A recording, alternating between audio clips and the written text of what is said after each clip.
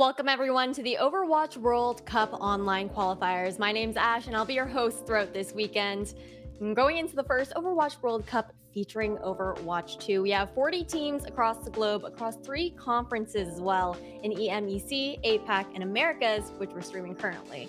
Each conference has 2 groups of 6 countries, their regions, 36 picked on the player population data of Overwatch 2, and 4 through a wildcard challenge. Now, as we get into the 5th ever Overwatch World Cup, though, the first ever for Overwatch World 2, we do have to introduce the lovely casters taking you guys through the action. That's going to be Got Moxie and Dustin as we intro them in. Moxie, how are you doing? I'm doing really good. Honestly, I'm super excited. I'm staying up incredibly late, but I mean, I'm not going to miss any of the exciting action. I'm sure all of the players as well are super excited to get to finally be back, because for SA, this is a region that we haven't really got to see on the esports scene for a little bit of time. We've got, you know, the EMEA contender still going. We've still got the NA, but for some of these players, it's their first moment to be able to step into the spotlight and show what they've got. And that's a really, really important thing, and something heavy that weighs on your shoulders as well, but a huge opportunity to represent your nation right there, Dustin. Oh, for sure. I mean, you know, as a former pro, I think that obviously I've always wanted to play for World Cup. However, at times the selection process can be, you know, really reliant on who's involved. Obviously, Team USA this year, though, the lineup that I potentially could have played for is looking good. I think that, Ash, it's kind of come under a little bit of controversy as of late, obviously, but coming into this tournament, I'm sure they've practiced for it. Yeah, you definitely have, and it's going to be a tough matchup for their first one there. You know, the game to watch, really, between Team USA and Canada there, Moxie. I mean, it absolutely is the game to watch of the entire conference at the moment. And the fact that we're getting it so early on as well is really good, because it means that we get such a good experimental scene to be able to see where both of these 2 teams that are the favorites in their groups are going to be at. So many histories and storylines as well overlapping. We've got teammates against teammates. We've got a couple of the staff as well going up against some of their players who are currently on their Overwatch League rosters, so it really is all to play for as we head into that 3rd match of the day. And speaking of what we're playing for, I'm just going to go over that formatting really quickly for you guys as well. So when it comes down to this, it is going to be a single round robin in each respective group, all matches being best of 3 or first to 2, if you will. And then the opportunity to advance towards that round robin group stage land this coming fall, right? Where it's the top 3 teams from groups A and only 2 teams from groups B, totaling that 15. So Dustin, that makes it kind of scary for the Group B because there's less slots to play for. Yeah, exactly. I think that's obviously, maybe you look at it from the outside, say, okay, maybe this is a bit of a weaker group, but obviously Group B has only 2 spots to fight for, like you said, making this such a hard journey for them. Well, without further ado, though, let's check out what teams we're actually going to be seeing here within Americas and swing to a quick video to introduce them for you guys.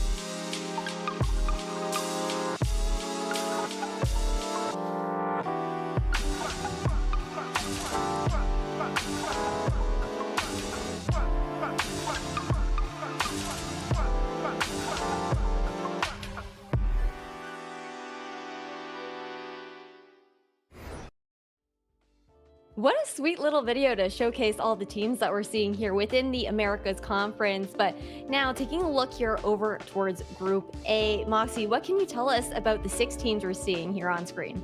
Well, I mean, obviously your eye is going to be drawn straight away to the 2 big ones, USA and Canada, sitting at the top there. Obviously a lot of talent coming through from both the contender scene and the Overwatch League scene as well. But for some of these other teams, I think they actually have the opportunity to really prove themselves a dark horse in this competition. I've had the absolute pleasure of being able to sit down with some of the players, sitting on a couple of those scrims. And one team that's looking incredibly strong to me at the moment is Puerto Rico. They have some really good dive compositions coming through from them where they seem incredibly coordinated with the current meta that we'll be discussing a little bit more in depth a little bit later on.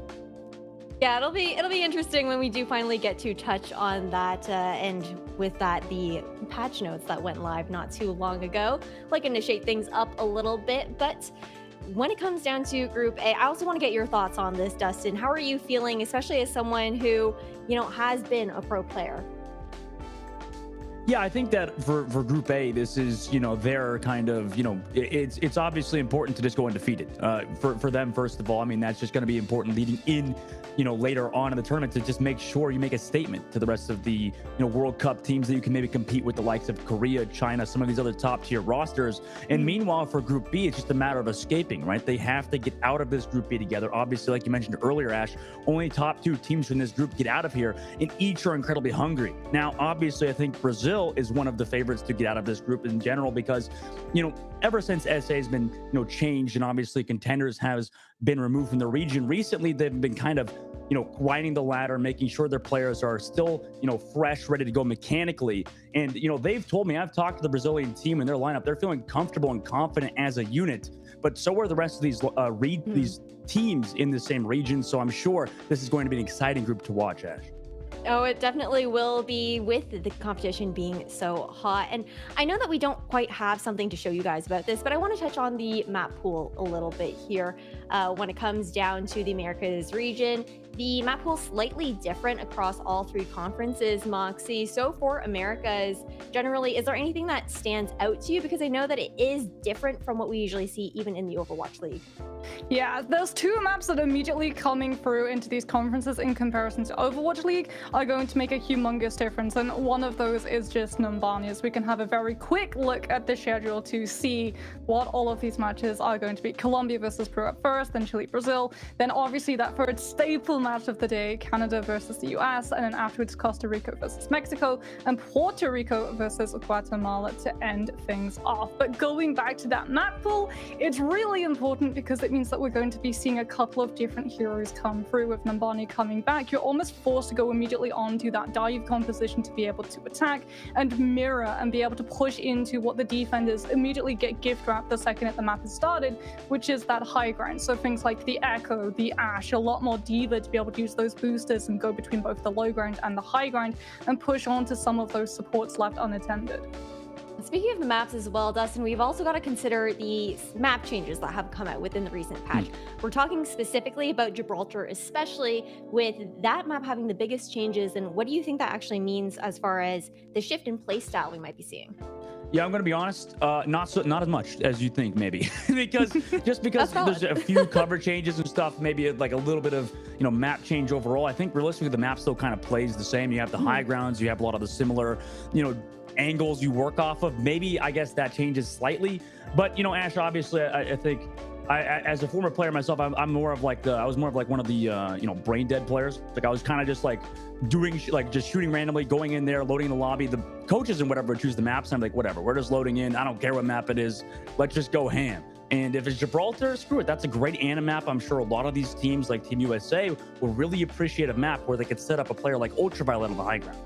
Yeah, I mean, when I talk to players about the changes coming through in Gibraltar, a lot of them were actually DPS players that I talked to, and they love the changes. They're super happy. They're like, finally, when we're on the defenders, we're not just going to immediately get pub stomped the second that we get out of those spawn doors. So really good to see those changes come through on this map.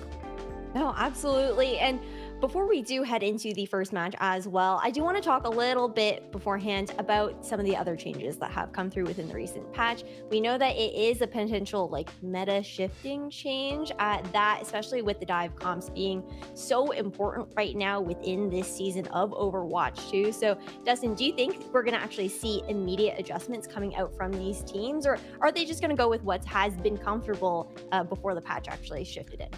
It's tough to say. I think it's 50-50. It's probably team dependent, I imagine. A lot of the, Sombra play could still come out. We could still see potentially that swap over to Cass with those changes too. And there's so many different things, so many different factors that could lead into a team choosing whether or not to play, a new meta. But, if I would had to pick, it's probably going to rely on a lot of comforts for a lot of these teams. Well, I would sort of agree. Like, although looking at what other regions have been running, Tracer Sombra still seems to be a very big staple at the moment, and from what I was gathering from players as well, yeah, Nade is incredibly impactful, but lacking that 25 health just makes the cast too easy to be able to run down. So I think Tracer Sombra is still here to stay. Okay, well, we'll see what happens. We'll see what happens. Maybe some teams will pull out some innovation to surprise us. But before we get too far into it, we are going to throw to a quick break. So you guys stay tuned, because coming up first, we will have Colombia versus, off the top of my head, my brain is melting a little bit in this heat wave right now, Moxie, against Peru. So you guys stay tuned, and we will be right back.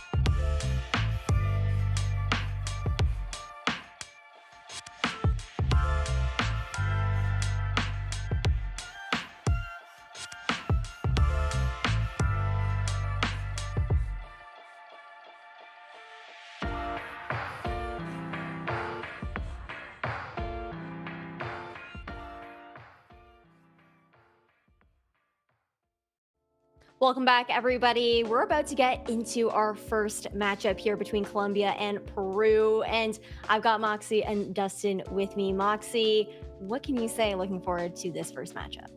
I'm looking forward to seeing the return of one of our really old Overwatch League players. We got to see it yesterday from France when Poco came back in, but now we're getting to see EQO return to professional competitive Overwatch. And as someone who grew up and got into Overwatch by watching him play for Philly Fusion all the way back 2018 inaugural state of Overwatch League into that first year of 2019, he was absolutely cracked. However, he has had a little bit of a break from 2021 onwards, so it'll be interesting to see whether or not he's able to shake that rust off.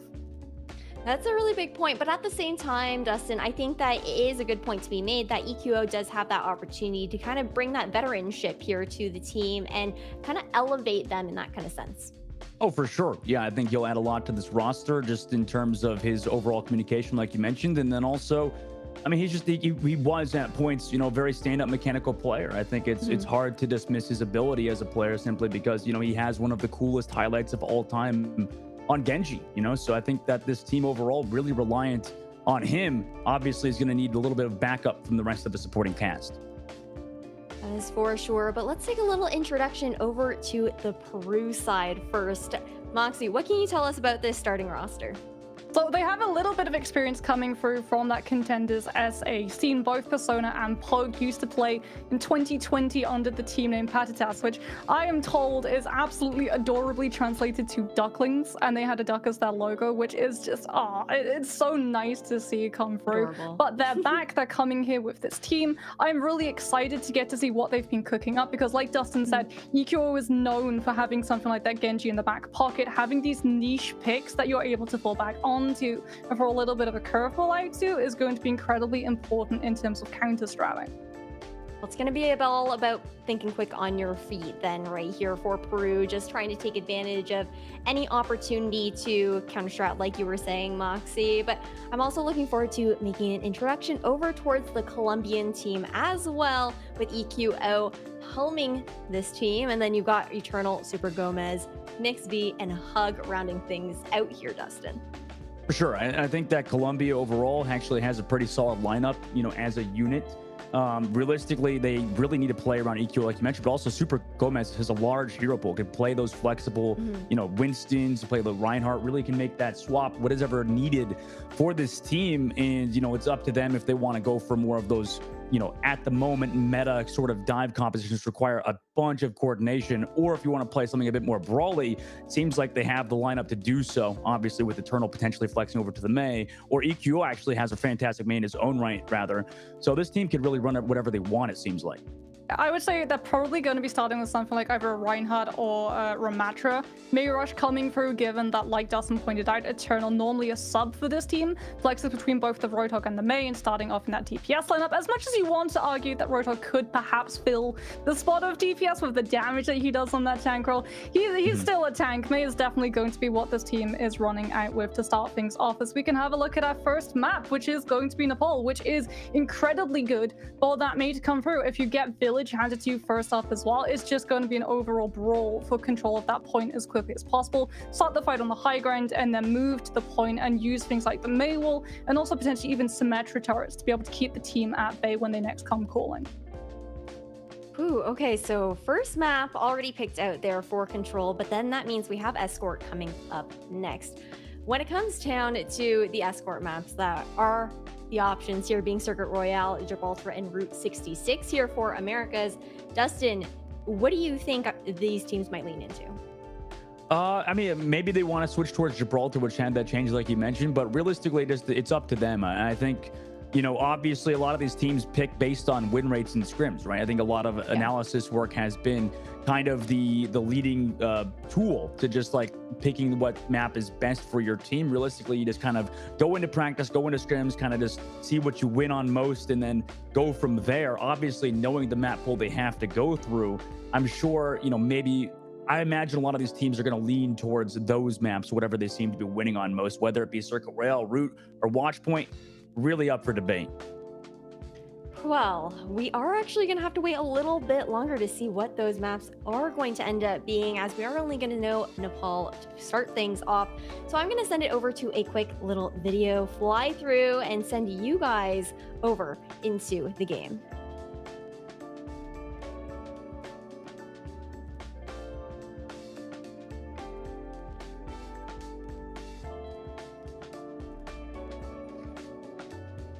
Well, thank you, Ash, for that one. Sorry for that, guys. That's my fault, honestly. Just a little bit of brain lag for me. Moxie, obviously, coming into Nepal, one of the premier maps that we have in Overwatch. And obviously, Moxie, I think that the meta, we talked about it earlier, has changed, but maybe we could talk about it a bit more. Maybe you could talk about it a bit more.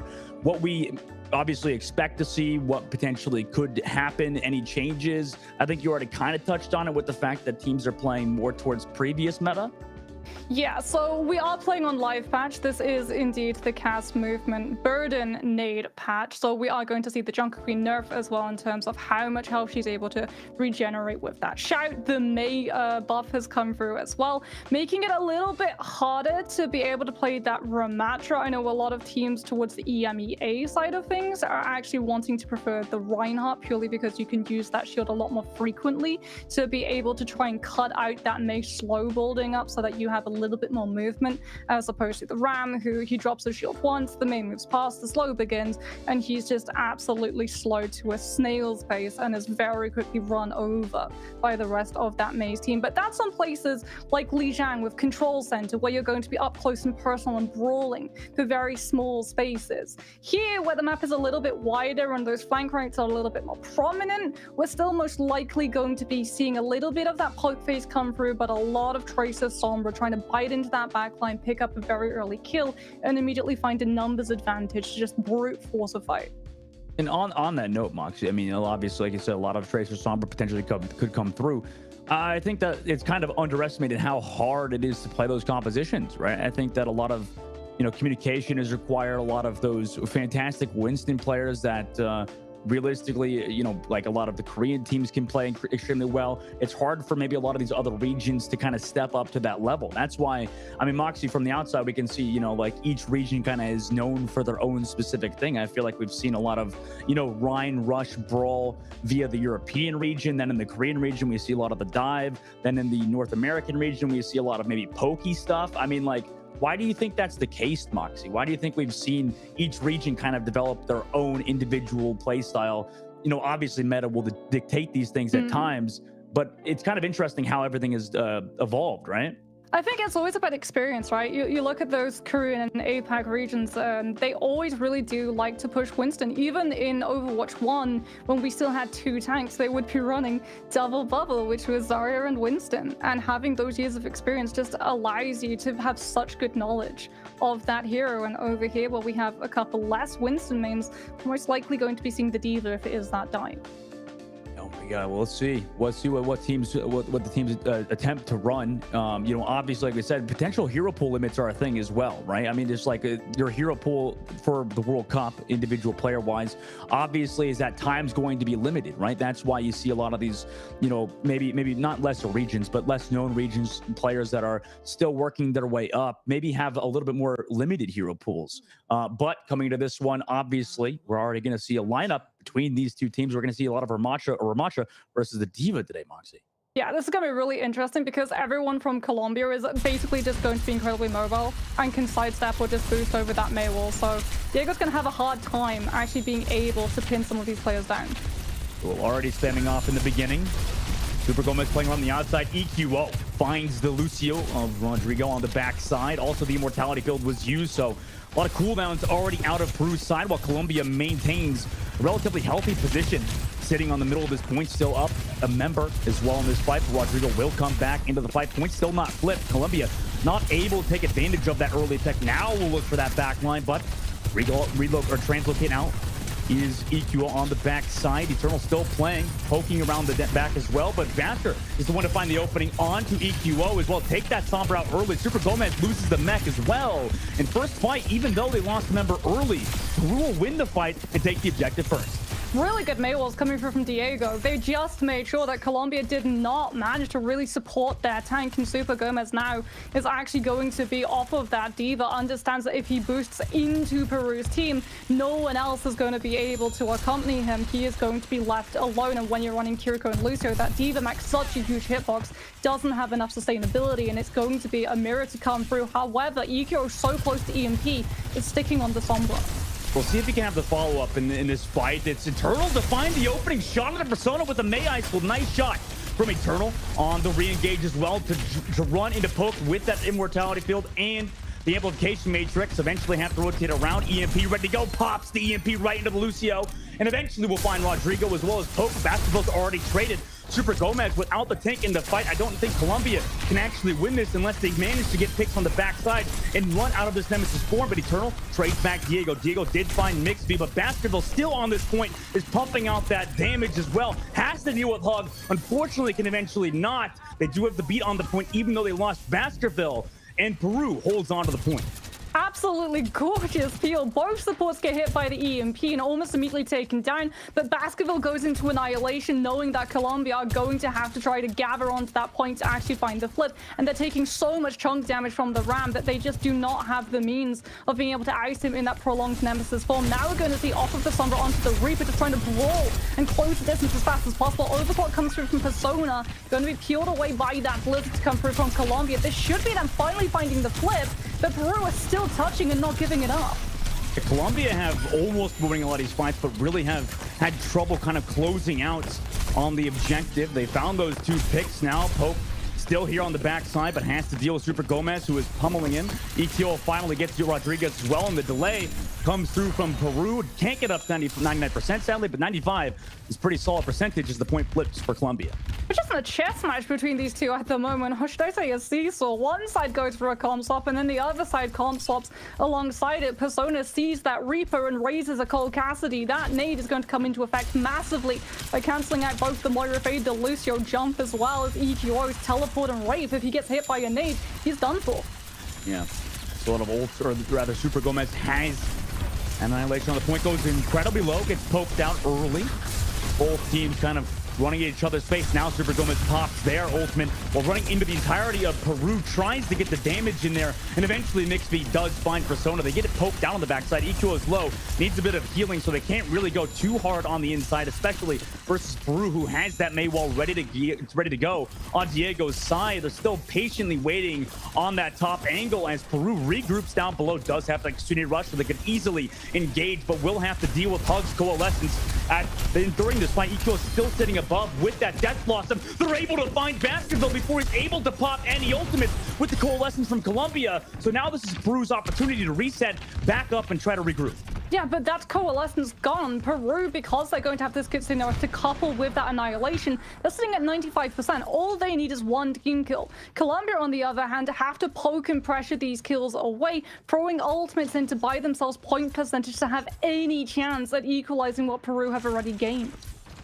Peru walking through main last fight territory now. EQO still waiting with that Death Blossom ready to go, but Peru have the ultimate advantage. They pop the Kitsune rush early. May wall off the back of the team. Yep, EQO still waiting around the main side with the Death Blossom, patiently waiting for his opportunity. There's the Annihilation push on that front side from Peru. B drops out as well from both sides. Still waiting to use that ultimate. It's Diego's May ultimate. The Blizzard zones out that back line. Now EQO goes with a Death Blossom. Has the follow-up from Eternal, but eventually will lose his life to Persona, who is traded out by Super Gomez. So Colombia up one in this fight, as well as Eternal desperately trying to build up towards that Blizzard, looking at the tank player of basketball. Now drop the Blizzard into the back line, able to find Rodrigo with Super Gomez, combined for two, and Colombia make that 99 comeback to take round number one. It's all about ult tracking. The comms, the target focus in that last fight are absolutely on point. Persona is the player with an ultimate that can immediately turn it around for Peru. You use that Deadeye, you get that zone, you get that flip onto the point, and suddenly it becomes a matter of attrition. Who's going to be able to have those resources and ultimates to sit and keep the point threatened away from the other team to sustain until their reinforcements come through. The cast gets taken down, Deadeye doesn't get to be used. And honestly, that momentum scales from this moment right here. EMP coming in, hitting both of those supports, nullifying a lot of that support utility, and finally allowing that swap as well off the Sombra onto the Reaper to really get up close, use the high ground. The fact that every time Peru had to approach, they were forced to an absolute standstill because EQO stood above them.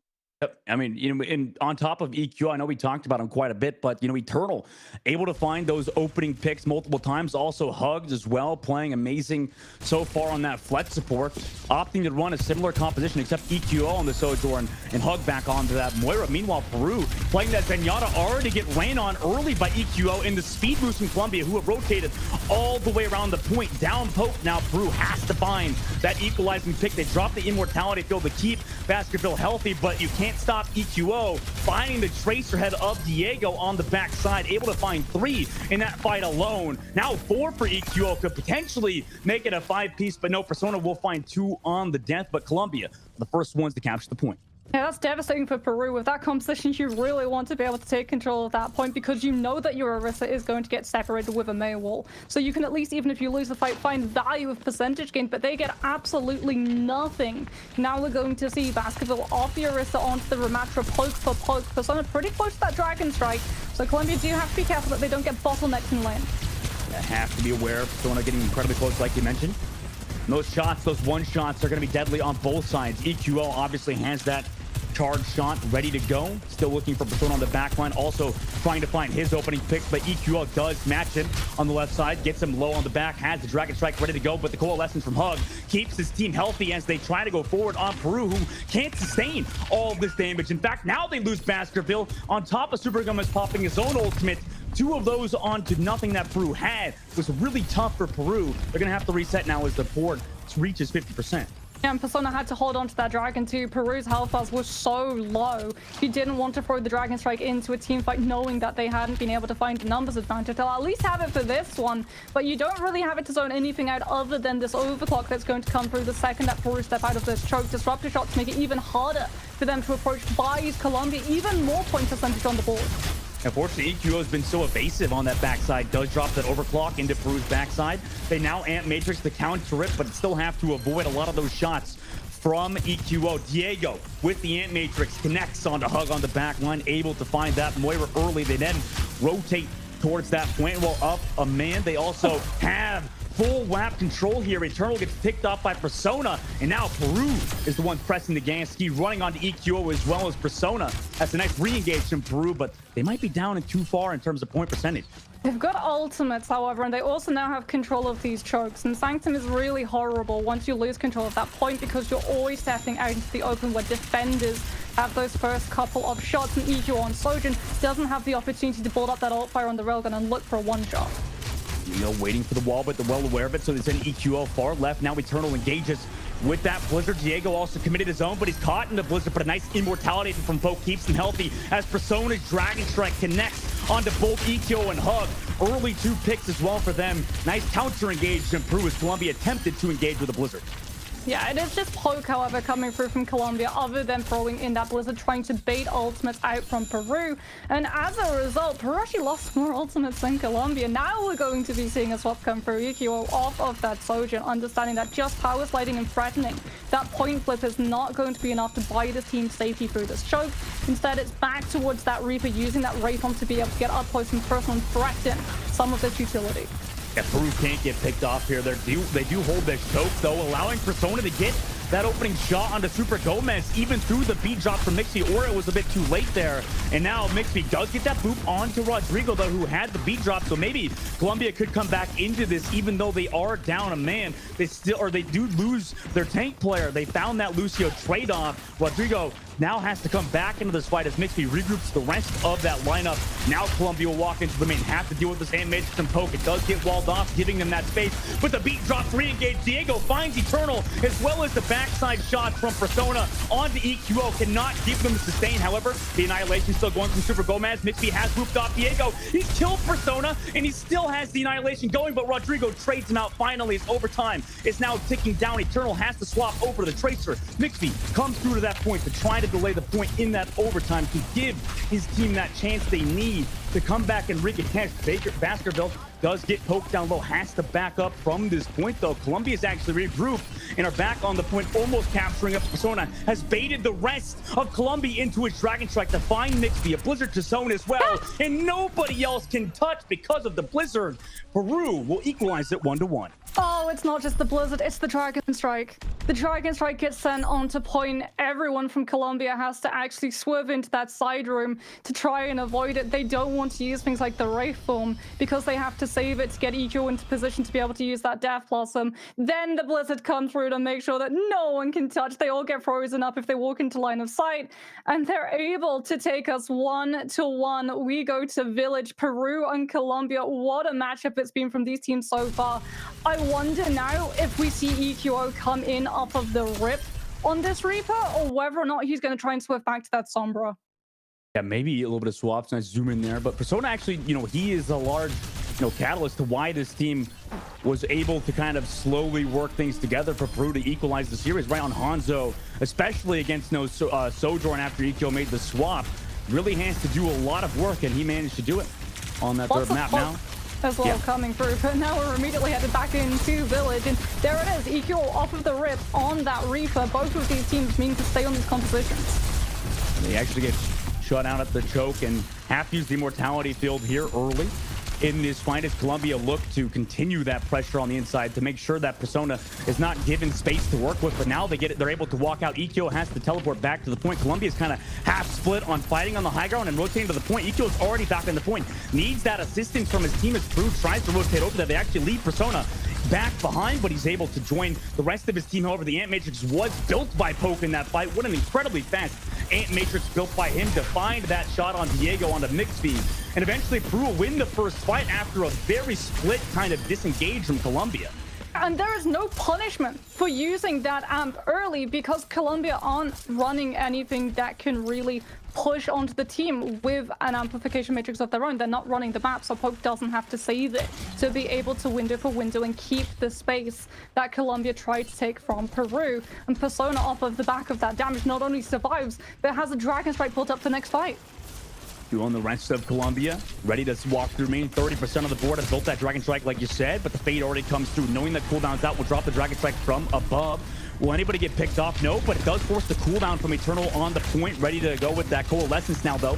Is Hug on that re-engage, dropping the Blizzard as well from Eternal. Persona drops off the back to find the shots into Blizzard as well as the Annihilation, trading player for player. It's just Baskerville and Super Gomez going hand in hand at the moment, but Super Gomez able to find Persona, now dealing with his counterpart on the opposite side. Is Baskerville looking for Hug, but Hug manages to disengage as Super Gomez perfectly plays this, rotates around the point, will now capture it. Baskerville has to come in to delay, but eventually will get picked off at the end. Oh, and he gets staggered now as well, so that's even more time going to be built for Colombia to be able to sit on this high ground. EQ is going to have a Death Blossom when we head into this. The good news, however, is that Peru aren't up against something like a Tracer or a Sombra, so they're not going to be bullied into dropping Immortality Field from Cloak too early. They should be able to negate a massive majority of this damage. But Persona, nice shot on the Hug as they walk out of the choke, giving them that man advantage. EQ now has to equalize it, but Super Gomez is found too with the pummel and that beat drop. Mixby dropping it for that team, able to give them this fight win. Another team kill for Colombia. No Death Blossom needed. If they're going to come from this rotation on the high ground, you've seen how small this room is. Pummel cleaves. Everybody is stuck there. Everyone is taking those hits. Immortality is forced out so early. They know that Peru don't have beat to be able to match the sustainability that Colombia can use, and they just get aggressive. Peru now has to walk out, find those opening picks against Persona. It's going to be hard. They do have the Amp Matrix, though, to give them that damage. EQ waiting around the back. Are they aware of EQ hiding around the corner? It looks like not, and EQ comes into the back, takes down that Immortality Field, and also Rodrigo. Two Baskerville builders traded back. EQ eventually fell during the Death Blossom. Also the Dragon Strike here to find Mixby, gives Persona that space to then walk forward with the rest of his team, but Eternal finds Poke in that side as well. They trade actually 1-for-1 as the point now goes up to 75%. Colombia still are in charge with the Coalescence, now 80% of the board. Last fight territory for Peru. That is, however, Coalescence having to be burned late in that fight, and Peru, they're going to be swapping onto these fast, speedy heroes who can self-sustain and stall for this point as long as possible, because they know Coalescence isn't going to be there to save the team through Annihilation or Blizzard. Just go straight to point, drop Annihilation, find the flip, that Colombia's waiting to meet them. Yeah, what a perfect Blizzard from Eternal to zone, and nobody else can touch either. Colombia will stop Peru on Nepal and take map number 1.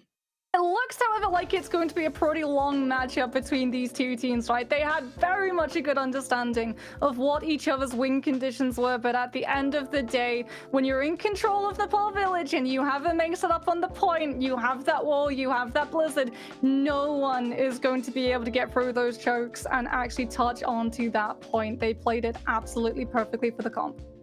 Yeah, fantastic work from them overall. And now, obviously, map number 2 is going to be quite interesting to see what it is. I think a lot of maybe the narrative should be, Moxie, a lot of these teams, have fantastic mechanical players, but maybe a lot of that practice time needs to come through. Obviously, as these teams get more and more comfortable, they'll get better at making engagements. But you saw it, Moxie, a lot of these fights were kind of split at points. A lot of it's kind of messy Overwatch at times for both teams. Maybe towards the end with Eternal's Blizzard, it really kind of capitalized for this team, but overall it seems a bit messy at times for both rosters, Moxie. Yeah, there's a lot of ultimate trading that's coming through from both of these sides where they try and punish the early aggression. Like, there's one opportunity actually where Peru throws in a Dragon Strike incredibly late, anticipating that Colombia is going to be doing that same sort of play where we saw them aggressively push into that side room and try and use that Ramatra. So Dragon Strike tries to come out and catch them to punish if they are going as aggressive as they had previously, because obviously they don't have that sound barrier to be able to do it. However, we're going to get to see what Ash has to think, because if it looked a little bit scrappy to us, it probably looked a little bit scrappy to her as well. Oh, it definitely looks scrappy. But I mean, on that second point there on Nepal here, Peru equalizing with that last minute cap, so tight to even just take it all the way to Village, right? But what a first matchup, and it's still a best of 3, so a huge opportunity for Peru to still make that comeback at the end of the day. But overall, I mean, that was just great stuff coming out from both sides. I'm really interested to see how they do continue to adapt on further there, Moxie. Yeah, it was definitely scrappy though. Like, there's one thing that we can say about Control that holds true to every single Overwatch match that we see on Control, and that's if you lose that first fight, chances of you actually taking the point overall very, very slim to none. So the fact that we saw both teams actually on those first two opening points being able to turn around a lost first fight deficit goes to show that Ultimate Economy was not always in control. Whether or not it was because some of those players wanted to try and push for numbers advantage and regroup a little bit faster when the other team was still missing some of those players, or whether or not it was them going a little bit too over aggressive, that's going to be up in the air. But moving forward, I think if one team sees that, okay, this other side is a little bit quick to press that Q, they're going to find a significant advantage. Well, we'll see who's able to find the better advantage going into the second matchup that we are seeing between these two teams as we talk over some of these replays that we're seeing here. Dustin, I need to know also your overall thoughts of this first game. Yeah, I think obviously it's a close one between these two teams. I think Peru, at times looked really, really strong, and for Colombia's side to eventually close it out definitely is. I think we're in for a good series. I think that's just overall my opinion. It's just that it seems like Persona and EQO kind of going hand in hand. Eternal at times also finding some mate picks. This is kind of what I wanted to see out of the World Cup, Ash. A lot of these individual players kind of now coming out really out of a long break for a lot of them, not able to be in World Cup or even at times contenders, to now come out and show what they really got. I think it's an exciting time for Overwatch. Yeah, I think that's a really cool thing all about this as well, because it's the first World Cup that we're seeing here for Overwatch 2 specifically. It was a long hiatus since the last one, and just new opportunities for, again, we talked about it a lot during the pre-show, before these teams to have some new players that we might not know as well, just coming into that limelight and showing what they have to bring to the table. But looking over these replays, we saw some really great individual plays. Both teams, though, again, they had really great reads as far as timings with those ultimates specifically, just to be able to stagger those, know when, there were great reads coming out for when one team might not have the sustain if you use that B earlier on and whatnot, and just looking to counter that overall with some other plays coming through. But looking forward into the remainder of this matchup as well, I know we have to wait a little bit longer because we are going to see who maybe that little MVP was in that first game initially. But I mean, Moxie, do you have your bets on anybody? So even though they lost the map, I've got to give it to Persona. Honestly, there were some really clutch moments. The fact that we actually got to see that 1v1, that arrow connecting onto Eternal so many times really goes to show how important it was to be able to actually allow them to take Sanctum, because Eternal is super close to Blizzard, right? And they're behind in terms of point percentage as well. They're trying to use that Dragon Strike threat to zone and stall out so that Colombia can't literally just walk onto point, drop the Blizzard, and find that flip, immediately turning Peru onto the back foot. So the fact that you don't actually have to wait that cap out because of the Blizzard just not being there, huge for the team. Okay, well, we'll see. We'll see. Dustin, do you agree with that, or do you think that our MVP is going to be somebody maybe different? I think I would definitely agree. Persona was the standout player. I think it's a little too early to call, to be honest. It feels like between 4 different players: Persona, Eternal, EQO, and then also Hug at times. I think that realistically it could go up to anybody still as the match progresses. All good. Well, apparently we are going to wait a little bit longer to see those MVP stats maybe at another time, but we're just going to continue to talk over these replays for the time being, though. I'm really curious to see what the second map will end up pending out to be going into the second round. And little drum roll, it's actually going to be King's Row here, Moxie. I mean, no surprises. No. When you lose a map in Overwatch, you get the opportunity to take us to the one afterwards. Yeah. And I guarantee 9 times out of 10, when you ask any Overwatch player where they would like to go, it's going to be King's Row. This is stomping grounds for a reason. So many compositions are incredibly viable. We've seen Winston come through. We've seen D.Va come through. Reinhardt had a lot of viability as well when he wasn't actually that viable on any other map besides King's Row.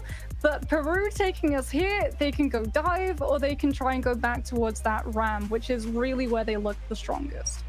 And on that note, Moxie, I feel like obviously you called the last map of Persona on the Hanzo. It's always going to be an incredibly strong hero for a map like King's Row, where Hanzo can find those opening picks even a lot easier than you can on Nepal. The fact that Persona was even able to get a lot of those shots when you didn't have a lot of space on King's Row, you're afforded more of that opportunity and maybe can play more towards that Hanzo composition to equalize the series 1-1.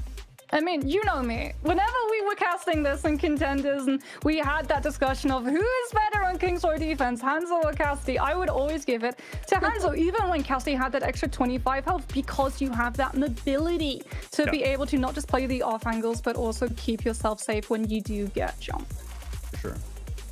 Really good points to be made there, especially with Hanzo having a little bit of a nerf within this most recent patch, right? Overall, but yeah, so that's something to also keep in mind. It's kind of crazy almost to think about it, Dustin, with the patch having been like so, like, I was about to say soon after, but it's before. Yeah. You know, you're picking up what I'm putting down. I'm picking up. Yeah, having it come out so shortly before Overwatch World Cup and just having to keep all of those factors in mind. Oh, it's so hard to adjust. I think that obviously, you know, as a player, you want a lot of time to maybe work out those kinks, kind of maybe as a team, you know, figure out what the ideal play style is. And, you know, that those type of things do take weeks at a time. But obviously, as viewers, you know, as fans of the game, we always want to see the most recent patch. You want to see the newest maps, no matter what bugs exist, no matter what changes come through, no matter what's overpowered. We always just want to see what's newest, right? It's always the most fun whenever you watch Overwatch, you know, after a brand new patch, because realistically any hero could be viable that just got buffed or nerfed, and you know that really changes a lot of the dynamic of the game, because you know I feel like a lot of Overwatch fans from the casual perspective just have individual heroes they really like, and you know coming into this one, obviously a lot of heroes changed around and entirely new meta now in this game. Well, we are going to head into this second map now here for this best of 3. So we'll see if Colombia can take it all the way or if Peru can take it 1-1. Moxie, Dustin, take it away. Thank you, Ash. And obviously, Kingsrow, like you said, Moxie, is going to be a map that, you know, we could see a lot of that, either Hanzo, maybe even the new Cassidy at points, but you're always partial to the Hanzo, aren't you? Yeah, I love the Hanzo. Like, the ability to be able to control the chokes. Yes, he did get a little bit of a nerf in terms of, like, the Storm Arrow doing 5 less damage per arrow that connects, but you still have the means of being able to chunk through a lot of that shielding, especially if it's something like a Winston bubble, or just burn through so much of that Diva's defense matrix, as well as keep yourself safe. The fact that Casti with that nade does only connect onto one player as well makes it incredibly easy to be able to bait out if you do have that sort of two-pronged attack coming through of something like a Tracer following up on a Diva, or even just a Tracer Sombra working together to take the Cowboy down. I wonder if both of these teams really, because you saw Moxie on map number 1. You know, EQO is obviously on the Sombra, but you know at times maybe that engage, because they found the opening pick on round number 1 of Nepal, but you know we're not able to fully follow through with that Sombra. And look, Moxie, they're changing to more poke comp to rely on maybe a bit more mechanical skill from EQL. That's such a bullet hell, right? Trying to get a Sombra past that choke through the Sonic. Coming first from the Hanzo, which goes to show where you are in South form. Early in Mortality Field gets immediately blitzed down by EQO. Colombia just playing the base of the statue absolutely perfectly, finding the picks necessary, buying EQO so much room to be able to land these arrows entirely uncontested. No one on Peru even gets the chance to look at him. Nope. I mean, I love to see EQO back in the game again. Obviously, they found the pick from Mixie on Lucia, who has been playing amazing so far, by the way. Taking a very fast point A, Moxie. Yeah, and they can't even really go towards choke at the moment because they have to still contest with EQO. The Ramatra Baskerville's attention is entirely spent using that shield to block some of those poke arrows coming through to make sure that Peru Squishy survive the engagement towards Arch, where both of these teams now will vie over. Peru to fall so much time off of the clock, but going down one handle already just means Colombia can get aggressive. I love it. I love how EQO is like, screw up this Sombra BS. I'm just going to swap to Hanzo, take those 2 opening picks, make it a 3, swap him over to the Hanzo, and he'll carry you to victory. Colombia, another fight win for them. I tell you what, I used to be a player in the Overwatch World Cup conferences in 2023 until I took about 12 EQ arrows. Not for the knee, but definitely for the head. He is hitting these shots and not slowing down anytime soon. And unfortunately, because Hanzo just kills so many people so quickly, the ultimate economy is entirely lopsided.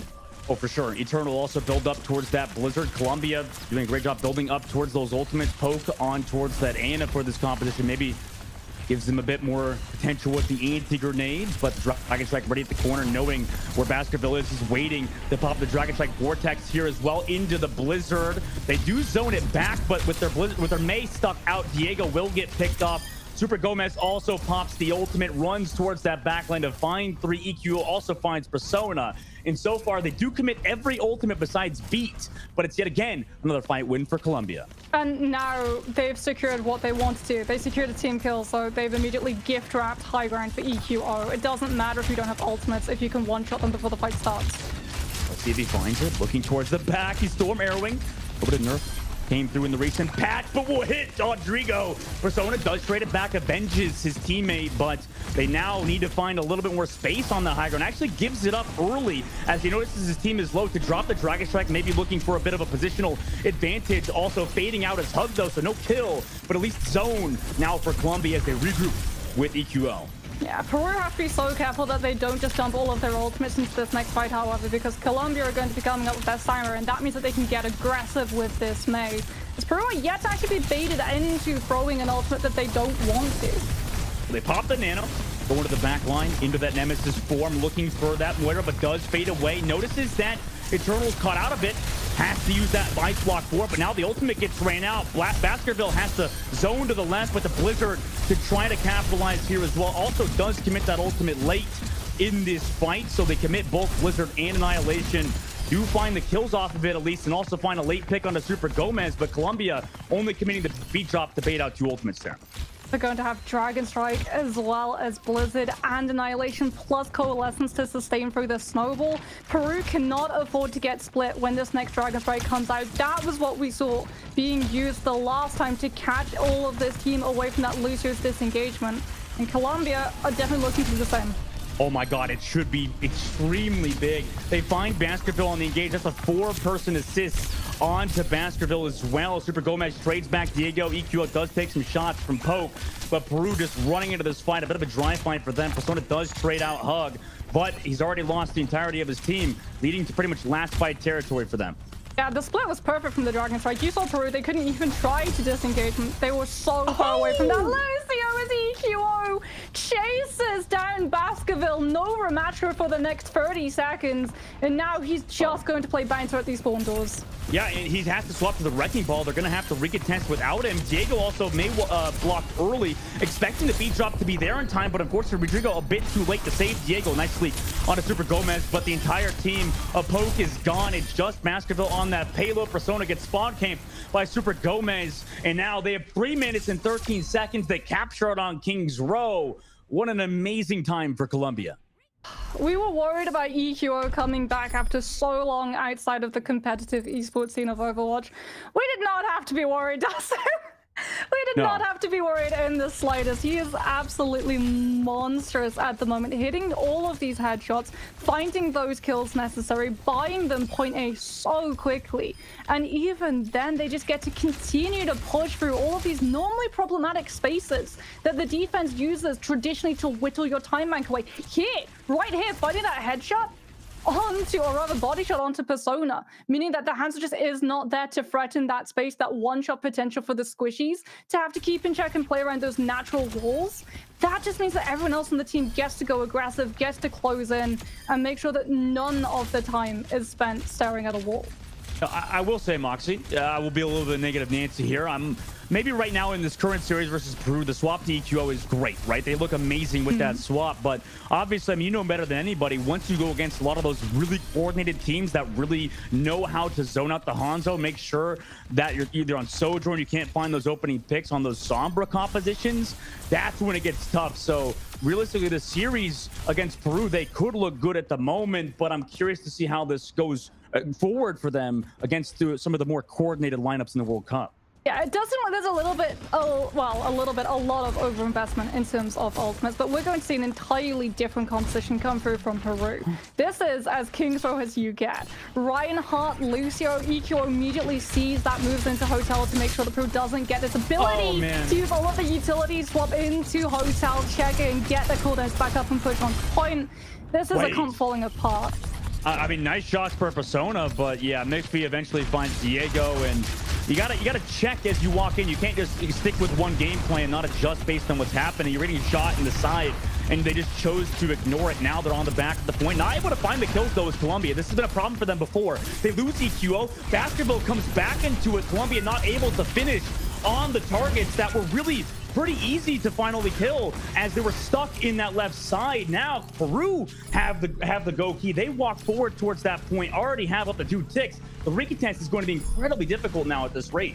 I don't think they are going to recontest. They have to wait for Eternal to respawn. Now they've given up that point, but they've chosen to defend around this choke. If Eco can find a pick, oh my goodness, Diego goes so incredibly low. If that may have gone down, Colombia instantly gets so much time back on that clock off of Peru's attack, but they're able to save the May, and now we just go back to the stalemate. Now EQO is able to spam. Nobody really picked potential-wise besides Persona. They have to get that space, but already taking 2 Storm Arrow shots to the dome. Not ideal. Also, that shield goes incredibly low. They have to commit the immortality to Peru out of cooldowns. They need to find kills now, but into a Dragon Strike, I'm not sure how they do. EQO with the Storm Arrow finds onto Diego, and with the Dragon Strike onto Poke as Super Gomez combines for another one. That's a 3K for EQO in Colombia. Gorgeous game sense. They know that no one from Peru can really play right behind that Rhine shield because they're going to go right into the pummel cleave coming through from Super Gomez. So EQO sends the Dragon Strike not behind the Rhine, but to the side of him, where everyone of Peru, their squishies, are playing on that payload. And instantly it splits the Rhine away from his sustainability and also splits the team away from that tank to be able to absorb all of the damage when Colombia get aggro. Sonic over the top, and that's a pretty obvious High Noon down below. No kill for them, but just the zone towards that cart. Maybe they just wanted to get through that choke against Colombia, who have that ultimate from Super Gomez. Eternal also up to that Blizzard. There's the amplification matrix. Persona also kills Super Gomez before they're able to commit any ultimates. EQ is still finding a lot of damage on the left side, but Persona also connects on the Mixfee, and Colombia just want to die on that cart, get another fight in that creep phase. Look at the amount of ultimates that they had to use to actually be able to get that payload moving yet again. And Colombia, yeah, they lost Super Gomez early in this fight, but silver lining, it means they still have Annihilation and Sound Barrier to keep this Ramattra chopped up to full health and play aggressively against Peru, who do have that Blizzard to be able to zone the Ramattra back.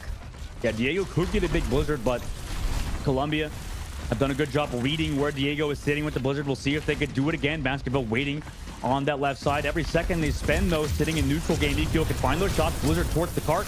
The counter, the Blizzard of Eternal actually does catch Super Gomez, but the beat drop to sustain him is not enough. Too much damage on the side of Peru's side. Basketball goes incredibly low, but does have that pocket from both Poke and Rodriguez. Meanwhile, Diego looking for that left side flank angle of Colombia as they attempt to actually run onto EQ, making sure none of that space is afforded to make sure they shut down that DPS player who has been a nuisance and really a thorn in the side of Peru, as Persona is able to do whatever he wants now. That EQO is gone. They finally kill Mixfee as well. There's a coalescence that was late from Hug. Maybe ill-advised. They do have Super Gomez here. High Noon pop just to make sure they win this fight. They don't want to maybe commit too many ultimates, but Super Gomez rotates back in. The Dragon Strike is here. Colombia wants to win right here and right now, but a Shatter is committed from Basketball, who is 1 HP onto Super Gomez, but the follow-up damage is not there, and the recontest is successful from Colombia, whose backs were against the wall. It cost them so many ultimates, but my goodness, it's going to do absolute devastation to Peru's overall longevity in terms of time bank. Even if they make it into point C, they're going to have even less time than Colombia already have been able to pick up. As we see the swaps come through, Basketball going to be off that Reinhardt, leaves it too vulnerable once that shield just gets absolutely shattered by EQO's Poke onto that Ramattra to try to match this Poke coming through from Colombia. Now, a lot of these fights, Colombia just straight up should not be winning, but keep coming out on top mechanically. Over the top, does drop that Storm Arrow, not able to find the kill, but baits Rodrigo into fighting him. Meanwhile, Ant Matrix on the low ground, trying to find that Poke damage on the low, but not able to get a kill just yet on anybody. EQO goes aggressive on Rodrigo, who is trying to deal that damage out, but down to 3 HP to that Manhattan Grid from Persona. Eventually, Poke jumps up to get that kill, but it's far too late. Diego is also gone. Colombia have the man advantage. Will now regroup around this corner with 1 minute and 30 seconds left as Peru falls back. Don't get stagger picks. Moira comes through. Lamp actually invested from Peru just in case. It would much rather waste that cooldown and have it and all of their players alive for this next fight, because it is going to be the last regroup that they get before we're into overtime panic. And Blizzard from Eternal has been big before. Waiting on that corner. Peru in a really rough spot to deal with it. Annihilation being built up from Super Gomez as well. Neutral fight now happening. Peru actually wants to walk in, set up Persona towards that pub side. They poke him out, see the Blizzard on the cart with the beat drop from Diego. It's a great Blizzard to zone out Colombia. Eco goes incredibly low, but both Blizzards not able to find kills just yet. The Annihilation re-engage. Now Eternals found that shot onto Persona again with 38 seconds left. Also, the Annihilation is doing quite a lot of damage to kill Baskerville there as well. Peru opting to not use any ultimates, get one last fight, one last recontest with their ultimates. EQR is moving into position to be able to stop just that. It's going to be an overtime push, and they're going to have a Dragon Strike, Dustin. We've seen this song and dance before. You don't put your Hanzo into a position where he can get picked. You sit back, you hold on to your ultimate, and then you throw it onto the cart when Peru don't have any time left and have no means of being able to dodge the damage.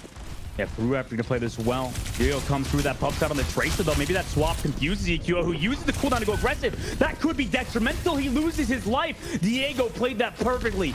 Baited EQO into going aggressive towards the back of the pub. Now no Hanzo from Colombia's side. They have that beat drop to fight this, but Peru have that ult advantage. Persona went for that far left flank, regroups to the rest of his team, but is dealing with Super Gomez's damage.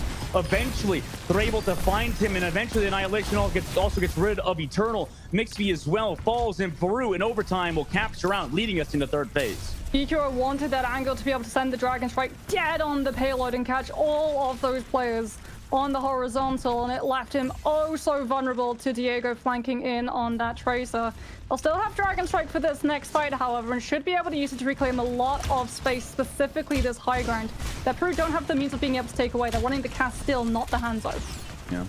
On the low ground, having that Trace on the left side, maybe that swap for Diego could enable them. Dragon Strike committed. Diego now knows where that Hanzo is looking for that duel after using his recall. Will back up to the Mega Health Pack, but both sides kind of avoiding the ultimate's full spawn from Diego. Dragon Strike from EQO. No death just yet. The Hug has been aggressive with his coalescences, is playing at the back of the map. EQO at the high ground is not really contested. Diego's pinged him out, so they're aware of those Hanzo shots at the very least, but now ready to go with Diego on the back line. Looking for EQO, who just dropped off. Does not have a lot of those healing because he's back on the high ground, but it's Super Gomez to find the opening pick under Persona. EQO needs some healing, but Diego is there on the back line. However, Colombia's already gone forward. Down 3 with Super Gomez, and a fantastic Annihilation on that front line to give Colombia another fight win. And they're walking into a Blizzard, and because they've gone for these flank plays, this annoyance coming through from Diego to try to suck resources away from Colombia's backline, they don't have a Blizzard to counter it as EQO is on the Widowmaker. Here we go, one-shots galore for the defending team, and there it is! They walk straight into it! Oh my god, EQO. Takedown for Persona before the beat drop was even there. Now Peru down on a man in overtime. Widowmaker usually does well, but Diego is able to find Super Gomez. Their tank player is also nice and healthy with that implication matrix. Rodrigo did go aggressive on EQO onto that Widow as well. And eventually Peru in overtime again will win this fight. Pulse Bomb, Annihilation, Amplification Matrix, Persona on that Sombra can easily build up to an EMP. EQO onto the Hanzo immediately. Sonic should be able to ping out Diego's location to make it obvious where that Tracer's Pulse Bomb is going to be coming from.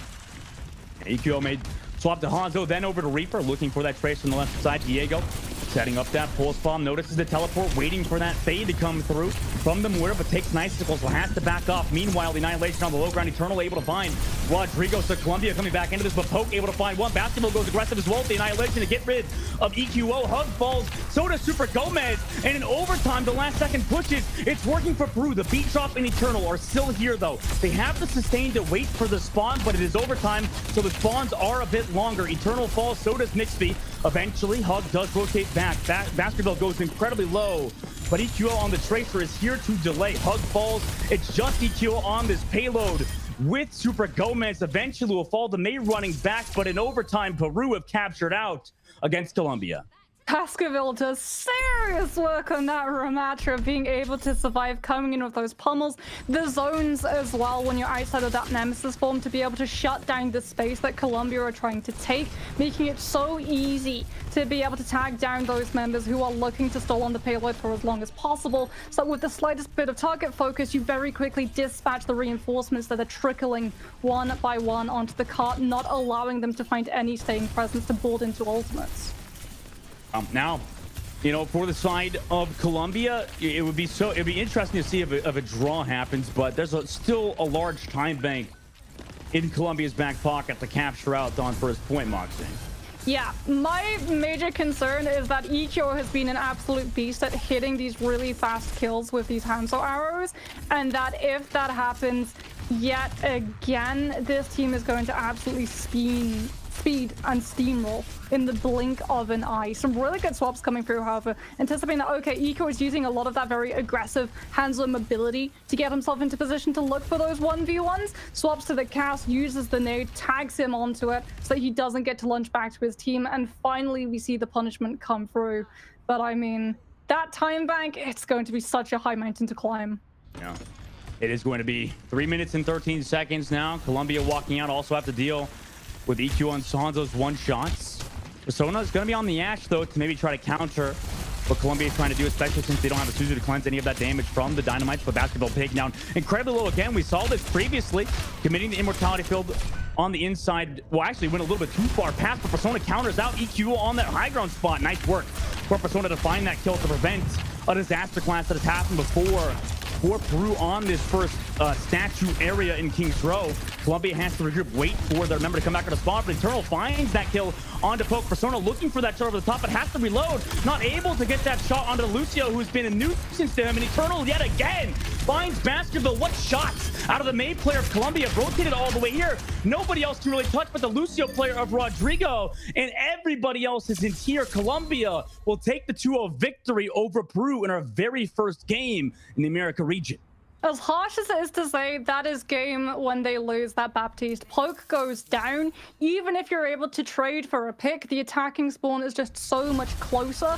They're going to regroup. You can't even afford to give them a single tick to be able to fully regroup around the back of that choke and then push back in when all of your players are regrouped and at your full force. You are just forced to throw yourself into that fight, trying to look for any turnaround, any ultimate that you're going to be able to panic bolt into to be able to turn the tables. But without a Baptiste, the rematch falls very shortly afterwards, and that is match a 2-0 victory for a team that looks incredibly strong and incredibly confident.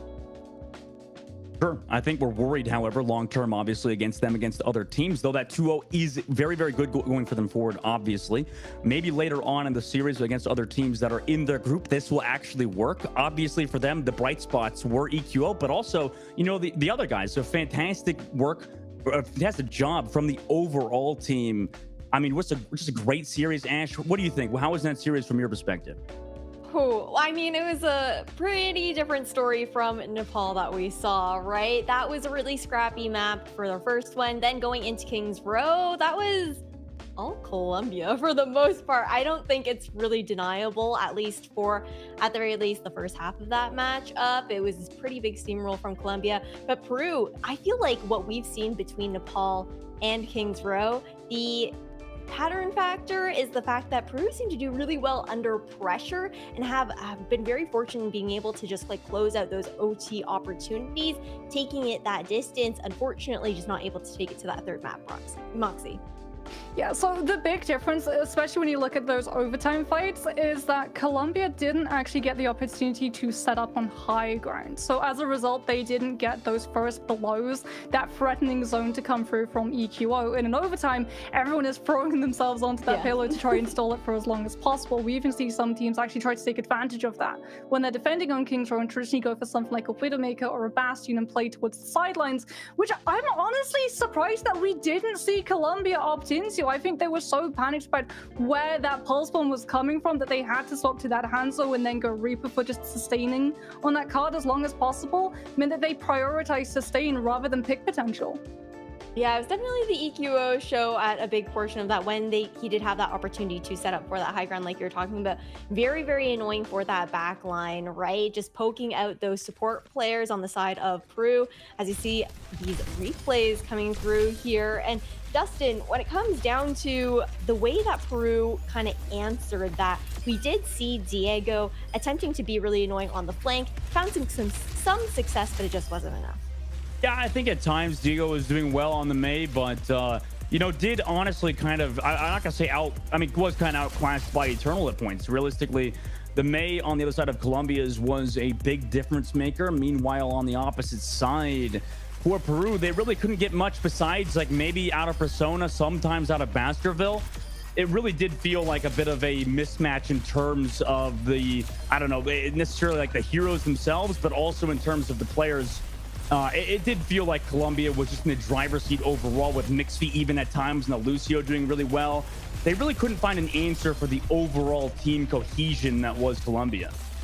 I think the problem that Diego was running into was because so often he had to actually use things like that Maywall to either counter Eternals and try and save Baskerville from a Maywall that came through from Colombia, or try to shut down Super Gomez. And that was something that Colombia very quickly clocked onto, and as a result, they just had EQO play those angles where even if he gets walled off, he can literally just scale it as Hanzo and still find those opening shots. Yeah, big part of that Hanzo pick, right? And just playing these corners here on King's Row, it's typically just how you end up playing it. And I feel like, especially that tank being Super Gomez for the side of Colombia, he did really well with the just general zoning, being able to slow down the pushes that crew were looking for overall. But really huge kudos over here towards Colombia, looking pretty strong here for our first match of the day, Dustin.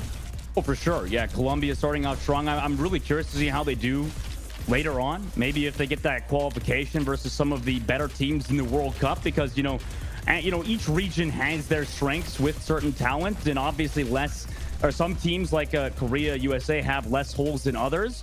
But realistically, if you can be one of those teams that is really good at just kind of like pardon my French, just like one tricking. I don't know if that's kind of offensive to some people to say one tricking, but to play a lot of those fair accomplishments, to play a lot of those heroes that maybe are leaning more towards maybe your individual players on your team, and you can kind of pop off from that degree, that also could give you an opening overall in World Cup and maybe give you a run that obviously your nation wants. It's a lot of weight on your shoulders, right? Representing your nation here for an international event, especially when it's the first one back in a few years and you're really looking to make a stand and just show your confidence, and also just start out on the front foot here for this event, considering that it's 2 weeks long, sure, 3 days per week just throughout the weekend, but it's quite the marathon to be running as well, and just adapting along the way there, Moxie. Yeah, and I think, again, that's why we're going to see a lot of these players who have had that experience either in Contenders or Overwatch League have a little bit of an edge, not just in terms of being able to play mechanically, but also having that mentality factor, that you know that you've gone through some of those long days, you've gone through some of those hard matches as well, where if you do start doing a little bit worse than the other side, you're still able to hit that reset button, you're able to moralize the entirety of your team and turn things around, something that we saw from both sides of those teams in Control. But it definitely felt like Colombia had a lot more confidence, and Peru were playing a little bit more hesitantly once that initial push onto point A didn't quite work out. Well, if you're a Peru fan, hopefully we're rooting for them to just be able to warm up a little bit more. It's just the first match of the day. They have some opportunity to still keep that steam going and build that momentum up overall. But again, it's just that best of 3, right? So not too long of a series to open things up here within the round robin stages. But I mean, we had those questions about EQO being maybe a little bit rusty after that break from competition, and he has just come back full force, Dustin. Oh yeah, he looks good. I think EQO obviously not really a lot of rust obviously on his side. Maybe at times there were he kind of inked a little bit behind Pub, going for that double jump towards a tracer. But besides that, obviously you want to feel confident to hit those shots. And I'm sure he felt confident in hitting that shot on the tracer, but unfortunately did not come away with it either. As we take a look at an interesting stat card from Super Gomez on that Ramacha. Also, you called it out earlier, Ash. I mean, he was great on that tank role. Really was a big reason Colombia wasn't just the EQO show. I mean, it was just a lot of zoning coming out from his utility, right, overall. But Moxie, I gotta get your thoughts. I know you had some shouts, especially for Persona as being a potential MVP that we were looking for into this series. But Super Gomez, how are you feeling about his gameplay overall?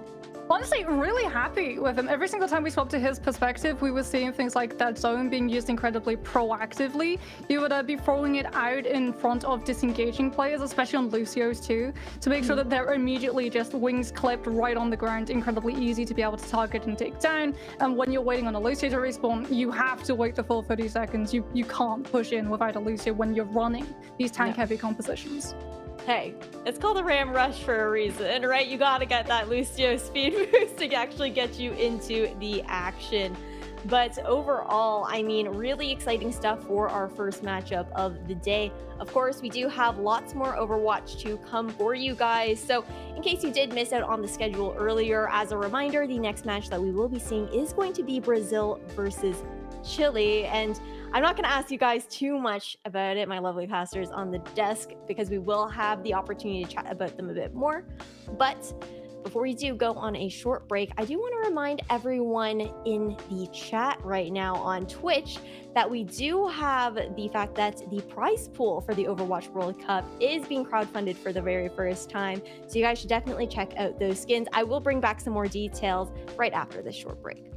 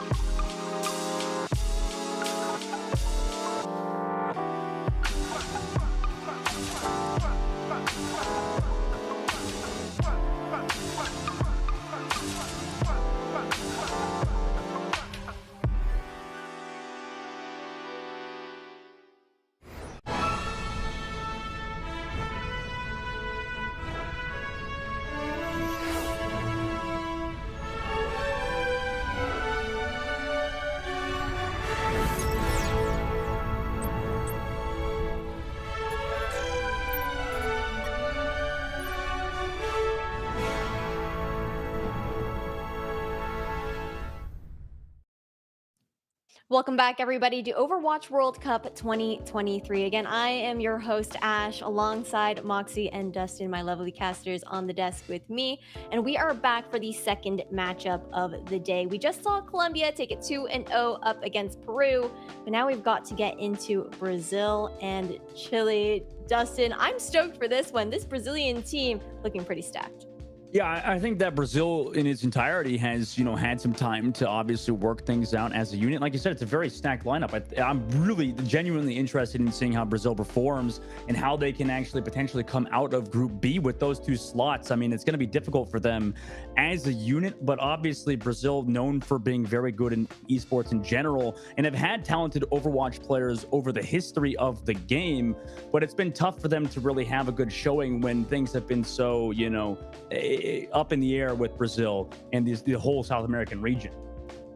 Yeah, I mean, it's going to be really interesting, as you said, Moxie. I know you were talking a little bit about how the South American region has just been panning out for Overwatch in general. Yeah, I mean, a lot of these players from Brazil coming through from the contenders SA scene. A lot of players previously from Andese, Warpigs, and Dignity, three very big teams in the region who used to run incredibly strongly, very hotly contested for all three of those. Really excited to get to see how those players are going to be getting on now that they've had a little bit of time to be able to improve, practice, and synergize with each other. But I'm honestly looking forward to seeing Chile in action, because I was talking to a couple of players from different teams saying, like, is there anyone that you want to watch out for? And one player that actually popped up on terms of names was actually one of Chile's team players. It was Ram. So I'm really excited to get to see why exactly he's one of these up-and-coming stars. Well, we won't have to wait too much longer, but the game will be underway in just a little bit. But this is just going to be our introduction over towards the Chile team as well. Dustin, I gotta get your thoughts on this squad too. I mean, overall thoughts is pretty much what can they show in the lobby? I'm really curious to see what Frack, what Ram, what Devout can really do. A lot of these DPS players have been, kind of those standout players in World Cup, and it's in the history of World Cup. It always seems like, from Argentina, we've had some amazing talent show up, on the Tracer role. And right now it seems like there are a lot of the Hanzo players are the ones taking over. So if we see potentially teams lock those more sniper characters, really that could be on Devout to kind of be that standout player for Chile that they kind of need to progress further in the tournament, because, I mean, like I said, there's only 2 slots for them. But overall, realistically, we just need to see what they have for us today, and kind of go from there. Yeah, and then now shifting over towards the Brazil squad, the stack team that we were talking about earlier, especially that being Dalka, Naya, and Ludwig, who have previously played together within contenders as well, I think just speaks as to the synergy they're going to be able to bring into the table here, Moxie. Yeah, Delker is one of those other players as well that kept coming up in terms of my conversations with them. Very, very, very good tank. So I cannot wait to see how he's going to be getting on when paired up against potentially a Doomfist coming through from Chile. Yeah. Whether or not we do get to see that matchup go toe-to-toe, that might actually influence the DPS matchup as well. Because, I mean, all's fair in a 1v1, and then suddenly there's a Doomfist dropping in, and it becomes a 1 versus 2 all-out scrap for just trying to peel as quickly as possible. But like you said, a lot of synergy coming through from these teams. These players have known each other a very long time. Some of these players literally started playing Overwatch alongside their teammates, and to get to actually be here performing in the Overwatch World Cup America conferences alongside each other has got to be one heck of a milestone to hit. Definitely is. And Ilios is actually going to be the first map that we are seeing here going into this best of 3. Of course, we'll only find out the next ones afterwards once we find out who the losers will be, picking those out. But Dustin, how are you feeling about the first map?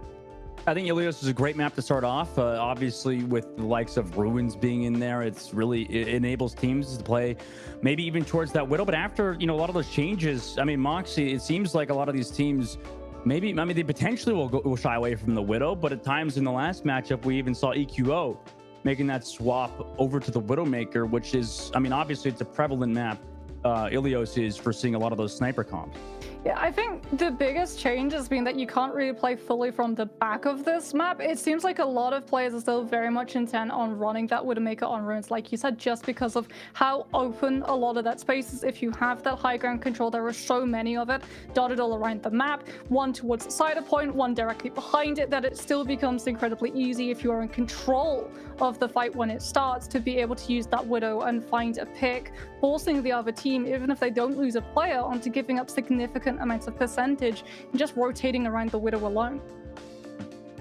Going to be really interesting to see how these teams do fare, especially if that Doomfist does come into play, like we were talking about just a little bit earlier, and how that can influence the DPSs that we're going to be seeing coming through as well. But again, it's going to be a lot of quick thinking on your feet, as per usual within Overwatch at the very least, but a lot on the line as well, because you want to try and rack up these points as early as possible. I know that it is a 2-week-long event. You do have more opportunities within the round robin, as every single team does face off against each other. But the earlier you're able to get those under your pocket, especially here into Group B, where there's only 2 spots to even fight for, compares to the Group A that have 3, there's just so much more additional pressure, I think, on the backs of all of these teams, of course. But that being said, as well, as a reminder for you guys, that the World Cup is actually going to be crowd-funded for the very first time, again, with those home and away skin bundles. And you guys can check those out for every single individual conference, that being EMEC, APAC, and Americas, to be able to support those teams and contribute over towards the prize pool. But still, we have a best of 3 to get into right now. We've talked a lot about these teams already in general. We know the first map that we are going to be starting off on as well. But I got to get your predictions too. Dustin, who do you have your money on for map number 1? Oh, God. We doing predictions, Ash? Are we doing predictions? Oh, jeez, man. I like to stay impartial, obviously. So I'm just going to say an unrealistic score, actually, Ash. It's going to be 9-0 for Brazil. No, I'm just kidding. I think that overall, I've got to say 2-0 Brazil. I think this team looks really good on paper, obviously. And I think that as a region, I think they've done more than Chile at the moment. It seems like the right pick. But obviously, I think it could go either way. I don't know. Moxie, what do you think on this matchup? I mean, I am with you. I think Brazil is going to take this. There is one potential wrinkle, however, when it comes to this team matchup. Brazil likes to go both the Zen and the Kiriko for their support lineup. If Chile does indeed field this Doomfist, that's going to be a lot of backline vulnerability. So they're going to have to be able to absolutely nail every single one of these shots if they don't want to be losing one of the supports early. All good points to keep in mind here going into this best of 3 between Chile and Brazil. But I mean, we do have to wait just a little bit longer before the game gets actually underway. What are the odds, though, Moxie? Do you think that the Doomfist does actually come out? Well, given the fact that they have 2 tank players, one of whom comes in to play the Reinhardt and the other plays the Doomfist, I would say 97% more likely that we're probably going to be seeing a Doomfist. Also, for all of the reasons that we've talked about Widowmaker being very popular on this map, Doomfist is as well. Lots of very small spaces, lots of high ground focuses, a whole heck of rollouts and Doomfist tech that you can do. Some of the parkour that these players are able to pull off on this map alone doesn't just boggles the mind.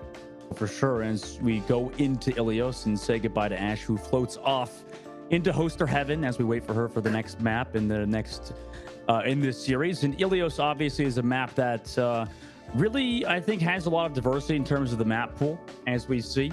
And you know, Ruins, obviously, Widowmaker potentially could be in there, but also, you know, at times teams just like to run, you know, Brawl, even just make, you know, those quick rotations to the point and try to, you know, secure a lot of those close angles and avoid any poke damage happening from tracers, and just run on targets that maybe have used the cooldown or are relatively easy, right, to run on. I mean, sometimes we even see Echo coming through. I know a lot of regions in EMEC are running a lot of Echo at the moment with just the skyboxes on this map alone. However, it looks like we're just going to be seeing dive for dive. Brazil going for that Winston Ana, going to be bodyguarded by Brigitte. Chile doing the exact same thing with a Diva in the mix instead. Yeah, we saw some Diva earlier. It didn't really work out to a great effect, so the swap came through to Ramatra. Frock taking a ton of poke as well early on, but it gets those heals from Lazu on the high ground as Chile just regroups around it. Brazil have the entirety of the point under the control. Chile has to be rotating over this point incredibly quickly. The onus is on them to make that rotation. Point almost goes in the favor of Brazil, but incoming Ram with a touch. Nice anti-grenade on the Frack as well to keep him low in this fight. Eventually, we'll lose Mech as well. The heal's not enough to keep them alive. Brazil as well on that outside. We're able to capture the point. And Dynamite on the back can't get cleansed, but Ludwig able to avoid that damage. Eventually, we'll find that Baby Diva. And who knew Ludwig was so good at Overwatch? Just kidding, it's a different guy. Neil also chases down Papo on the low ground, but out also goes as well in Brazil. Clean first fight for them. So I'm a huge fan of Ashe, but only when you're in control of that fight and you can use the Dynamite to kite these players towards either the Tracer or the Diva. Especially when you're running a Diva into the Sombra. Look at the charge on EMP. You're just an absolute battery for Svenko on the Sombra, who's going to have EMP in the next fight. The stick from Ludwig is just extra style points. And Chile are going to be waiting another couple of moments for the full regroup to come through, and by then that EMP is going to be packaged, it's going to be parceled, and it's going to be wrapped and left right on their doorstep. Oh, yeah, I freaking love this. This is a great sign for Brazil and their fans to see both Tracer players starting off strongly. 52% now on the board. Chile has to get an answer. They have that pulse bomb ready to go, building up towards that Bob as well. DeVal finds those shots on the new, who jumps down to the open. Ram takes so much damage dropping down. Also gets hit by the EMP, but a nice nade from Lazo to keep him healthy. Also the nanobus to keep Frack in this fight. Great support gameplay from Chile, and a pulse bomb from Ram onto the back line. What a connection from him. Also finds that Ana, but the health pack is hacked. So Expo can play around the health relatively well. Goes for that sleep dart, does not hit it. Dealing with the back line now is Ram, taking a lot of that pressure off that front, so DeVal is able to find Neil. And then on to Ludwig as well. The rig test for Chile is successful as they claim the point. Yeah, gorgeous kiting coming through from Ram. Goes straight for that backline, like you said, after the Ana. Pulls the Sombra's attention as well. Svenko has to actually go for the peel to try and save his backline, and as a result, DeVal entirely uncontested gets to finally set himself up on the high ground and put these dynamites to work as Brazil come through. Walk into the point. Bob is out on the point as well to contest it, make sure this Winston has trouble. Neil opts to back out. Ludwig takes a bit of damage, but nobody dead just yet. Great disengage from Brazil on the inside, although Svenko has to translocate back towards that mega health pack. They know where he is. Coach got actually to boost Nail away from the point as they know nobody else can contest. Chile's going for an outside dive, but they give up that point. Ludwig has the pulse bomb as rotation now happens for Chile. Hack comes through in a frac, but he's still able to get off that Diva bomb to rally on the point to potentially kill this Diva as the remix, but the pulse bomb as well to make sure he goes back into Diva 4, but a rotation on the quick high ground will keep him his life as Ram finds the Ana. It's too late though, because Brazil, with that primal rage of Neil and Ludwig combining on a Papo, gives them those 2 kills. 85% of the board. Neil will jump back to his supports as well as the stagger kill comes through. Now 90% of the board. It's gonna be a rough recontest for Chile. Yeah, especially because now we're going to have another EMP coming onto the board for Svenko. Lazu, by the way, is onto the Kiriko. There's the Doomfist pick that we anticipated to come through, as they're onto these fast-moving heroes to just try and keep this overtime in play for as long as possible, but no one can really position around the EMP when it comes out. And that's going to be Brazil just cleaning up the aisles and taking this first point. Man, Ludwig's looking so good on the Tracer, Moxie, and, you know, overall, Brazil, what a series to start off with today, getting that 100-51. Obviously, this is round number 1. But standout DPS play from Brazil. Yeah, honestly, standout play from all of them. The fact that we only really saw Exfil being caught out of position once or twice, and a lot of the time it wasn't actually down to his fault. It was just really good kiting coming through from Chile. As we can have a look at some of this Ludwig Tracer replays, as well as Neil on the Winston, just able to push aggressively onto this backline when they know that they've zoned that Ana away. And I love this. I love and hate this. Why the heck did this guy have to choose a name that is the same as a prominent figure in esports? It's so interesting that he decided to go with it. Maybe in the Brazilian scene, doesn't know Ludwig as much, obviously. I'm pretty sure the most famous Ludwig is Beethoven, but... Hey, his name's Ludwig? Oh, oh my God. Anyway, change the topic here. Chile now onto that D.Va with the Pharah as well. Do have that pocket. We talked about sort of these interesting kind of not cheese comps, but Pharah compositions coming through for other teams. Chile kind of taking a playbook out of, or a page out of Saudi Arabia's playbook. Yeah, Brazil not traditionally running the hit scan. Remember, they didn't field the Ashe on that first point of Lighthouse, so this far is going to be pretty much entirely uncontested. As long as you play around these buildings to block line of sight for Svenko's hack, you're untouchable. Yeah, they roll through. Ram over to the top.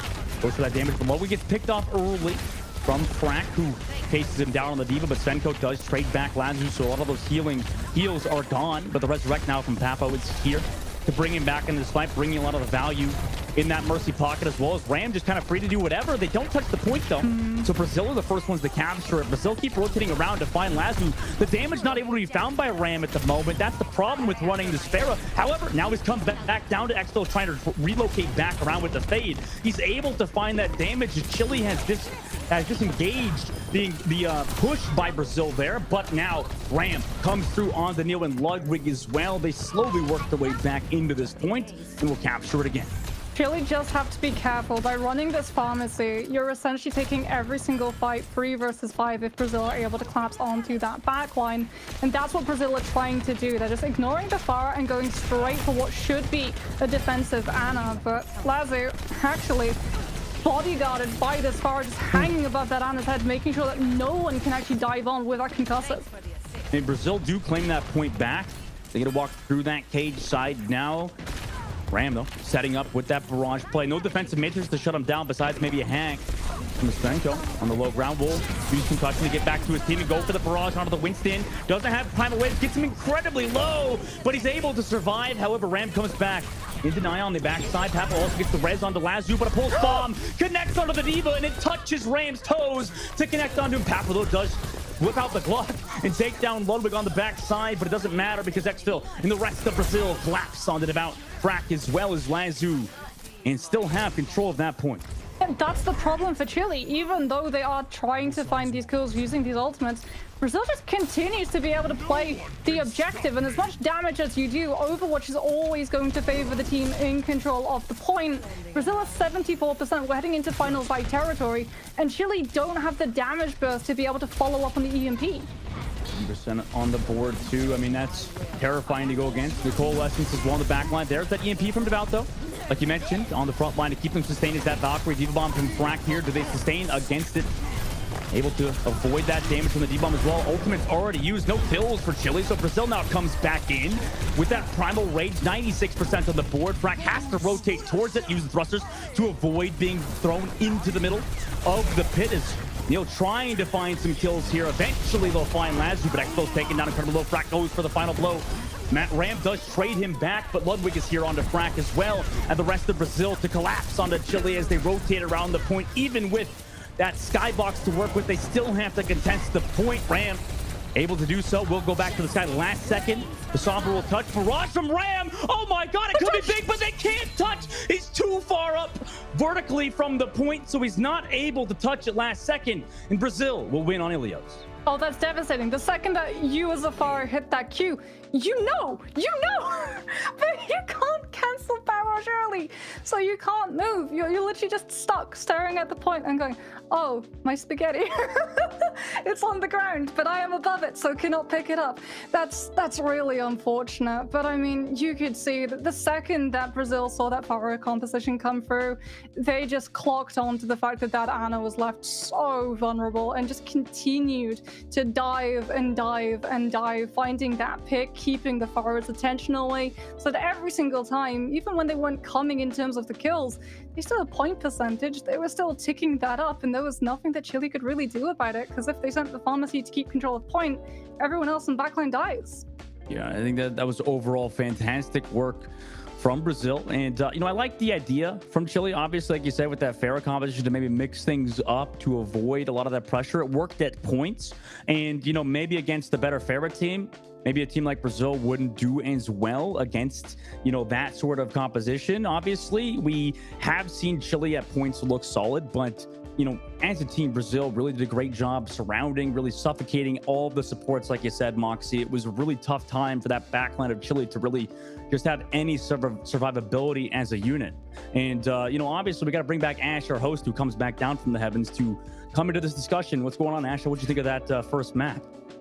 Flown back down from Cloud9 right now. But overall, I think you both made some really good points. The pharmacy pick was interesting coming out from Chile. The vision, with the concussive blast and whatnot, especially with the well there on Ilias, definitely huge, but just a bit too disconnected, I think, from the remainder of the team composition. Just doesn't really allow all those moving pieces to work cohesively together, Moxie.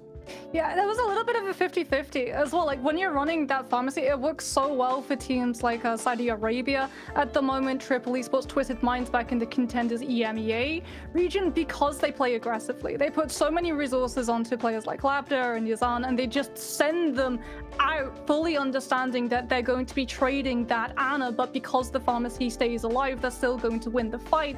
And that was where the disconnection came through from Chile's game plan, because they had the pharmacy, they just didn't have the aggression a lot of the time. We would cut back to the Forest POV, and they would be literally babysitting the AMER in the backline, and the kill would still come through on the AMER, the rest would still come out, and the Pharah would still be left vulnerable. So you didn't get reward from either the Pharah finding kills or controlling the space, allowing point percentage to be picked up for your team. I think Mox is 100% right. I think to even add to it, I would go as far to say it's a lack of mechanical prowess on the Pharah. I mean, it's hard to play that hero to the level that, like you mentioned, Saudi Arabia does. They have so many fantastic players, obviously, with Yazan being one of them, one of the best Pharah players in the world. It's hard to match that level. There's so many decisions that Pharah players have to make. And at times, you can't make the right one when it's, like you mentioned, Moxie. I mean, making the aggressive play, hitting direct air shots. I mean, there's so many things that you have to do right. And unfortunately for Ram, it was hard to get that value that we've seen out of other teams. And then talking a bit about as well, it was just a bit of a struggle to, like Moxie was saying actually during the cast is what I caught, follow up on the EMP coming out from about on that Sombra. It felt like Chile just obviously didn't have that same kind of damage burst available to actually close out quite a few of those picks. And again, it just comes down to that lack of cohesiveness. Meanwhile, Brazil, we knew that wasn't going to be a problem for them considering their history playing together there, Moxie. Yeah, so normally when you're running something like the Sombra, you want to have something to immediately be able to follow up that EMP because it lasts very little time. So you have to essentially choose one target and then everyone jumps them. We see a lot of times as on professional play, EMP being invested solely to take down one support player like a Kiriko so they can't swift step. They immediately go down, and because those compositions traditionally don't come alongside a Mercy, that kill, it sticks. The problem, however, was that you're not running anything that has the burst damage to be able to follow the EMP, but you're also not running a Lucio to be able to use that speed boost, jump on the target in time, and guarantee that the EMP actually secures the kill that you're trying to connect it into. And Dustin, I've got to ask as well, but the difference between these tank picks that we see coming out from Chile and Brazil going for that Winston, Chile opting for the Diva instead, how did that fare and play into, I guess generally just how they were able to work around each other and the types of pushes that both teams were going for? I think it's fully tough to say like which hero is better. I know that you didn't really directly ask that question, but it's kind of tough at the moment because after everything we've seen from Diva, it's always been from like the weaker team on paper, right? It feels like a lot of the Diva players tend to kind of maybe just favor that hero because of their hero pool, like you mentioned. But with Winston in particular, the hero is just so dang good at the moment with just engaging. The cooldowns are so low that it can continue to just rotate. Also, Primal Rage, one of the most underrated. I mean, people would like say it's not that underrated, but I think it's one of the strongest ultimates in the game, right? Gives you, full health pool, really turns you into a tanky beast that also has a crap ton of damage. So realistically, the Winston players are just playing a hero that is arguably at times better, but it's also tough to say just because, you know, we don't really know how good the diva is. Maybe in the right hands, it could be better. I'm so happy you actually mentioned Primal Rage, Dustin, because, yeah, like you said, it does seem like it's a little bit of an underrated ultimate, but there's actually a specific moment on Lighthouse where Exile goes down, the Ana is disconnected away from the Winston, but Neil actually gets to stay alive and still win the team fight afterwards because he has that Primal Rage healing of the immediate burst of health bar, and then even when you lose it, you're still going to be full health when you revert back to that Winston Monkey mode. So they really were able to, like we said, identify that, okay, they're going to lose a player, let's at least trade it so it translates into a fight win. All fair points, especially with that Winston shield being pretty strong up against the Pharah, just being able to provide that cover for the backline when needed, and then also for, of course, the engagements there when he does go in for that full dive. But we are going to just drum roll a little bit while we wait for the next map pick to come through overall. But big MVP, at least, coming out from that first game onto the Winston player, Neil, that we were actually just talking about there, Dustin. Oh yeah, Neil played great. I think that obviously one of the best Winston plays that we've seen so far out of the 2 games. You know, a very small sample size. So this is like say he's the best ant out of 2 ants on the floor. I don't know. It just seems like at the point in the tournament, you know, we still have yet to see some of the best Winstons come through. Obviously, with the likes of Korea at times, with Super Matthew DeLisi, obviously sitting on at points on America's bench. One of the best Winston players, has a super diverse and flexible hero pool. But like you said, Neil played very well, really was that standout player for them. And also Ludwig and the rest of them. I mean, Moxie kind of touched on it. I just feel like this team overall is playing very well, and that's what you want to see as a Brazilian fan, is have a team that can perform up to expectations mechanically as a unit. Oh, absolutely. But without further ado, we are going to see the next pick coming in here for this second map. Moxie, I've got to get your thoughts.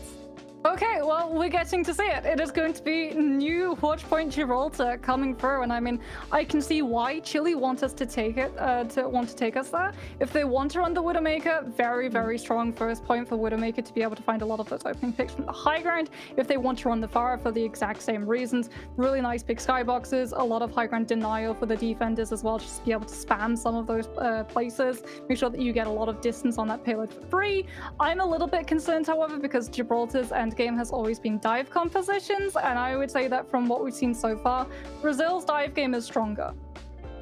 That's fair. And Dustin, what do you think the adjustments that we need to see coming out from Chile going into this next match, considering just how Ilios kind of played out for them? They've got to make that quick adjustment to find that cohesion.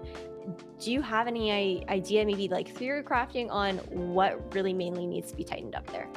I think it's tough, Ash. I think Moxie was kind of hit the nail on the head here with the fact that, you know, a lot of dive compositions are pretty solid on Gibraltar. But, you know, previously in the last matchup we saw with Colombia, we did see a lot of those one-shot sniper characters, right? Those are kind of like the difference maker heroes that potentially could swing the favor in Chile's side. I think that I'm not sure if they actually have that talent. Debout obviously was shown on Ash at points really strong, but you know, maybe he can whip out the Hanzo, maybe he can hit those logs across the map and get one shots that team needs, because at this point you're kind of relying on it, right? I think that Brazil obviously as a unit looked very cohesive and strong, so the only potential counter to that would really just get to getting those one shots to just stop the pushes of Brazil just through overall, you know, damage output and getting those one shots on the Hanzo. Absolutely, and really little room for error here with it being a best of 3 series as well with Overwatch. The games are so quick overall, and the fact that it's also, again, we just can't stop talking about the stakes with it being only 2 spots available here in Group B of Americas to actually secure that opportunity to move over to that round robin group stage. But I'm not going to wait too much longer. I'm going to send you guys over to that video fly through once again here on Watchpoint Gibraltar. Dustin, Moxie, take it away. Thank you, Ash. And obviously leading into Gibraltar, Moxie, I mean, what are the biggest takeaways that you had on this map? I think we talked about earlier. Obviously, I didn't give any insight at all. Ash came in through and she's like, hey, what do you think about Gibraltar? What do you think about these new changes? I'm like, I don't know. They don't matter. What do you think? Do they matter? What has to do with Gibraltar? What's changed here for the viewers? Then they need to understand with this map. Maybe in your games, what have you experienced with Gibraltar? Momentum shift, I think, is one of the big ones with the changes coming through. A lot of the time, Gibraltar just felt so snowbally. Right, you would lose point A, you would get staggered on point B as you respawn, the attacking team would just continue to push and push and push, and before you knew it, you would be staring down the barrel of point A and point B combined into a time bank with point C, and you would just be scrapping for any ground that you could try and save going into point C, and it would literally be that last stretch around that last corner that the defenders would have to fall back onto with one catwalk of high ground, a little bit of high ground behind the point itself, and the sidelines of your doors, which were still incredibly exposed to any high ground that the attacking team were able to just immediately take away from you, since you're having to play around that initial corner. But now with those changes coming through, the defenders have a little bit more cover to be able to hide from places like those one shots of something like a Widowmaker or a Hanzo. So it's definitely been a lot less fast paced, I think, for attacking teams. They're having to slow things down just a little bit more now. Interesting. Let's see how Gibraltar plays out, but obviously we're still waiting for that to come through. So we're going to bring you back, Ash. I mean, I think that this map, Moxie kind of touched on it. It feels like things have changed, but it's still the same old map, obviously. Both these teams are, I mean, I'm gonna be honest, Brazil's looking really good at the moment, Ash. I don't mean to burst this bubble from Chile, but seems like Brazil's on top at the moment. We'll see if they can take it in that 2-0 sweep, though, like you predicted, Dustin, earlier on. And again, I'm going to send you guys away for real this time. I won't be coming back. So you guys head on into the server, and I'll catch you guys on the other side. Sounds good, Ash. We'll see you later. And obviously, Gibraltar, Moxie, here we go. I mean, this is like the 10th time we've talked about it. I think that this map kind of upsets me, okay? Or it did upset me in Overwatch 1. They did change it, you know, with the sunset and stuff. You know how, like, on point 1, you get blinded by the sun. Yeah. They fixed it. They fixed the sunset, didn't they? Like with this map, it's great. You can actually see now. Was there a Dustin Bowerman moment where you walked off the stairs because you were blinded by that sunset? What are you talking about? What are you talking about? No, I don't feed, okay? Everybody else does the feeding, but you know, at points it did blind me and I got shot by a Widowmaker out of the spawn doors, but that wasn't my fault. Like I said, it's the map's fault. It's not my fault. So what you're saying is we need in-game sunglasses for heroes. Yeah, exactly. Like, why is the sun blinding a robot? I'm playing Zenyatta. Like, a dude does not even have eyes. Like, why does there reflections? Like, we need to have, I don't know, how do you think Zen sees? Do you think it's echolocation? What Zenyatta echolocate like a bat? No way. Box, you're entering my territory with that question. That's definitely that's a echolocation Zenyatta, huh? Maybe new bat skin coming soon. But okay, we're having some Hanzo play on both sides and D.Va as well, Moxie, and interesting to see Brazil run it as well. We'll have to see in that mirror matchup how they do. Yeah, is it going to be a one-shot coming through from this Hanzo, or are they going to safely be able to keep this payload moving around the corner? Spanko is looking for it. He knows that Chile is essentially just stuck. They're even trying to use Papo's break shield to buy themselves a little bit of survivability so that the back can try to push on to this Hanzo, who's also getting the aid of both his Brick and Ana. Looking for that Sonic over the top. You said both Brigittas enabling the Hanzos, so neither goes down. Playing it well. I like to see DeBount, by the way, playing that Hanzo to give them a potential one shot, but so far Chile are the ones being pressured by anti-grenade, and they're actually aggressive now. Ludwig, though, on the low ground. Meanwhile, 2v2 is happening on the high ground, able to find Ram with help from that Brigitte and D.Va. Yeah, Pella doesn't even move that far either, because Dalka's been just doing such a good job of moving from that high ground to the low ground, keeping it contested so it doesn't get to move into car wash, and as a result, Ram does not just get to use the tracing ability and stay on the payload and force Brazil to give up the high ground where they're in so much control with this Hanzo composition. Yeah, I mean, Dalka's been playing so well, just going back and forth, making sure, you said that payload isn't pushed. Now a minute 30 off the clock already. Dragon Strike off the high ground to zone out. DeBount has to back up. No cart space given yet still either. Anti-grenade on the cart, so Frack can't push it anymore as well. As Tracer's on the cart, dealing with some damage down. Nano Boost also onto Frack to try to find that kill. Spanko backs off from the high ground to avoid that engage from Frack. Eventually the nano boost will wear off, but Svenko wants to keep holding his high ground, keeps pressuring that Hanzo. Neither able to find that opening pick because of the defensive matrix and also that Brigitte shield. So both Hanzos do guys have avoiding shots, but not able to find those kills. Ludwig comes around the back with that pulse bomb, ready to go with the nano boost as well. Goes for the pulse. A nice sleep dart though onto Ludwig. Do they have to follow up damage? They do, but it might be too late. They've already lost 2 members of their team. Svenko also finds the bout, but Ram has traded Exfil. It's still a 2 versus 2. Hanzo and D.Va versus D.Va and Tracer. Svenko has to jump up the high ground. Frack will chase him down in baby D.Va form to get that kill. Eventually, Danko will use that D.Va bomb to preserve his life to make sure he can remech here. Frack will come back, but the closer spawns are in favor of Brazil. Ram also not able to get the health pack. Has to translocate away. Ludwig playing that perfectly in that spot, in that individual micro spot, as the fight will kind of go back to a neutral angle. Yeah, and again, we're going to see Hanzo versus Hanzo. Brick Shield to help out, but Device does have that Dragon Strike full top as far enough away from the D.Va that he can send it through without having to worry about it getting Matrix. There it is. Cuts into the backline, but no kills picked up. Kites him right into a 3-person anti-nade, however. As we're going to see Chile now moving in with that rally. Brazil going to mirror it, and now it's all about sustainability. Fantastic disengage from Brazil, trying to relocate around that point, drop their own Dragon Strike off to zone out the payload. No deaths, however, on both sides. Storm Arrow from the bounce to try to find that Brigitte, who has been living. Yeah, eventually will fall, but Frack chased him down. Also onto Ludwig. They're on this card as well. 0.6 meters left to go, building up towards another D.Va bomb. Gets the nano boost as well to continue his damage on that back line. The D.Va's still here. Daka will lose mech, and eventually Chile will capture on first point after a very, very long push. Yeah, it's honestly really smart from Chile, however, not to go for a full disengagement, even though they lose players. The second that they disengage away from that fight in Warehouse, Brazil go right back to that high ground stalemate that they had Chile locked into for so long, and that time bank gets dwindled to absolutely nothing. Let's talk about absolutely nothing. The pulse one finds absolute squat. Frack comes in with a defense matrix, gobbles that one up, and Brazil not going to be able to find an early pick to keep Chile from snowballing and holding this high ground as they try to come through these chokes. And Devout now finds Svenko. I mean, Frack, what an outstanding D.Va player he's been to now enable Devout maybe get back in this series. They chase down that backline out of the fight. Also, Ram gets ran on by Ludwig too. Chile now pushing that cart. 2 minutes left in the second point. Brazil do have that nano boost if they want to be able to send it onto their D.Va to just body all of this damage, but the second that they send Dalka in, Frack's just going to come through with the body block on that self-destruct. But no, he takes out the nano D.Va. He got stuck though on the back, so unfortunately he's back towards that payload. However, Dalka still not able to find a lot of that damage with the nano boost just to maybe zone off that back line to give his team some space. But Exfil out of baby D.Va form hits those shots on the Frack. Amazing work from him, and also with an anti-grenade onto Papo, but about those trade back Svenko.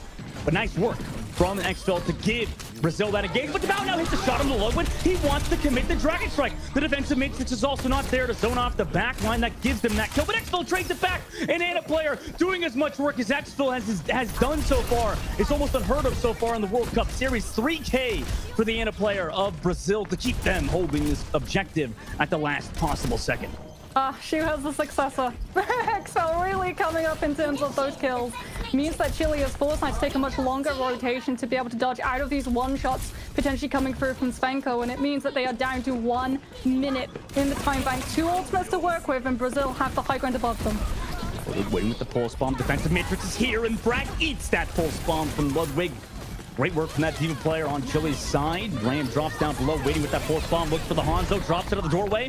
But unfortunately, nice work from Svenko to avoid all of that damage. Meanwhile, rally is happening for Brazil's side, while Nano Boost from Lazaro to keep Frack healthy, but he's still going quite low. Svenko looking for those one-shots. Tracer back here. Ram down to 1 HP. Needs to preserve his life, so he'll relocate back into his team's side to get some healing. Playing around now that forklift side. Frack will lose the mech as the fight's gone on for a bit too long for the Chile side. 20 seconds left now, and they're getting cleaned up by Brazil's side.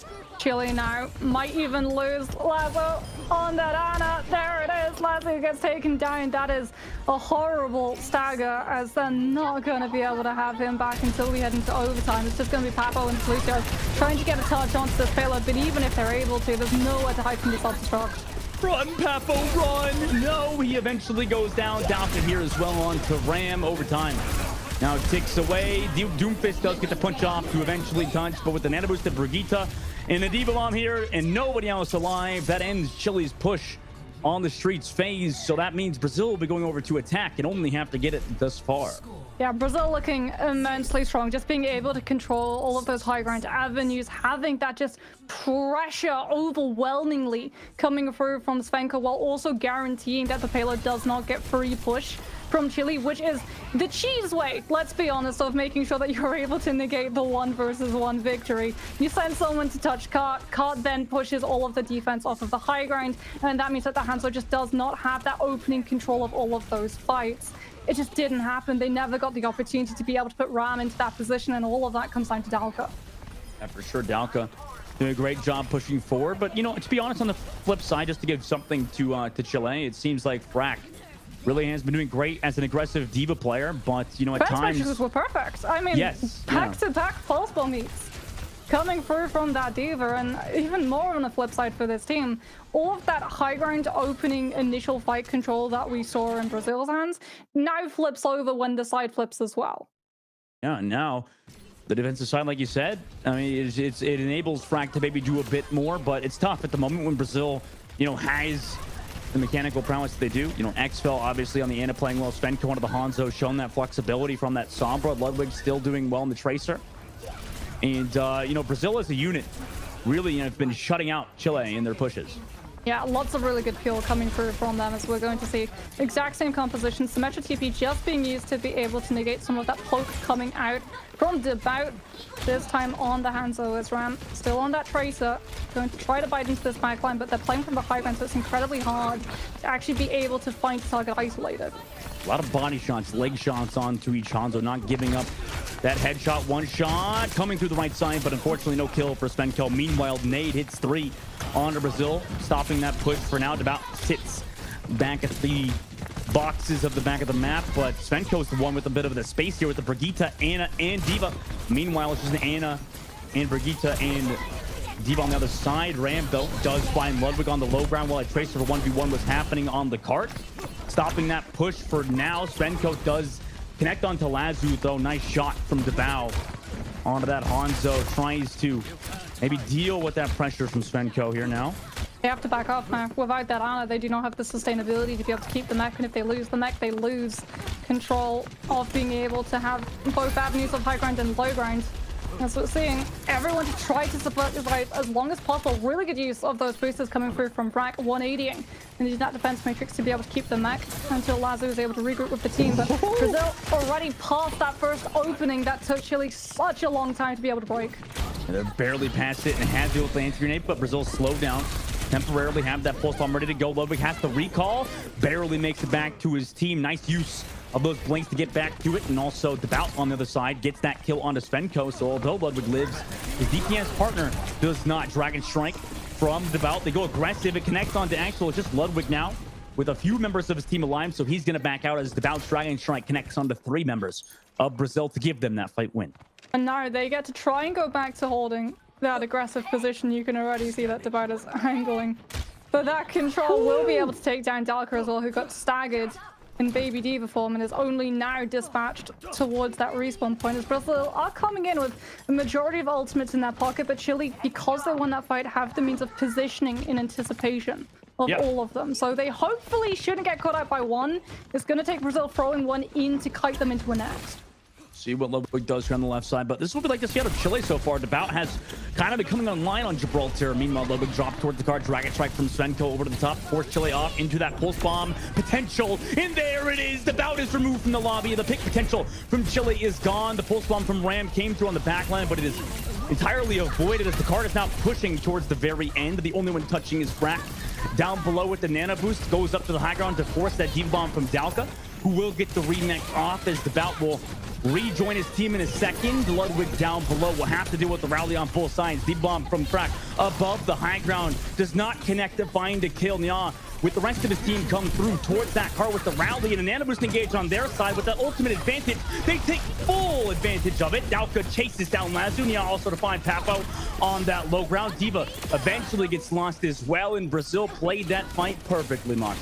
It takes a lot of ultimates, however, but Brazil will be able to win the fight, pick up that checkpoint, and get a little bit more time added to their bank. In Chile now, have to hope that they're going to be able to respawn and not get staggered out. As you can see, Brazil already eyeing up all of these grinds to be able to hold away from this defense. Sleep hits onto Devout. The Hands are not able to push the Diva away. Defense Matrix now coming through for both of them as everyone just fights for control of Flame.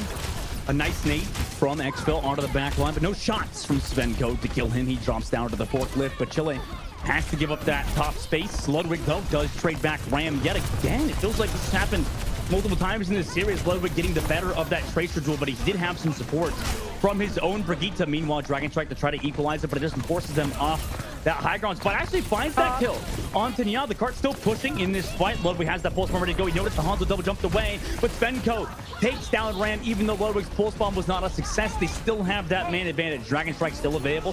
Throws it onto the high ground to make sure they have to drop off towards that forklift side. Lazu avoiding that damage. Cart still pushing, like you said, Moxie. Dalka able to take advantage of that cart space and push forward to those boxes, but a nade slows down the push of Brazil. Lands onto Svenko, and the follow-up from Ram is there.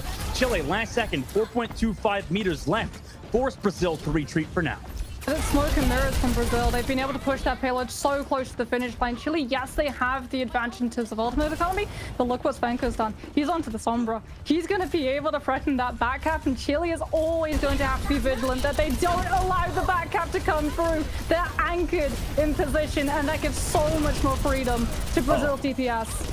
Oh my god, Debao almost goes down, but has those kills from Lazu. Pulse bomb from Ram does not connect either. And like I said, the cart pressure is still immense, but Debao's taking advantage of this high ground space. Connects on the Ludwig. I mean, he doesn't have his another Hanzo to deal with, but he does have to deal with the flail from the out. Oh my god, Debao gets picked off on the other side. No more one-shot potential. Chile might have to use some ultimates to sustain here against Brazil. They drop down below, can get the hack off with the defensive matrix, but a nano boost re-engage now from Chile. Brazil kind of wanted that, so if Chile doesn't find any picks, this could be an ultimate that is not necessarily wasted, but at least doesn't result in any kills. Dalka now comes from the top side, does have that Diva Bomb ready to go. They also have their own nano engage as well. Dives onto that Hanzo with the pocket from the back line of Lazu, and Papo is too much to deal with. Dalka, though, now is deep in enemy territory. Gets the nano boost, dives onto the Hanzo, no double pocket, or defensive matrix will save you there. The sleep does come through into Dalka, but he's immediately woken up. The rally here to sustain with the Diva Bomb, but does not find any kills. Dalka desperately trying to find Lazu on the back line, trying to avoid all of that damage. As bot time for Pap with the trade back to the Brazilian Brigitte, but Svenko with a 2K melee onto Ram, and Papo gives them those kills in the Diva Bomb to zone, enables Brazil to capture out on Gibraltar to give them that 2-0 victory. Yeah, Brazil, it feels like we're just a little bit ahead in terms of that macro game, both on their defense and on their attack. So much distance is picked up on that payload for virtually free because everyone is just so occupied dealing with all of those players vying for control of the choke and the ship. Meanwhile, the payload is just making its merry way entirely uncontested, putting us to a final fight territory and forcing Chile into throwing in so many ultimates to being able to hold on just a little bit longer. I mean, great work from Brazil overall. Get that 2-0 real quick over Chile as well, Moxie. And I mean, what's some of the standouts for you in that series, Moxie? I feel like it seemed like it was the entire team of Brazil, but you know, individually, do you have any individual call-outs for this team? I mean, like you said, all of these players absolutely on the absolute peak of their game. So many of them standing out. I'm sure Ash as well is going to have her favorites, so we'll bring her back so that she can come and discuss hers with us. But I have to give it up. Svenko was hitting the flashy shots, yes, but Dalka and Ludwig being able to play the objective, being able to play what really matters at the end of the day, just allowed Brazil to have that extra edge in terms of macro making. And that's the big thing, right? It was all in the macro there for Brazil. The fact that they had that cohesion once again going into this second matchup, and then also just the foresight to be able to keep an eye on the actual prize when it comes down to pushing that payload. But what a way to end things off there for that 2-0 sweep coming out. Unfortunate for Chile, a lot to, I think about for this team going forward as far as being able to take it the distance if they want to continue on within the group stage here in this round robin for the online qualifiers, sorry. But that's just, it's tough. It's a little bit heartbreaking, to be honest, Dustin, there for Chile with just how that last point ended out. Yeah, they were super close, I think, at the end to pushing this to that map number 3. But, you know, at the end of the day, they just kind of got outplayed as a team at the moment. Brazil obviously did play it very conservative, I will say, towards the end. Obviously, they kind of, you know, didn't want to take risky fights. They were trying to avoid fights where maybe they could have come back with some ultimates. They just wanted to disengage, make sure Chile wasted ultimates at points. But, you know, that could maybe lead something into later on for Brazil's matchups. But like you said, I mean, Ashley, it is disappointing for Chile. I think they can come away from that matchup at least understanding, okay, we have a great diva player in Frack. We've got some good supports as well. I think maybe if they focus on those sort of units, this team doesn't look that bad for their future matches. It's all about refining all of those details at the end of the day, right? And just being able to move forward with that mentality, keep things positive, keep everything in a more optimistic light as we check out the replays from this last matchup overall. But again, I mean, just the synergy to come out on this Brazilian squad it was just unparalleled, to be honest, Moxie. I mean, look at their aggression too when you compare both of the sides in terms of how those Hanzos aggressed onto Catwalk. When Chile is on the attacking side, we have a like 1.5 minute stalemate of Hanzos hiding behind Brigida shields, breaking the shield, not wanting to peek the angle because they're at risk, and waiting for the break shield to reset, and then going back and doing the exact same thing over again. When Brazil are the ones attacking, they have a little bit of that Hanzo standoff, and then they literally just run straight at the entirety of Chile sitting on that high ground, immediately breaking what could have been a 1.5 minute or even longer stalemate. So even though they do lose the fight afterwards because of a really good Dragon Strike coming through from the opposing Hanzo right into generator room, coming out from about catching onto so many of those squishies, they've still been able to break the time bank in terms of Chile's defense. And I think those standoffs are really what tells you about how fearsome of a team Brazil is looking to be here within the Americas Conference. I'm pretty sure even on the socials, the Brazilian team retweeted a tweet that said that the Koreans were going to be stunned when they saw the firepower that the Brazilians were bringing into the Overwatch World Cup there, Dustin. Is that, can I laugh? I mean, like, bro, like nobody could deal with the Korea. What are you talking about, man? That's like, I get it. Like, you want to be confident in your team. I respect it. Okay, but listen, that's a tough ask, man. I'll believe it when I see it. All right, Ash, I'll believe it when I see it.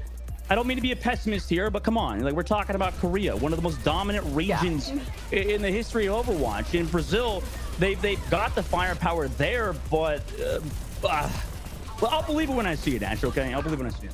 That's valid. That's valid. I think it's just fun to kind of like set those stakes, have that little banter on the socials as well between regions too. It just keeps everything fun and it keeps the competition entertaining for sure. But again, a huge 2-0 so far. I mean, it's only been two matchups here within the round robins thus far. Have been those 2-0 sweeps for both teams. And Moxie, I mean, what do you think we could maybe look forward to for Chile going into maybe even tomorrow? I think Chile definitely, like Dustin said, they have a lot of really good players. They just need to build those foundations into a slightly more synergized team where they have a game plan and they don't sort of 50-50 it, they fully commit. Because when you try to have so many different win conditions and plates spinning all at once, something's going to break, something's going to clatter. But one thing that definitely didn't break, I'm so happy that Dalka is going to take the MVP. I know everyone loves to see the flashy shots come through from Estella Hanzo, but I mean, come on, the eliminations, the damage, but more importantly, the peeling for both his supports and the objective itself. Dalka was next to none. You can't deny the numbers there, right? Just under 19k damage mitigated as well there, Dustin. Huge numbers being put out by Dalka, a well-deserved MVP at the end of the day in this best of 3 series. Dalka played well. I think that overall was at points the better diva for sure. And for Brazil, they've got to feel comfortable with him also flexing over to at times Winston and maybe other heroes that are in a similar hero pool, right? I think that you know, a lot of these dive heroes, you got to be able to flex over to Diva or for Winston, and that's what the Brazilians touched on. I mean, I messaged them as well, and you know, through their socials, they told me that, you know, Dalka's got that flexibility and those heroes that he could pull out, and obviously was a fantastic diva player in this series. And I think that flexibility is something important to consider about how it carries on for we move further within the Overwatch World Cup, especially, you know, if you make it out of these groups and head into that round robin group stage over on the LAN, is the fact that there are meta shifts across different regions as well, the different play styles that teams like to lean into, and having that added adaptability, if you will, does give you that edge up to respond a bit faster to your opponents there, Moxie. Yeah, like you said, different regions are going to have incredibly different playstyles, are going to have incredibly different metas, and so having players who can be able to hold together this core roster in terms of competition in their own region, and then when you move up into a little bit later on in the competition, still able to have that core roster and synergy, but have the ability to be able to counterpick too, incredibly important as we move ahead. That is for sure. But everybody at home, we are going to swing to a quick Be Right Back screen. And on the other side of it, I'm pretty sure we should have an interview pending from somebody on the Brazilian team. So you guys grab some water, grab some snacks, stay tuned, and we'll see you in a bit.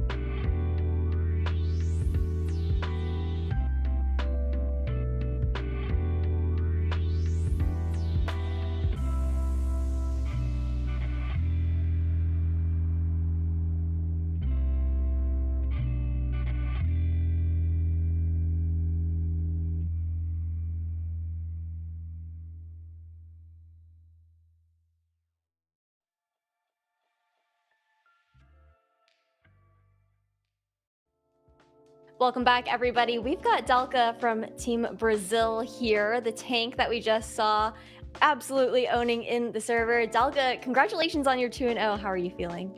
Thank you so much, Ash. I'm really happy that we could display like some Brazilian Overwatch for everybody, and hope we can keep it going.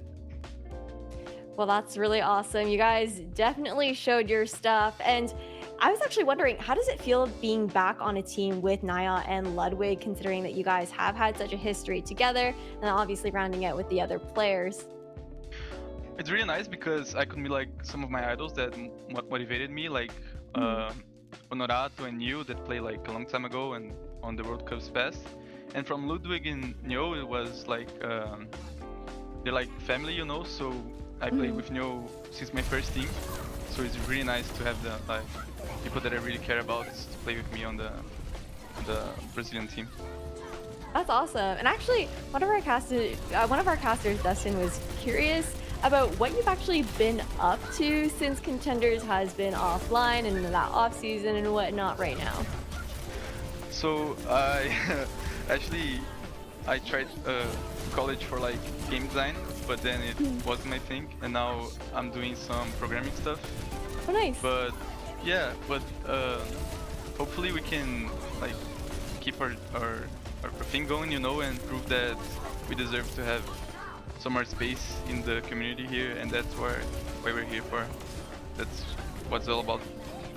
Absolutely love that. Representing your nation as well, right? And also Yeah, sure. having the opportunity to play up against some other regions, some other countries as well. But on this Diva pick, I want you to maybe tell me a little bit about what was going on in the comms for you guys within this series. It was a 2-0. Brazil looked really, really strong. And unfortunately, at least for the side of Chile, they were struggling a little bit with their synergy. Do you mind breaking down how you guys were able to like kind of pick that apart? So it's all about like setting up our backline. So the Diva is good for rotating, and that's all our comms. Like we make sure like Excel and Naya are like good to play, you know, and then that Ludwig is doing his thing. He's been moving cards, and it all really just connected well. We could rotate, we could get our spatials right, and then we could get the pickoffs, fortunately, and the nades as well that didn't come in. Everything falls into place and whatnot, and great comms through it, right? Yeah. Keeping the energy high in the game as well with each other. Are you guys like very chaotic in your comms? Yeah, we're so much chaotic. We have like some energetic players that like to shout a lot, so it's like I don't know, like controlled chaos, I like to think. That's awesome, because that's like you get to just keep that energy high and keep that going like the entire time, keep that momentum, right? But another question that I had for you was that I know that you said that you're really excited to play against Peru. Yeah. Do you want to tell me a little bit about that maybe rivalry that's brewing there? Yeah, I mean, I really like some of the Peru players. We like are friends, so I would consider like a good rematch, you know. It's not like a rivalry, as I want to see them succeed, but it would be tough, like seeing their past match of against Colombia. I think they do have a shot, but they have to put some work in. Sorry, and I'm rooting for them.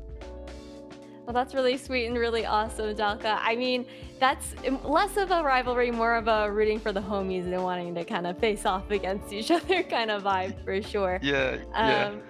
But if you guys do get the opportunity to make it to the World Cup LAN here, as far as the other regions goes, do you have an eye on a specific country that you want to face up against there? I don't think like specifically. I really wanted to play like the Korean and the Chinese, especially. I know they're pretty good, and it would be good to like learn from like that experience. You know, it would be a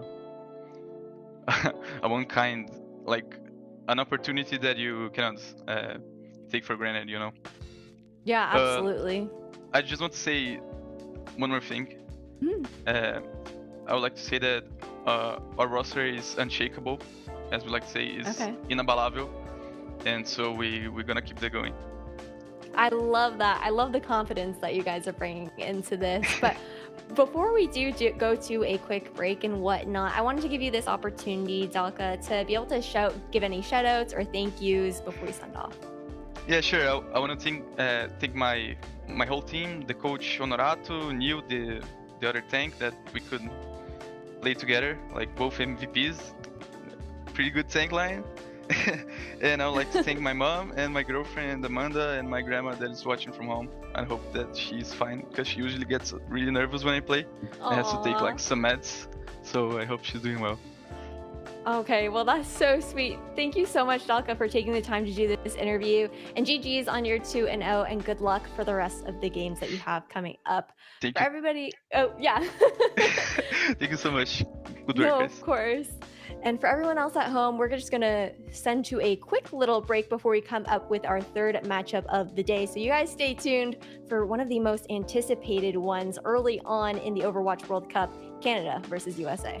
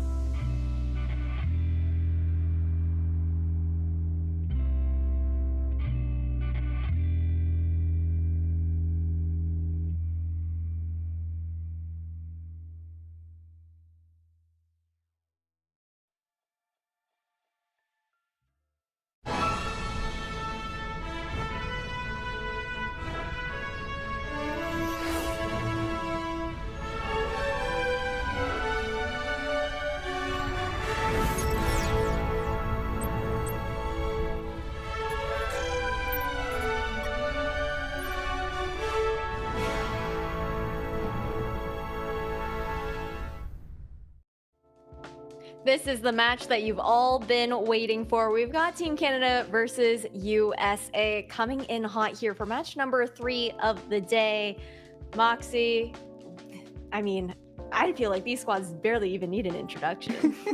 Well, they're gonna get one, and it's going to be absolutely star-studded because, I mean, these rosters are they're absolutely stacked. So many players coming in from Overwatch League. We have 4 Vancouver Titans free playing, 1 behind the scenes, given that Chibi is actually tied to Vancouver Titans as well, except she's going for Team Canada this time around, so she's having to play up against 2 of her players. We've got Sugar Free coming through as well. I mean, Sugar Free has just been such an exceptional storyline for Overwatch as a whole. Got picked up in 2019 by Atlanta Reign, was too young to be able to go into Overwatch League at the time. Then we saw the Overwatch League age limit being lowered by a year, so he immediately gets picked up in an absolute pitting frenzy to Vancouver Titans, and now he's going to be playing for Team USA. So in the space of 1 year, he gets to tick both Overwatch League and the World Cup off at the exact same time.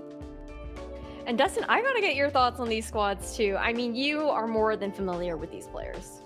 Oh yeah, for sure. I think that USA has a great lineup, although, you know, there's been a lot of doomers as of late with Team USA, but I think the depth of this roster is definitely greatly overstated. I think that in this tournament, especially a decisive win over Canada could mean a lot for them. But honestly, you know, on Canada's side, they're not, you know, too far behind the ball here. They have some very, very good talent, Overwatch League contenders talent. And a lot of players that are like pretty much on the cusp of Overwatch League in itself. So for this lineup, I could see them doing quite well, especially with this backline with Crimzo, still a very, very fantastic flex support. False on the tank as well, has that flexibility. And Seeker is a truly standout hit scan, can at times be the strongest in the lobby. Yeah, the DPS go as we know him, right? But man, Moxie, I feel like we already know that this is one of the most anticipated matches, especially for a day 1 match to be coming through. But I need to know, what are the stakes in your opinion? I need, like, set the tale to be told here between Team Canada and Team USA. Dustin's already raised one storyline, which is USA. Obviously, a lot of doubters coming in with some of the performances from some of the players in the Overwatch League that have been picked up to this roster. So a decisive win over Canada is immediately going to be able to silence all of that and boost so much confidence and morale. But for Canada, it's personal. They are playing for Team Canada, and they're going to be playing up against Toronto Defiance players who literally have their label in the title. Both of these teams, absolute giants in Group A. USA, obviously the favorites, being the current defending champion. But if Canada are able to walk away with a win, instantly Canada becomes that main team to beat in the spotlight, and USA looks a little bit vulnerable to all of the players and teams below as well. But I mean, look at this roster. Does anyone here look vulnerable? Definitely not after the performances from some of them in mid-season madness. RuPaul was an absolute monster a couple of weeks ago. Yeah, I mean, RuPaul's insane. Aspire as well, both coming up into the starting lineup. I mean, that's a big deal for this team. To run double flex support is one of the is a hard transition to make, right? It depends on the meta, obviously, but to have that flex over the Lucio, it's definitely a difficult choice at points for Team USA. Though I think that they can maybe at times carry through the DPS, even carry through that backline, just overall mechanical prowess to give them that win. And obviously, Ash, Ilios will be our first map for such an exciting series to come. Ooh, a little rerun of a map that we've already seen earlier today. Fortunately, things didn't pan out too well in that game between Brazil and Chile, at least for Chile. But hopefully going to see a bit of a turnaround, a tighter game between Team Canada and Team USA. Again, like Moxie mentioned, a lot of weight on this USA squad, being the reigning defenders here of the Overwatch World Cup back in 2019. But it's a fresh new look, right? 4 years later, fast forwarding into Overwatch 2 as well. So a different game when it comes down to it, just whittling down from 6 to 5 players on a roster in a server. But Moxie, with this map pick, what can you tell me about Team Canada and Team USA and what you anticipate to see actually coming out here for their team compositions?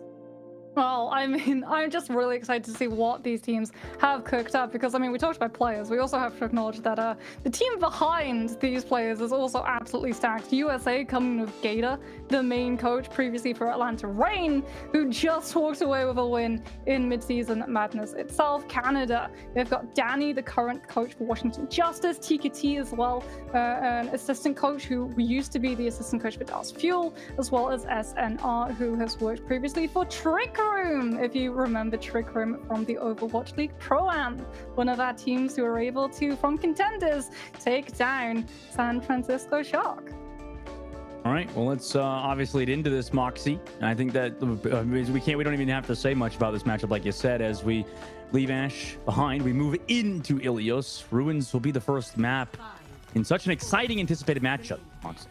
Oh, I'm just so looking forward to seeing these two go head-to-head. Sugar-free on the sim, going to be swapping most likely over towards that Tracer, just using it for the team to get out of spawn and touch that point a little bit faster. Because it's going to be dive, but Canada actually fielding false on that Junker Queen. So this is nerf Junker Queen, but you still have a lot of sustainability. Still play incredibly aggressively onto USA.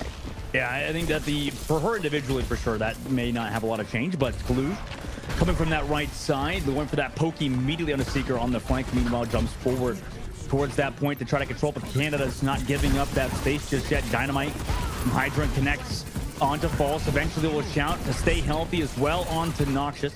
Keep them nice and healthy, Sugar-free. Dealing with Seeker towards the point. Has to recall actually, but still has Tracer Blink to avoid the incoming damage, but goes all the way down to 1 HP to barely escape with his life. Point still not under control for anybody just yet. USA drops down towards that point to touch it last second. And Hydrant looking for those shots over the top. Drops the Dynamite, but False with an axe to Kaluja's face will find him on that engage. They're still nice and healthy. They still have the members here that are doing quite well for Canada. They take control of that point and push Team USA back to their spawn. Yeah, losing Kaluj means losing that massive hitbox to be able to absorb all of this damage coming through from Noxus. And as a result, USA have to back up, bend the knee, and give Canada that first cap. And now it becomes sustainability, something that Junker Queen, Lucio, and Kiriko are so known for. What an interesting difference that we have seen without the Widowmaker instead of Ash, right? These Ashes go up, but no one-shot, just getting damage in the backline. Meanwhile, Bob towards that point to zone, also with a Nana boost. Meanwhile, Kitsune rush from Crimzo to sustain. No Kiriko, or no Suzu to save False there. On the inside, neither the beat drop from Mayfall was there, and USA have rotated all the way around the point of Pulse Bomb to try to equalize it, but it's far too late. He's lost his team. Canada will get wiped, and USA will grab a hold of that point. Yeah, beat drop, unfortunately, too late to save False. Again, without that tank, you just don't have the means of being able to hold your ground, especially against Hydrant's Bob, who was capping that point as the fight went through. Now we're going to see the Widowmaker come out just momentarily, however, as USA were getting pretty close to those one-shot distances. Ooh. Now they're going to go back onto Seeker for the Tracer. Sugarfree's got that pulse and built up and is just playing bodyguard, not allowing counter free entry with this pulse coming through. Doesn't stick. And Crimzo, in the meantime, actually learns the kunai to take Hydron down, and that means that Canada can group up, no Dynamite to punish them. I was a little worried as they used the Zoo early in that fight, but they're actually coming back into this one off of Noxious as well to find Sugar-free. So even though the ultimates are committed for Team USA with the rally, with the Primal Rage, they do find Crimzo. However, Canada have control of that point. Falls all the way down to 1 HP, and eventually RuPaul will find him, but he's against the Bob towards that point, and eventually RuPaul loses his life because of it, but Hydra still on the outside, has to lose as well. Without False in the fight, Canada can't really sustain as Ultraviolet tries to run away from Magic Mayfall and Seeker. Kaluj is there to help with that assistance, and they actually reclaim that point at 40%. Yeah, stall from the Lucio, and Trace just throwing themselves onto the point to buy as much percentage as possible, but this next fight is going to be the true test for USA. They have absolutely nothing to cleanse this rampage that comes through from False. It's going to be down to either RuPaul, Hydran, or Ultraviolet to land some CC to stop the Junker Queen in her tracks. Looking for their dive on the opposite side. Maybe just send that Winston in with the Nana boost over the right. False walks into the point, notices everybody's fallen away, but a pulse bomb from Seeker is avoided narrowly by Team USA. Nana boost on the Kaluj. Their engage is here on False early. Gets poked down so low that he can't go for the engage, but Seeker on the flank did take out Rupa. However, it did cost him his life because he had to recall during it. Ultraviolet, nice shots from him. Canada have rotated towards that point with about 80%. Two being fully capped. They commit the Kitsune rush here first to sustain False in this fight. Keep that shout off cooldown, as well as the build towards that beat drop. Sugar-free still has the pulse bomb as well. Team USA was in control of that point, but they opt to back out for now and get a re-engage. Lots of percentage, however, gained from the fight. With USA literally just throwing themselves onto that point and keeping it stalled. No one playing in position, being multiply caught out by that Rampage. As now we just see that Annoyance come for a Sugar Free, trying to bait out that Shadow as quickly as possible. So the Jungle Queen is so vulnerable, doesn't have the opportunity to be able to use the Rampage, and now USA get to move on to the point for the flip. 90% on the board. Hydrant's Bob in that fight was used. Canada still have those ultimates, but it's so hard for False to find a good enough ultimate. At the time, they do have that beat engage, like I said. USA have no support ultimates building up to Ultraviolence, but Sugar Free, he comes back onto Seeker, who had to touch the point to stop overtime. Matefall now commits the beat drop as well. Down a man. Noctis goes low. Will fall to Kalush. False has been holding on to this ultimate for the entire map. It hits absolutely nobody as Kalush and the rest of Team USA collapse onto Canada, bringing it up on the round in Ilios. No, I'm gonna start a petition that we rename overtime to Lenny time, because Sugar Free just absolutely dominated that choice of 1v1.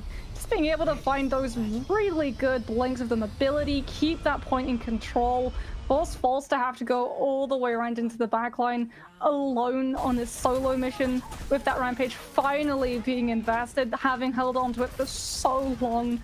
And like you said, it finds absolutely nothing as USA just do such a good job of picking up that point and then playing around the high ground, around the sidelines, so that no one gets caught out by the JQ. So smart by Team USA overall. Fantastic teamwork for them to avoid False and make him look stupid in that fight, honestly. Great work from them. Now into the second map, Moxie. You know, I'm curious if they stick with the same thing, because, you know, obviously we know there's other maps here, like this one in particular, at in Lighthouse, where the Ashe does well, but they opt to go over towards that Echo. A lot of mobility, a lot of high ground control, and also anticipation that it's not going to be a JQ, it's going to be a Diva. And that beam, it burns through Defense Matrix. It's not a projectile. It can really quickly, if you get too close, demech that Diva from her mech. And you can see the poke coming through from the USA, but Canada, with numbers advantage, should be able to pick up the point first. Noxious, maybe without that Ashe having to duel him on the backside, could find some work, but it's anti-grenaded and chased down by Hydrant. Sugar Free is also immediately there with that beam, and it's just too much damage for Canada to deal with at the moment. They get immediately wiped just without Seeker and False just backing up. Seeker does get delayed. False does trade back Kalush, but will also lose the mech as USA flip that point back in their favor. Yeah, Echo is just so strong in this composition. Dive is all about playing off of heroes whose health bar is low enough, and Echo, even without the Mercy Pocket, has the means of being able to chunk those health bars so low that literally a Winston or Tracer sending any puff of damage that way just immediately bowls them over. And because you don't need the Mercy damage boosting the Echo, you don't have to sacrifice one of your support's vulnerability for it. USA do take that point percentage advantage, although there is still a long way to go on this map. Noxious and the rest of his team rotate towards that point. Actually, he holds the high ground. Now dove on by the Winston, but it's Seeker to find that pulse bomb early on to Rapal. Nate did come out of Noxious to slow him down on that push, so they can come back and deal with him. But Canada, off of a fantastic pulse bomb from Seeker, reclaimed that point before Hydra could even touch. And a nano boost from Kalush was committed from USA as well, even though they're down in this fight. Kalush trying to find some more value, will go inside, building towards that primal rage, has built it just at the last second before the incident grenade could find his life. He'll jump back towards the point, a pulse bomb from Hydra to try to equalize it, and it does. Sugar Free also copied the in as well to continue their push. USA have rotated all the way back around to the point as Crimzo is gone. That's a lot of the healing gone for Canada. False can't even die in the point to make sure his Diva Bomb gets maximum value. Hydran actually follows through onto False in Baby Diva form and dies for that kill, but that's totally worth it because now USA have the advantage. Canada do have that Bob, however, to try and send onto point to find that flip as fast as possible, because USA are going to be playing into Maple's rally in this next fight. But with the ultimate advantage, Canada should come out on top. Noxious doing everything he can to try and choke those health bars up, but the anti-nade forces the rally out early, and USA can literally just rubber band this fight. They can wait until that rally is gone and pull back to point. They tried to, but it was such a great disengage from Canada to make sure that Sugar Free was taken out. Rupa also committed his own rally in that fight too. USA still have that point control, want to maintain it even though they're down in this fight. On to Kalush, looking for that backline, but is going to back out of there. Maybe a bit of miscommunication potentially, because now they don't have both support ultimates and are even with Canada. Yeah, they don't have the nano boost, crucially, to send on to Kalush to be able to hypercharge up to that Primal and take the fight to the point where Primal is at its most dangerous, pushing those players towards those edges. as Canada now can literally just jump on these dive targets, making sure that USA do not get the opportunity to play off of Sugar Free's damage, but Seeker goes too aggressive and gets traded. I mean, they've noticed who to focus here. Seeker on that back line, trying to play towards the Mega Health Pack, but unfortunately chased down by Sugar Free and the rest of Team USA.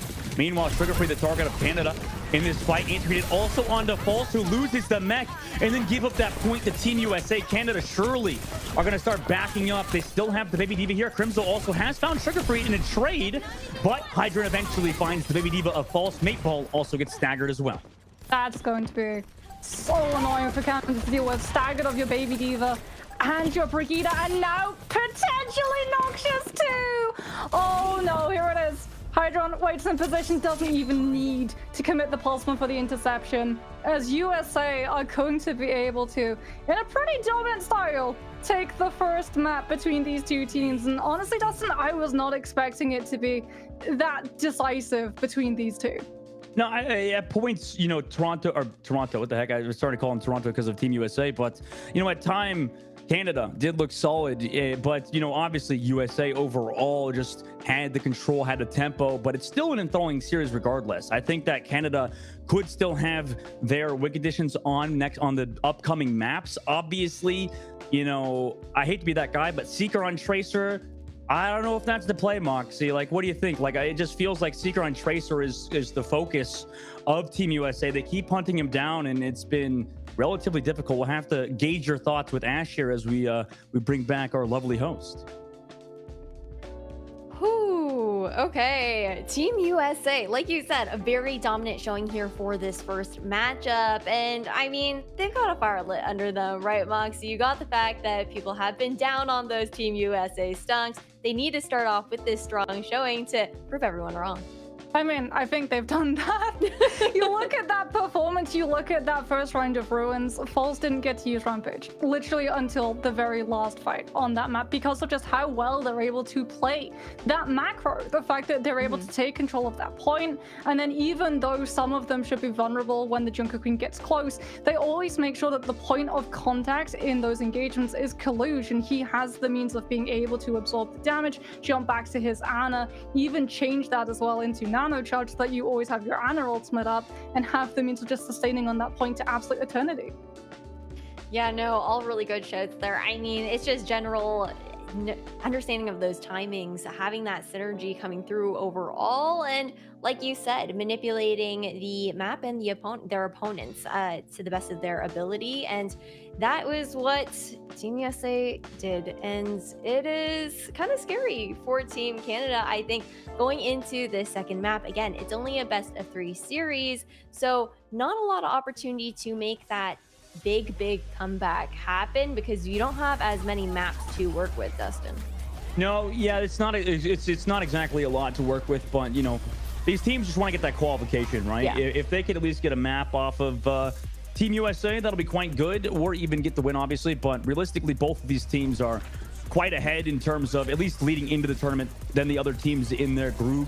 So this matchup really is just, like you said, a grudge match. However, it won't go that full first to 3 distance. It will be that first to 2. So obviously the next, if USA can win the next map, that'll be the end of the series. But, you know, USA at points did look super good with their overall disengages, rotations around the point. They even at times had Hydron swap over to the Tracer, have Sugar Free play the Echo. I like their overall ideology. I think the overall meta in Overwatch and their flexibility is really what's going to give them an edge over Canada at the moment, because it truly feels like Canada's flexibility has been kind of strange, with Noxious and Seeker obviously overlapping in terms of hero pool. Yeah, that's definitely going to make things difficult for sure, because you don't have as many options to swap onto another hero to try and change things up. At least not something that is as comfortable as it normally would be for you. But overall, as a reminder to everyone at home, though, if you guys are rooting for Team USA or Team Canada, or even both, the World Cup home and away skin bundles are now live. Hurry and get them before they leave the shop on June 27th. There are 3 bundles, the EMEC, APAC, and American bundles. You get all home and away skins for all the heroes within those bundles, and they support the teams directly by contributing to the World Cup prize pool. So you guys can shop now at battle.net.com or on the Overwatch 2 in-game shop. Learn more at overwatchworldcup.com. But as I wrap up all of those thoughts and hype everybody up in chat for these two teams, Moxie, I gotta know, as far as Team Canada goes, what adjustments do they need to make right here, right now, going into match number 2? I think the biggest concern is unfortunately not going to go away, and that's just that USA were able to keep controlling the tempo. Players like Hydra and Kaluge were always able to really be able to just chase those straggling, disengaging players coming through from Canada's side and make sure that Canada were forced to backs against the wall, throw in ultimates, not to be able to cycle through ultimate economy in smart ways, but to just try and save their own skins a lot of the time with things like the self-destructs. And that meant that they didn't really get to play off of each other's synergy. And the big glaring warning sign of that occurring was, like Dustin pointed out, Seeker a lot of the time would be found out because there would be no other distraction when the Tracer went in for those picks. A lot of the time when Hydron was going in for those picks, he wasn't the focus that Canada was having to turn and deal with. Instead, it was Sugar Free and Kaluge being in their faces and allowing that Tracer to get so much more room to breathe. Well, we'll see if this map pick coming out from Team Canada, though, will allow them to find a bit more success on those types of plays that you were just mentioning there, Moxie. Dustin, I know that you hate that I keep throwing you into the prediction spot, God but dang it. do you think we go 1-1 here? I think so. I think on this next map, Canada has the potential to maybe swap over to Seeker or something maybe that's more up his alley, right? I think Noxious obviously may have that hero pool where they have to play around it, maybe more so than Seeker thinks he has that flexibility.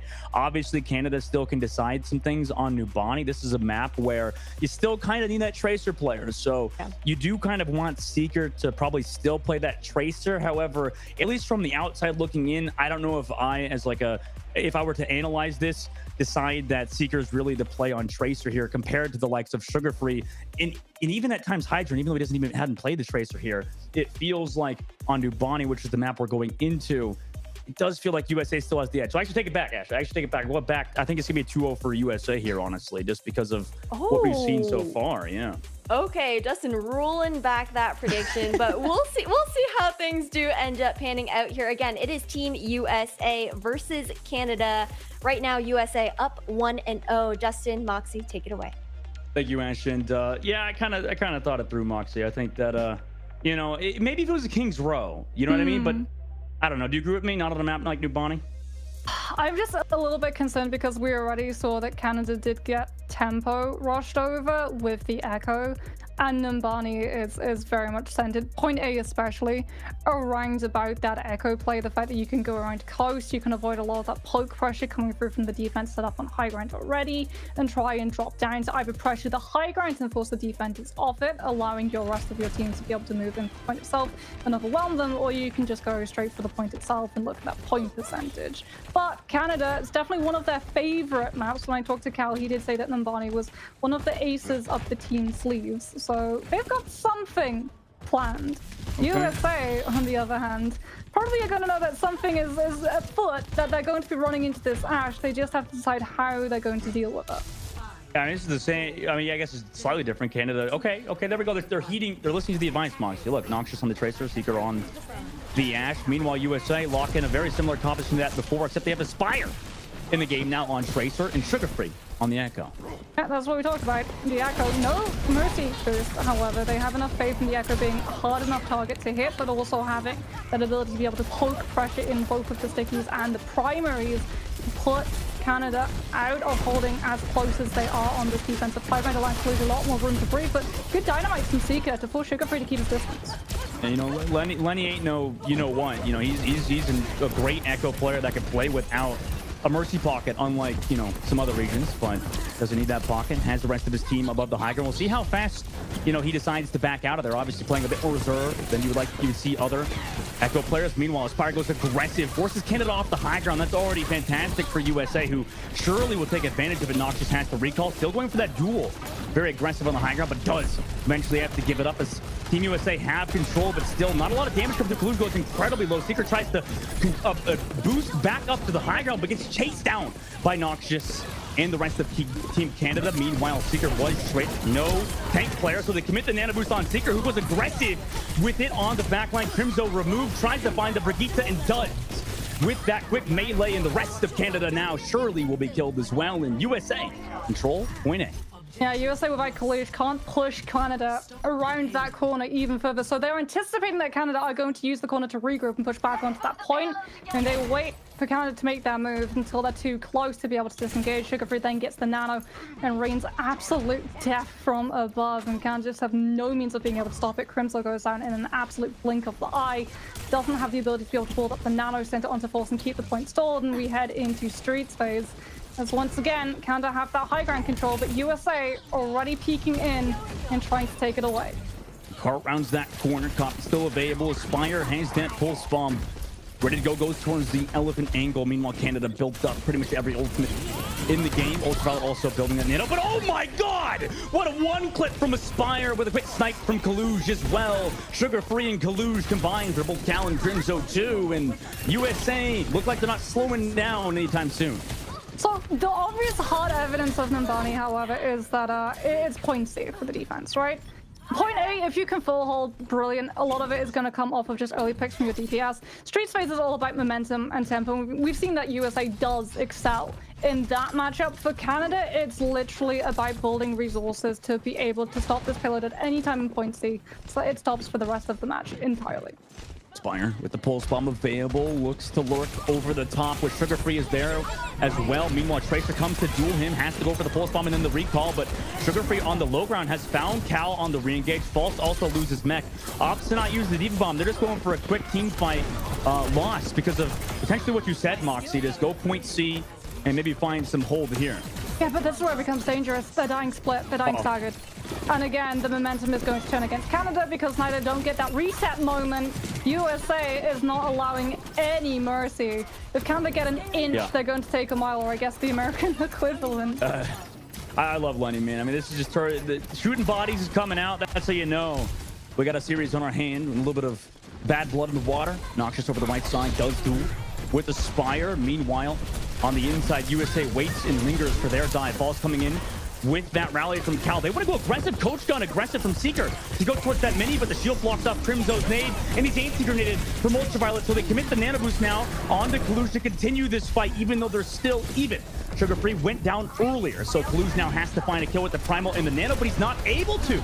He's now Primal raging that Ashe, but unfortunately Seeker can't live. However, that's just one kill with the Primal Nano trade. False commits the Diva Bomb because he knows they could potentially come back into this, and Cal eventually finds Kalush as well. Aspire drops the Pulse Bomb, but not to any value. Ultraviolet also finds Noxious as well, so no more Tracer, but Canada's got the forward spawns. USA has committed some big ultimates. If Canada can build up towards this nano, they potentially could disengage Sugarfree with the copy. They need the bomb. So what they need at the moment, so they can at least send it on the point when USA just push past Falls and move on to this backline, because Sugarfree is looking for the copy. Who's he gonna go for? There it is, it's onto the Anti-Nade connects onto all of the members in Canada. They're so close, they can't dodge it. And USA, with just the damage coming through from College's cannon, is gonna be able to swing the fight. Everybody removed from Team Canada. 3 minutes and 10 seconds. It's just Crimzo to touch, who is staying on the Ana because he knows it isn't possible. Even swap into the Moira is not a play that you're going to be able to do. 3 minutes and 5 seconds for Team USA. Oh, Canada. Oh, Canada. They got rolled and smoked my doggies. I have never seen a more smart duplicate onto an enemy support. I've seen Echoes duplicate Mercies to pull off reses. I've seen enemies Echoes copy Lucios to be able to soundbar when they're down in numbers.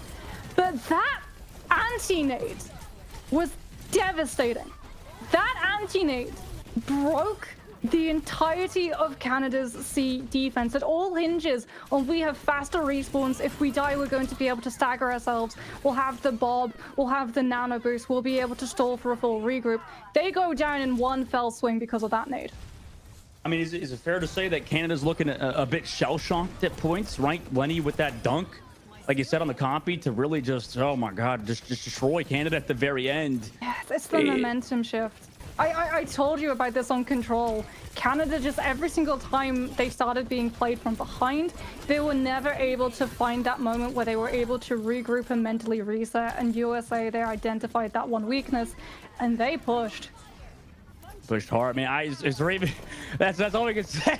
That's all we can say. Okay, Like, so they got rolled. They got rolled. Historically defensively favored. Yes, yeah. Which exactly. feels really weird to say, given that USA literally just full push with 3 minutes and 5 seconds on the bank. See, but wait. Canada, they've got the dive. False on the Diva is absolutely no stranger to being able to clutch things out for his team. If they're able to overwhelm USA and push through point A incredibly quickly, they can set up some momentum. They can have the same turnaround that USA had when they were able to break A. You know what Team Canada's problem is? They don't have World Cup MVP XQC on their roster. Caldo is able to find RuPaul and Ultraviolet aggressive. Here we go, play to get those 2 opening shots, and False is there to find Aspire, and that was a clean take from Canada. Maybe now this is their opportunity. That Kiriko is doing work. Those kunais do so much damage, but more importantly, if you get jumped on by either Sugarfree or Kalush, you have the ability to be able to survive yourself with the Suzu and the Swift Step. And Canada are just prioritizing support staying alive, not getting early picks, so that USA can't find the numbers momentum that they had the previous round. USA now regroups towards this point. Aggressive play onto Cal and Noxious to the back line, but an injury in on Kalush forces him to jump out, though. They are still stopped from capping out this point. Canada is Noxious trying to take the duel with Sugarfree, but Sugarfree is well aware he might have that mechanical edge, and RuPaul also gets rid of Sugarfree, or gets rid of Seeker, and Sugarfree takes out Noxious. Cal, though, does trade back Aspire, but it might be too little too late. They don't have any assistance here in Team USA. Well, they do nano boost re-engage, Canada does, on to False, and the pulse bomb from Sugarfree is committed. No sleep dart hit for Crimzo. Rush also, Canada really wants to win here and now, even though they're down in terms of numbers. False has the D-bomb. He lost the mech there, and they're not able to find these kills just yet. USA are still strong, still healthy on the point. They commit Kalush's Primal Rage. Noxious, though, what a pulse bomb onto the enemy tracer of Sugarfree. That's what you needed to finally capture on this point, though RuPaul does trade it back. Kalush is still alive and healthy, though False eventually will chase down RuPaul. Eventually, Kalush comes back to the point, but he's taken out by a sleep dart from Crimzo. And although it was messy, Canada will finally take point A. Canada were just too spooked by that chance of having to entirely reapproach the point anew and lose players on those rotations before the fights begin.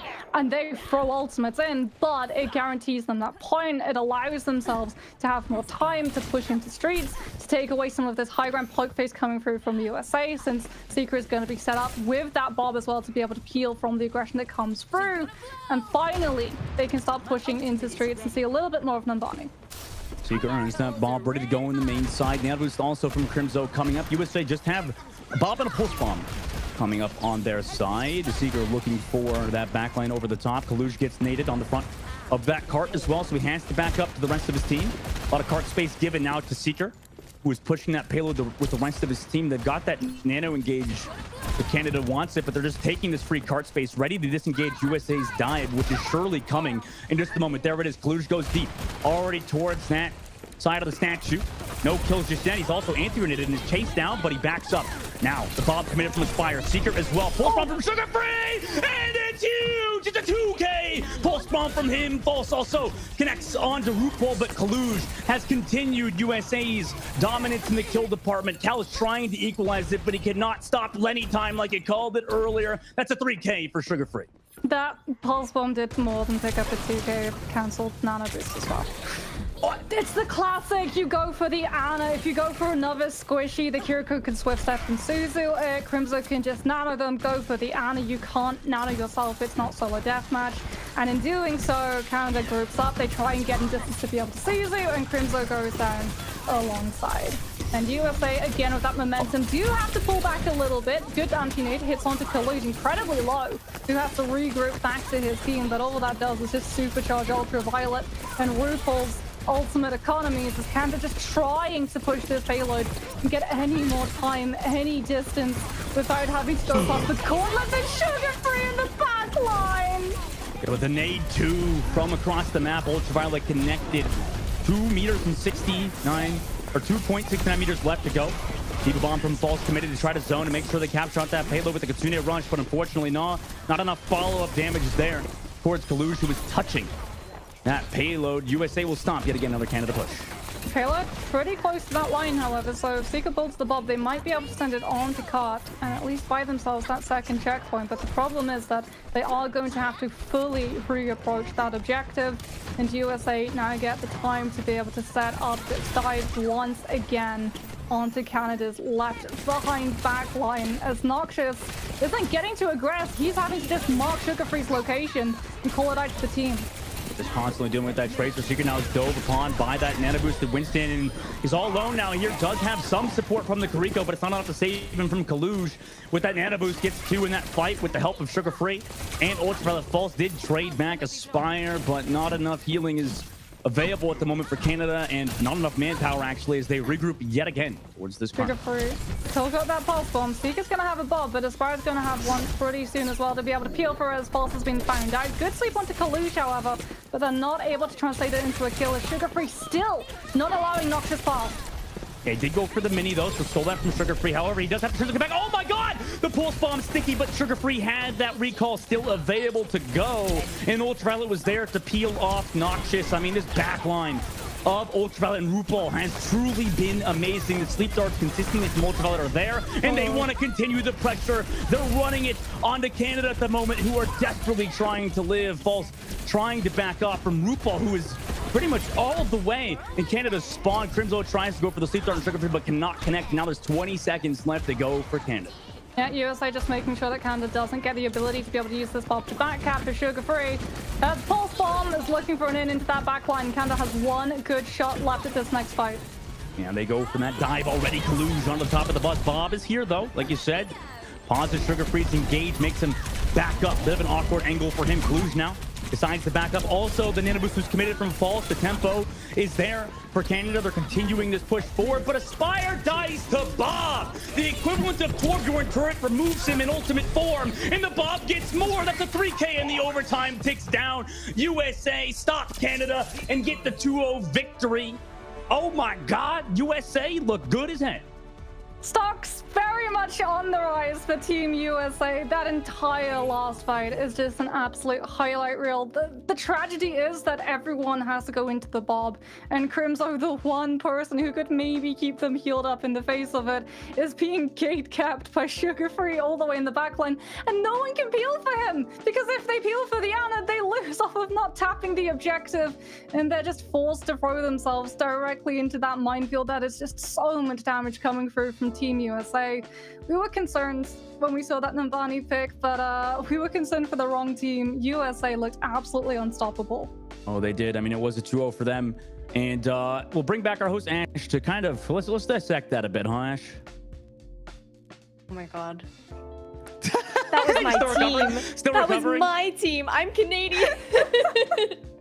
This stings a little bit right now, but overall, USA, and just a beautiful showing from them. It's undeniable, the synergy that they've had.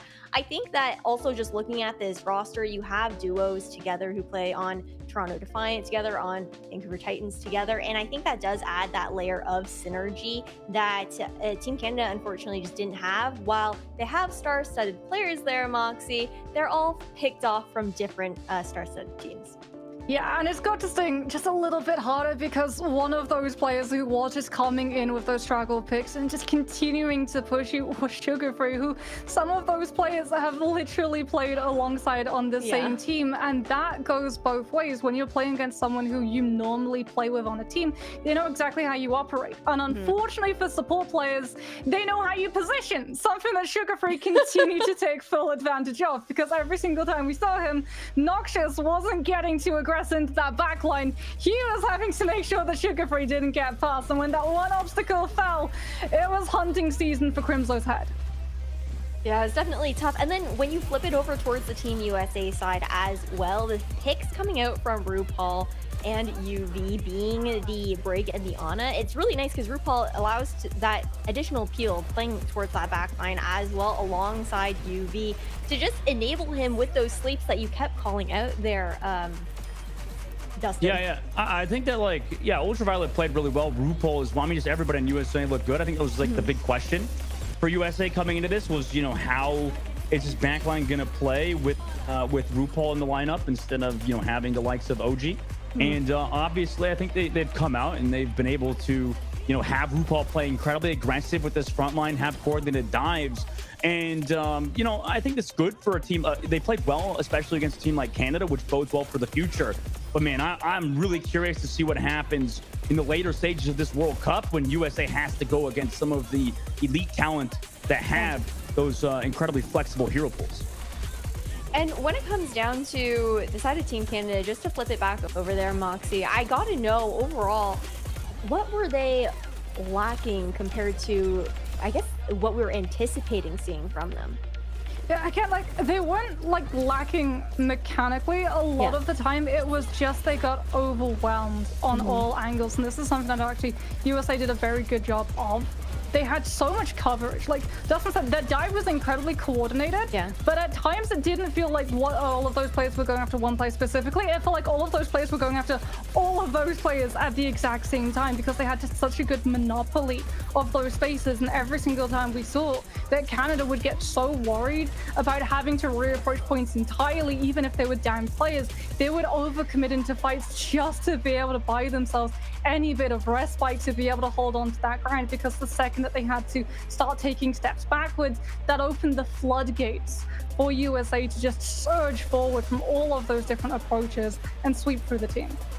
I'd pretty much just to add on to you, Moxie, I just think that it's easy to scapegoat, right? And that's why I'm going to do it. I think that obviously, not having a good Tracer player is a big deal. Like, it feels like both of these players, both Seeker and Noxious, are incredibly talented Ashe players, right? Both super good. But Mox, you said it, they couldn't control those flank angles. Sugar Free just kind of dominated Noxious or Seeker. Didn't matter who it was. And it's not that either of those players are bad. It might just be that Canada's lacking in that Tracer department. Could be. Ultraviolet coming in with this team MVP here for the side of Team USA. Absolutely massive. I think what would be interesting is I wish we did have the sleep dart statistic coming up. Curious to see how many of those actually did end up landing with the amount of impact that it had on this matchup. But Moxie, I guess, of course, GG's to Team USA, that 2-0. But for Team Canada, you talked about it on Ilios, about how USA were really good at just controlling that tempo. How do you think Team Canada could move forward going on towards the remainder of the Overwatch World Cup to kind of take that back into their own power? So it's actually something that Dustin brought up, having that lack of hit scan. A lot of the time when we were seeing the previous matchups, when you have something like a Hanzo, who technically isn't hit scan, he is projectile, but still having that zoning potential of just burst damage DPS.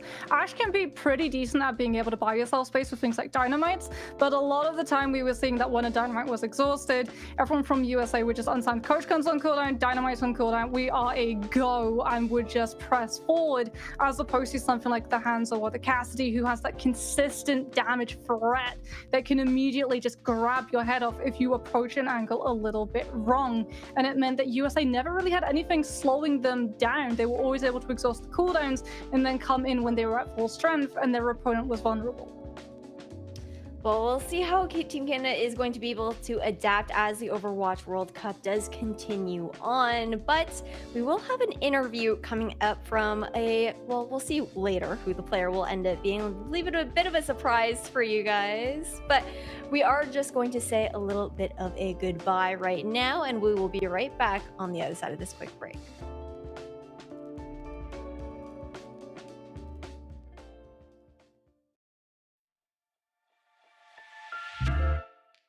We're not going to say a quick goodbye quite yet. I'm going to give you guys the floor really quick to actually say a few final words as you guys are saying goodbye for the day, and we'll see you guys tomorrow.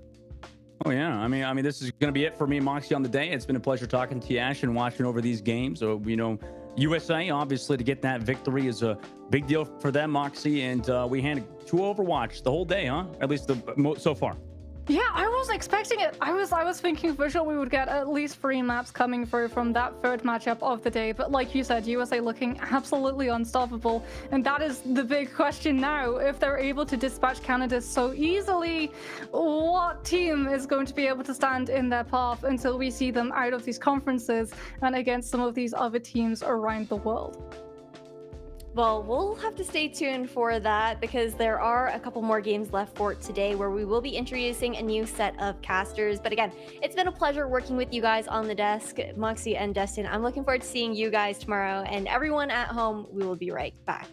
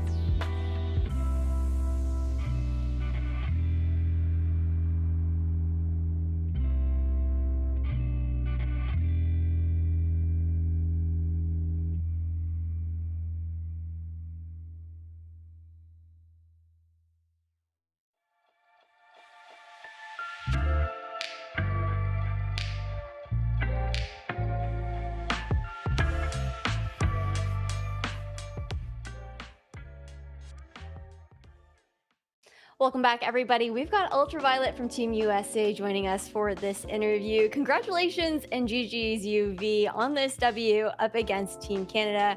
How are you feeling? Definitely really good. Okay, let's go. And I know that this was one of the most anticipated matches for day one of the Overwatch World Cup here for Americas. Did you feel like there was any additional pressure on the shoulders of Team USA for that particular reason? Yeah, I think because we have a lot of Toronto players and we didn't do very good in the regular season. A lot of people have had their expectations lowered of us. But I think I'm like really happy with how the team has been playing, and I'm like happy with the people we're playing with, and I think we're all really good. I think RuPaul especially, me and him have been working really well together. He's like super flexible. So yeah, it's been good. That's awesome. Well, it's always good to hear. And plus, you guys, you came out very dominant in this matchup as well. So a way to definitely show the haters and prove them wrong in that kind of sense. But I know I don't want to delve into this too much, but I know that there were those last minute adjustments coming out for the Team USA roster. And how did your team kind of adapt in that kind of way going forward? Well, we had our first scrim yesterday, and we weren't on the right heroes and like all these comps. I think Team Canada was watching, but it didn't matter in the end. Okay, sweet. Well, I just want to say as well, like overall, is it kind of weird, I guess, playing up against Team Canada, considering that you are part of the Toronto Defiant team? No, not really. I mean, I'm just from America, so I like consider myself on Team USA. I've always wanted to play for Team USA, so it's really nice to be here. Oh, that's sweet. That's awesome. And I was wondering, could you give us a little bit of insight on like what are the general vibes like for this team in the comms, for the calling and whatnot? Are you guys more so kind of clear, calm, collected, or do things get pretty darn chaotic? I think things can get pretty chaotic because we're all like from a bunch of different outlaw teams. We all have different structures, and so like we haven't had much time to like figure out a structure that like our team wants to adopt. So it's been a lot of like conflicting like styles, but I think we've been adapting to it pretty well. Yeah, kind of just going for the flow. It definitely seems like it's working out really well and whatnot. But as far as it goes, what your team really did well, I think that stood out to everyone, was just your ability to generally control that tempo. And Team Canada, they definitely struggled to respond to that. Would you be able to maybe like walk me through a little bit how that kind of panned out for your team, maybe the weaknesses that you were looking to pick apart? I think we just have like a really good understanding of the meta. We're playing the same stuff that like you saw in the mid-season madness. Yeah. So I think that like we're all really comfortable in this meta. We know like what to do in these certain types of things. They threw like a couple weird comps like with D.Va and stuff. But yeah, I think we're just like all like really smart players and we're able to adapt. No, that's sick. And okay, I've got to ask, because I know that for Moxie at the very least, this was like, I mean, not just for Moxie, but for me as well. One of the standout plays, at least on Ilios there, was, or no, sorry, not on Ilios, the earlier part of Numbani was the sugar-free echo copying into the Ana, into the anti-nade. What was everyone's kind of reaction, I guess, when that play did come through? I don't remember the specific fight, but I think we called that before as like a plan. So, oh, really? I mean, okay, yeah. That's sick. Yeah. That is really, really cool. I don't know exactly how it went down because I'm just like in the backline of RuPaul fighting for my life, but I'm sure that went good. No, I mean, you and RuPaul make a good duo back there too, especially when he's on that break, able to peel for you as well. And your sleeps were just going crazy today overall. But before we do go, I also want to give you the floor to give that opportunity to say any like thank yous or shout outs to anyone who might be watching. Thank you to my family, friends, and all the fans and supporters. Appreciate it and keep cheering us on. Sweet. Well, thank you so much, Ultraviolet, for taking the time to do this interview and whatnot. Really appreciate it. But we are going to do a quick break as well before we head into these next matches. So we're going to say goodbye to Ultraviolet. Wish you luck and GG's into your next matches. And we will be back on the other side of this quick break with Costa Rica versus Mexico.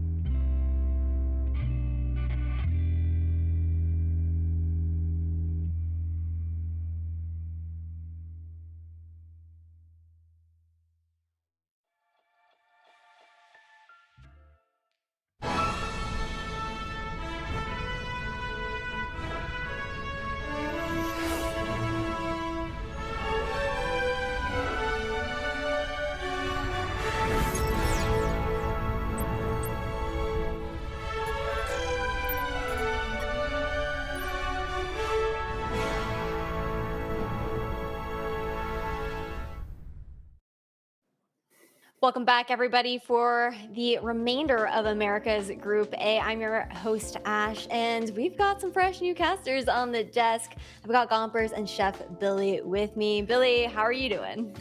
Oh my Lord, I am so excited to be here. I have been waiting for this moment ever since I saw the first Overwatch World Cup back in 2018. This has been a dream for so many years now, and it's just an honor to be here. Plus, I get to cast Latin American teams, which just makes it even better because the spice level is up. The socials have been crazy going between these teams. They've been kind of calling each other out. Definitely looking for the fireworks to start. Oh, you absolutely love to hear the banter going off on those socials. And Gompers, I gotta get your feelings as well. Welcome to the desk here for the Overwatch World Cup.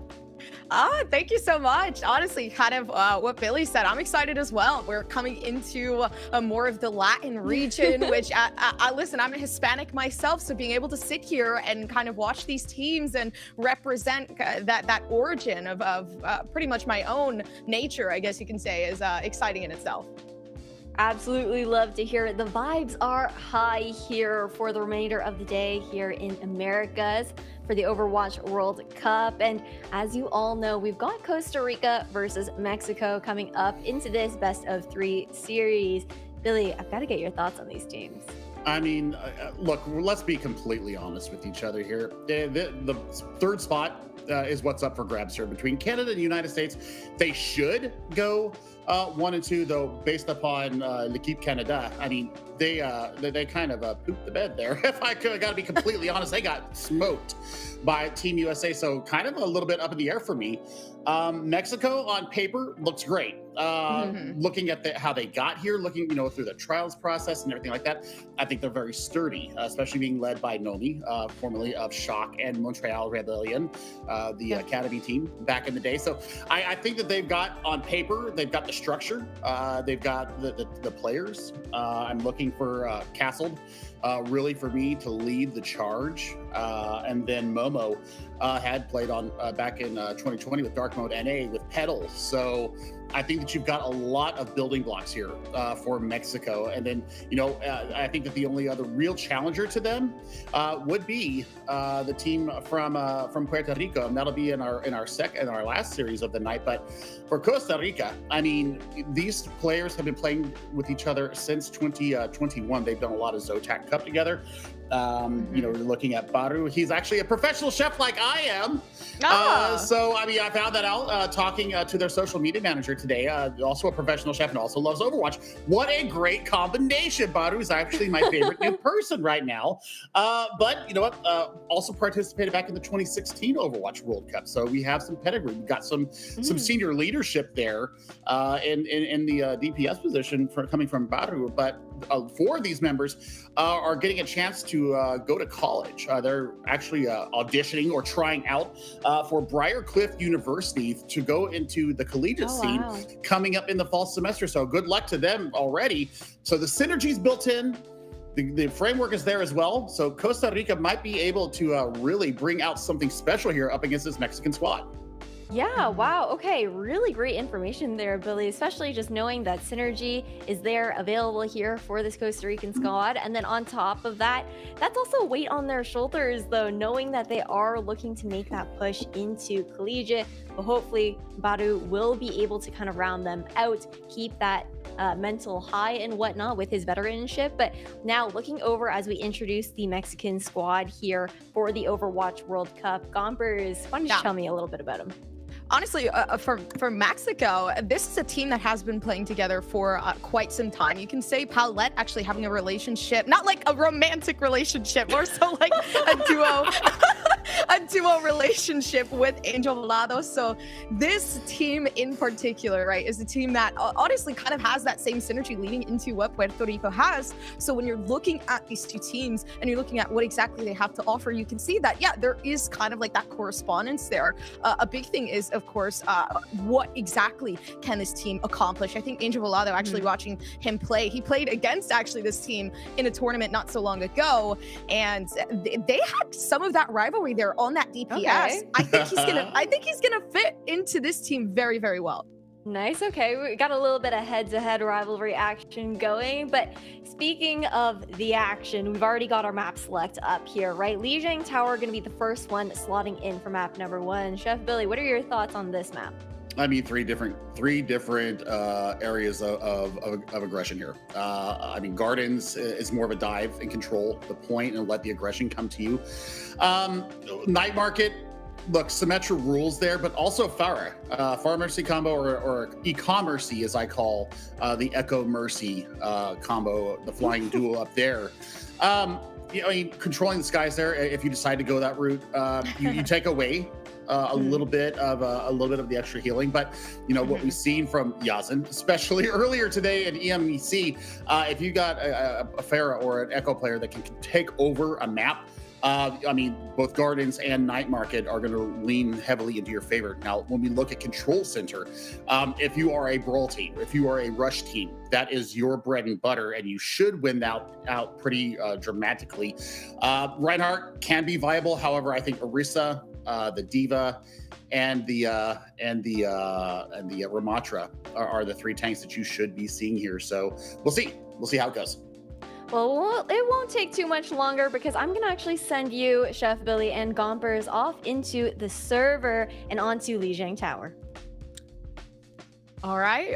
Thank you so much, Chef Billy. I know you were ready. You said you were ready. I'm ready as well. Heading into this game, I can hear that chuckle. I know we are ready for this. I'm expecting a Pharah Mercy. I'm actually hoping that we get to see that here. It's very, very strong for the amount of obviously obstacles that we're going to be able to see here on Lijiang Tower. It's control, a game of control. So what better way to do that? But it does seem like we're actually going to see some of that hack Doomfist here coming along. I mean, Hack Fist can work. And I haven't seen this here in the upper echelons of competition for quite some time. Saw a little bit of it in Australian contenders where they were trying to do something a little bit different. But I think Anhelvalado here on the Symmetra to get yourself to the point first and set up those turrets here on Night Market. I think this is where we really do get to take a look. And I mean, Gardens, you know, you can do the same thing here on Gardens. You can set up the turrets and get the aggression going. And I mean, with Castle on the Winston right now, you're able to dive in, you're able to bubble, you're able to, you know, extend a fight with the Winston. So this is what we're looking at with the Rush coming in from Costa Rica. Yeah, the Rush already getting big as well. You can see they're looking for some of that control leading around it. Not able to find it, though, when it comes to Mexico. Still, though, actually pushed back instead. You can see, actually, the composition there with the Mei bringing up that wall about now, being able to allow that to isolate these players one by one. Yeah, Mexico on a good start. I mean, Temo Vita from Podelo there on the Mei, putting a great wall up there. And, well, that's going to be a quick reset here from Team Mexico. Looks like they're going to change up their composition. Yep, they're going away from the dive. Even though Chobilux is 65% to EMP, so I think that they stay with the Sombra here. Really try to control WebTube or maybe Hodelo on the Mei. You know, deny the wall, deny the ice block, and then move in from there. EMP is going to be big for this next fight for Mexico. Oh, and it's good as well. You can see the Ramatra switch actually making some of these numbers count now. Still, though, making some damage work. It's not going to happen quick enough with now this close range damage actually coming along as well. You can see it's making that pinch that they really need to make, but unfortunately so. You see the Mei, you see the slows coming down. Now Chobilux with a very nice shot leading on to Winter there. They lose that damage. And it's going to be a beautiful play coming down from Mexico. They gain that control back. It's just the Ramatra left, but Baru, of course, no healing left to really help themselves. Yeah, they're going to be taken down in a second.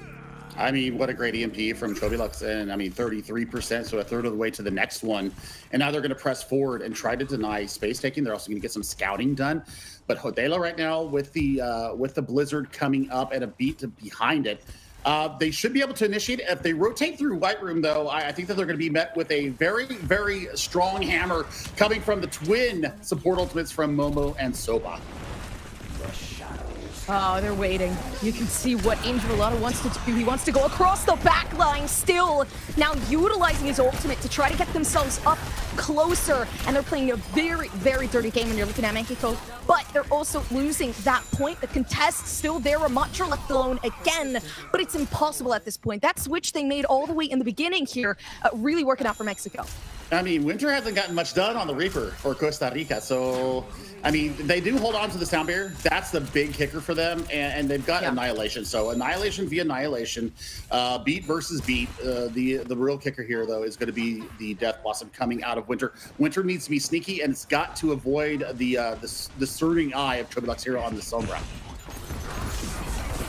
Pack still actually coming through right now as you see it. Still not enough firepower when it comes to Costa Rica, making some of that damage and making a knockoff here coming through from Castle.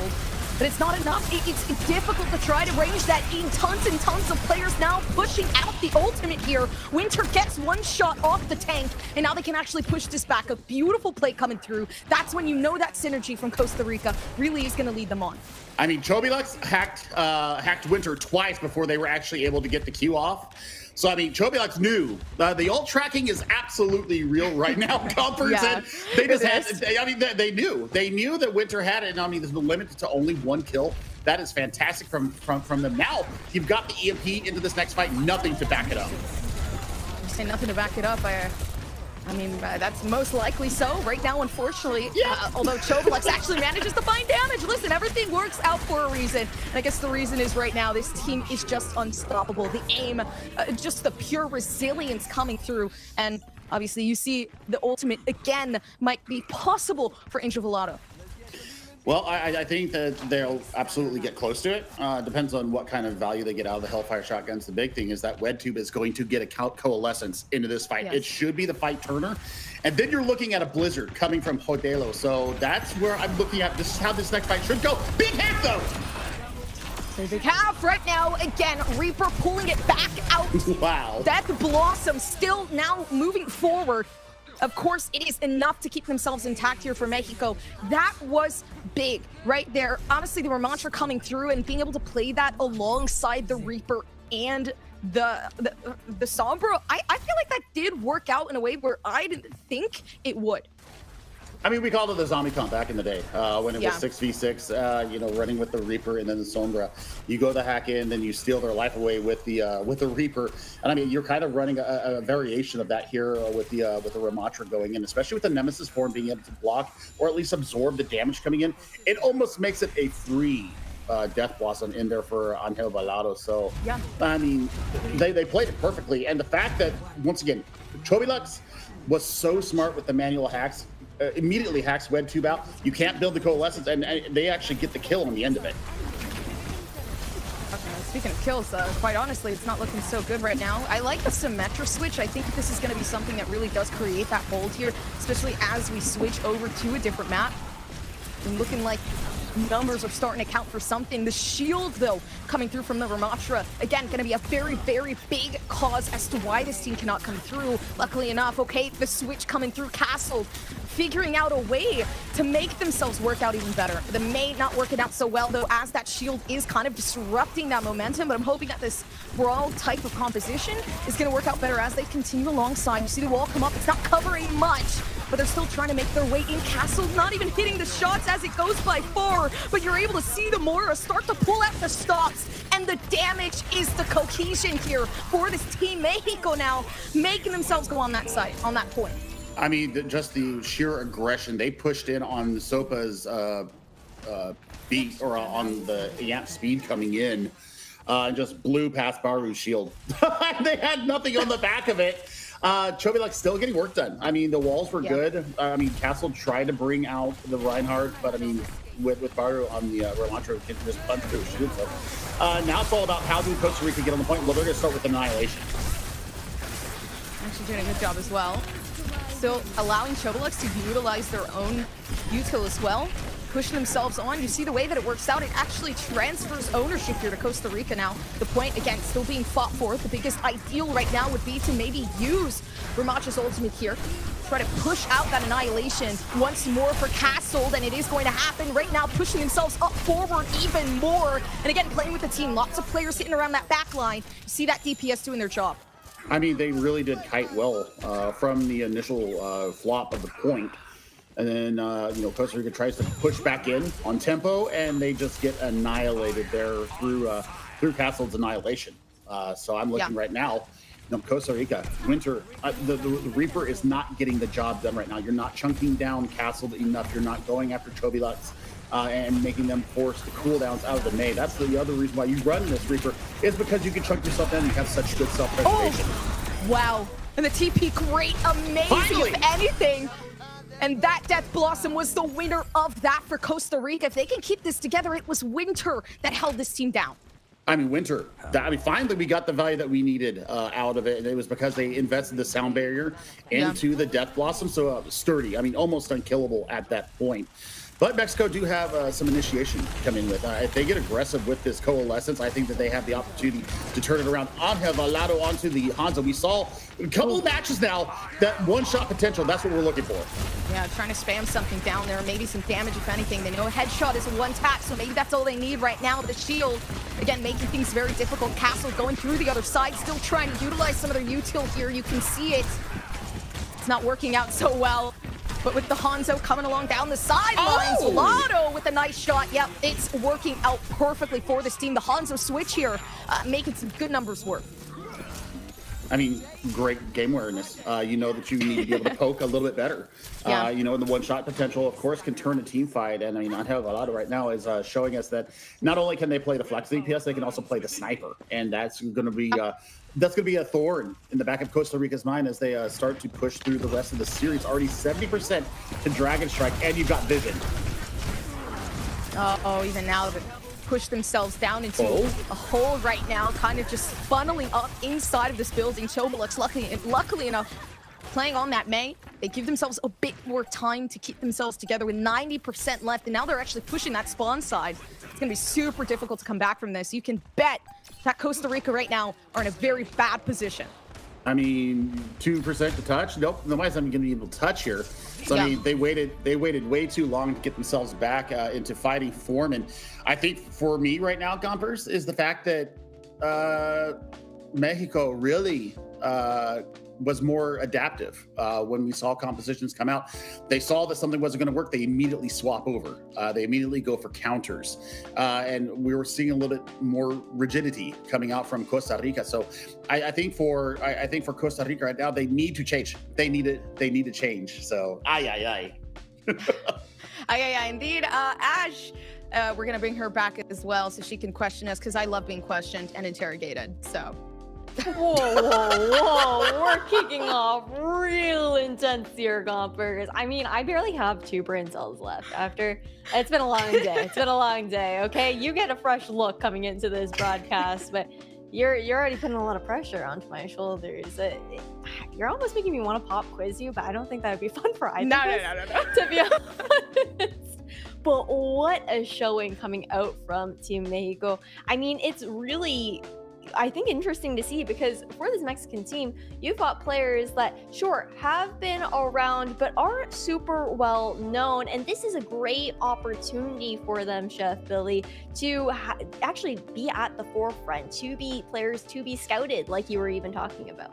Yeah, I mean, Paulette is the first one that brings to mind, just like Gumper said. I actually had a chance to see them a couple weekends ago with the Timeless Creator Cup, playing for Team Ruben Sargasm, and also in Calling All Heroes. I got a chance to cast them in Calling All Heroes as well. So, I mean, this is a support player that definitely needs to be on a lot of tier 2 contenders teams' radar, because they do have the value. They showed it time and time again here.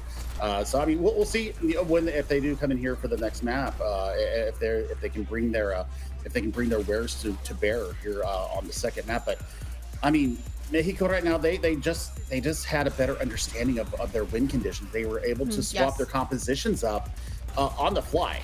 And they just really took advantage of the rigidity of Costa Rica. I think that Costa Rica need to be able to do the same thing. They have to be able to swap and counter what is being thrown at them. So, I mean, it's a chess game. Overwatch is more of a chess game than ever. And, I mean, Angel Volado on the Reaper just got it done.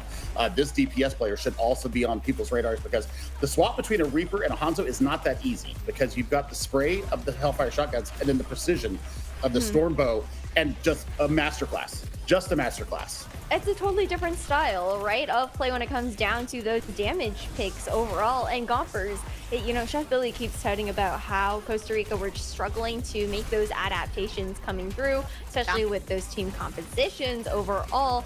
Do you think this team maybe has what it takes to implement that going into this second match? Because it's just the best of 3 at the end of the day.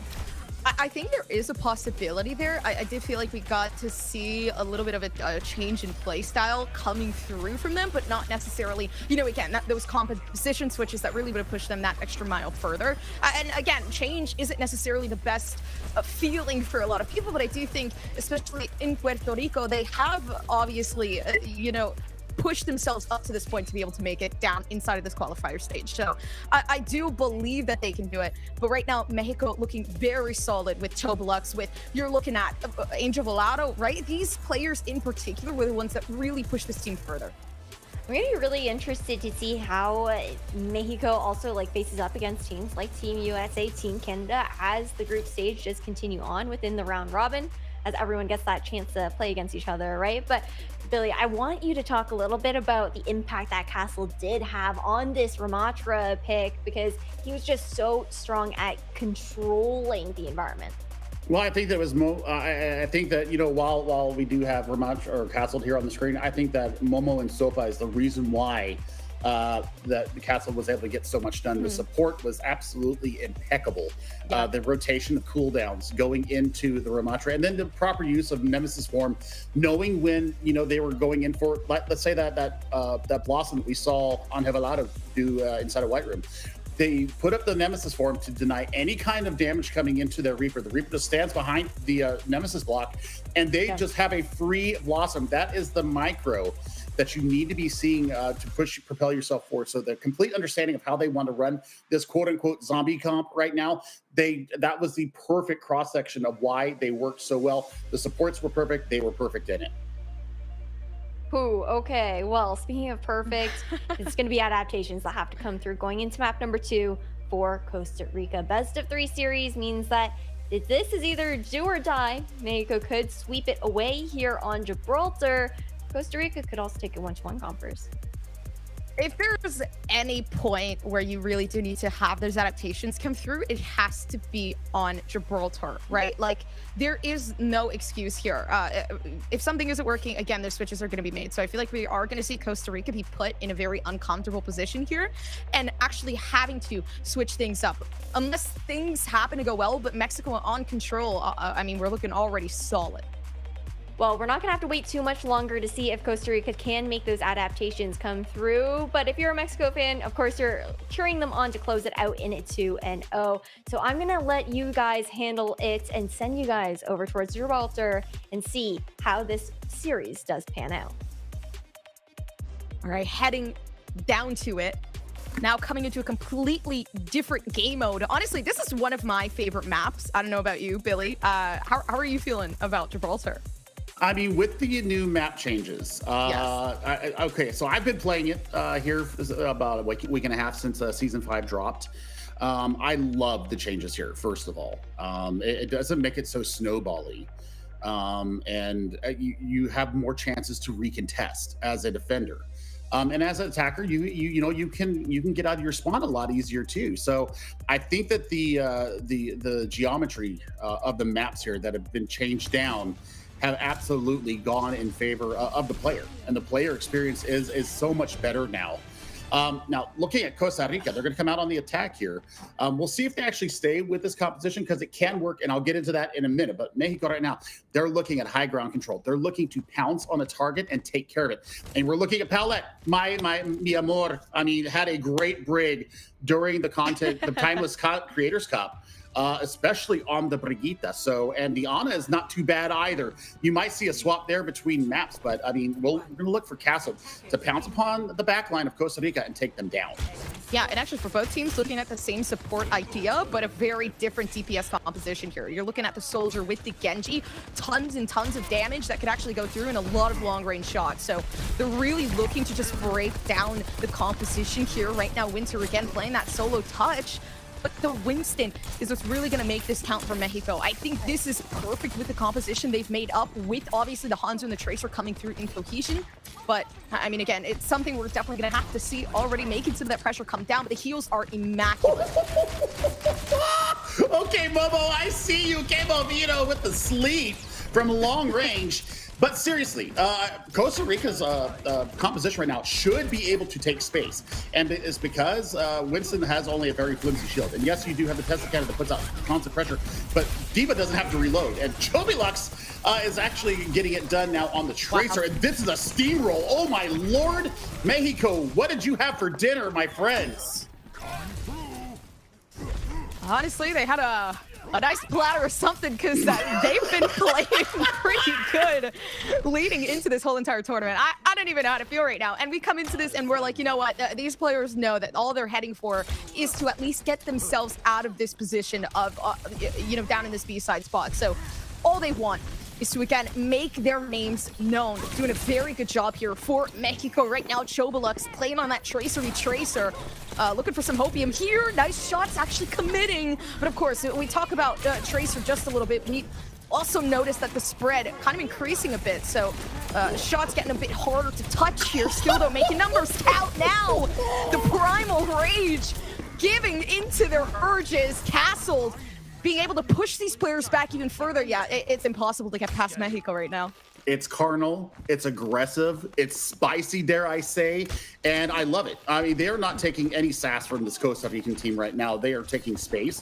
You're looking at the beautiful honorable Tracer duel between Chobilux and Winter. I mean, Chobilux has been just sitting on this pulse bomb, just looking for a target. Now the Dragon Strike available to Angel Balado here. I mean, we're just at the car wash.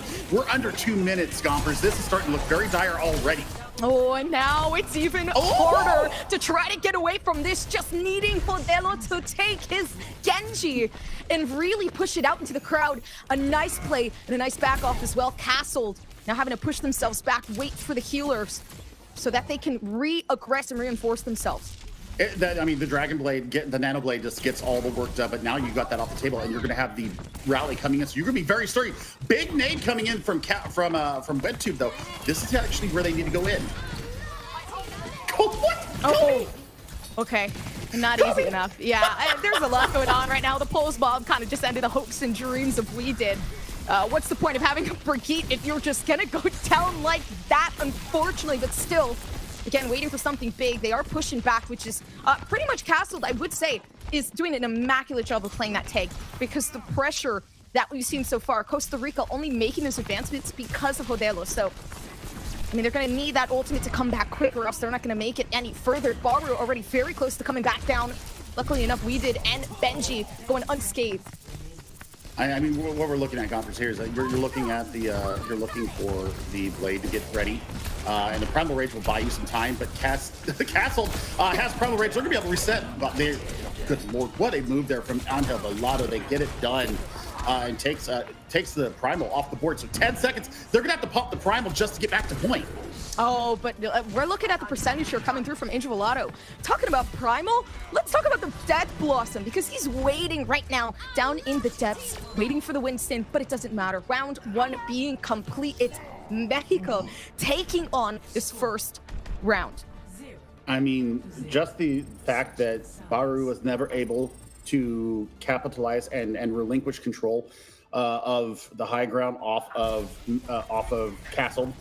That just shot him in the rear end. There was no chance for them to get beyond that, and there was only one hero play that you could come out. I mean, with the amount of sustained that Mexico had there on the defense, they had all the sight lines covered. I mean, this was a beautiful blade and dash through to get it built up. I mean, they got the work done with that, but still, I mean, so much work done, and Angel, actually gets the work done there and takes them out at the end of the blade. That would have been the point captured. So, I mean, this last second little flick there saves point A. And now for Mexico, they've got 4 minutes to basically get to the end of point A, and they will take the 2-0 sweep here. So, I mean, it's all on Costa Rica right now. They don't want to go down 0-1.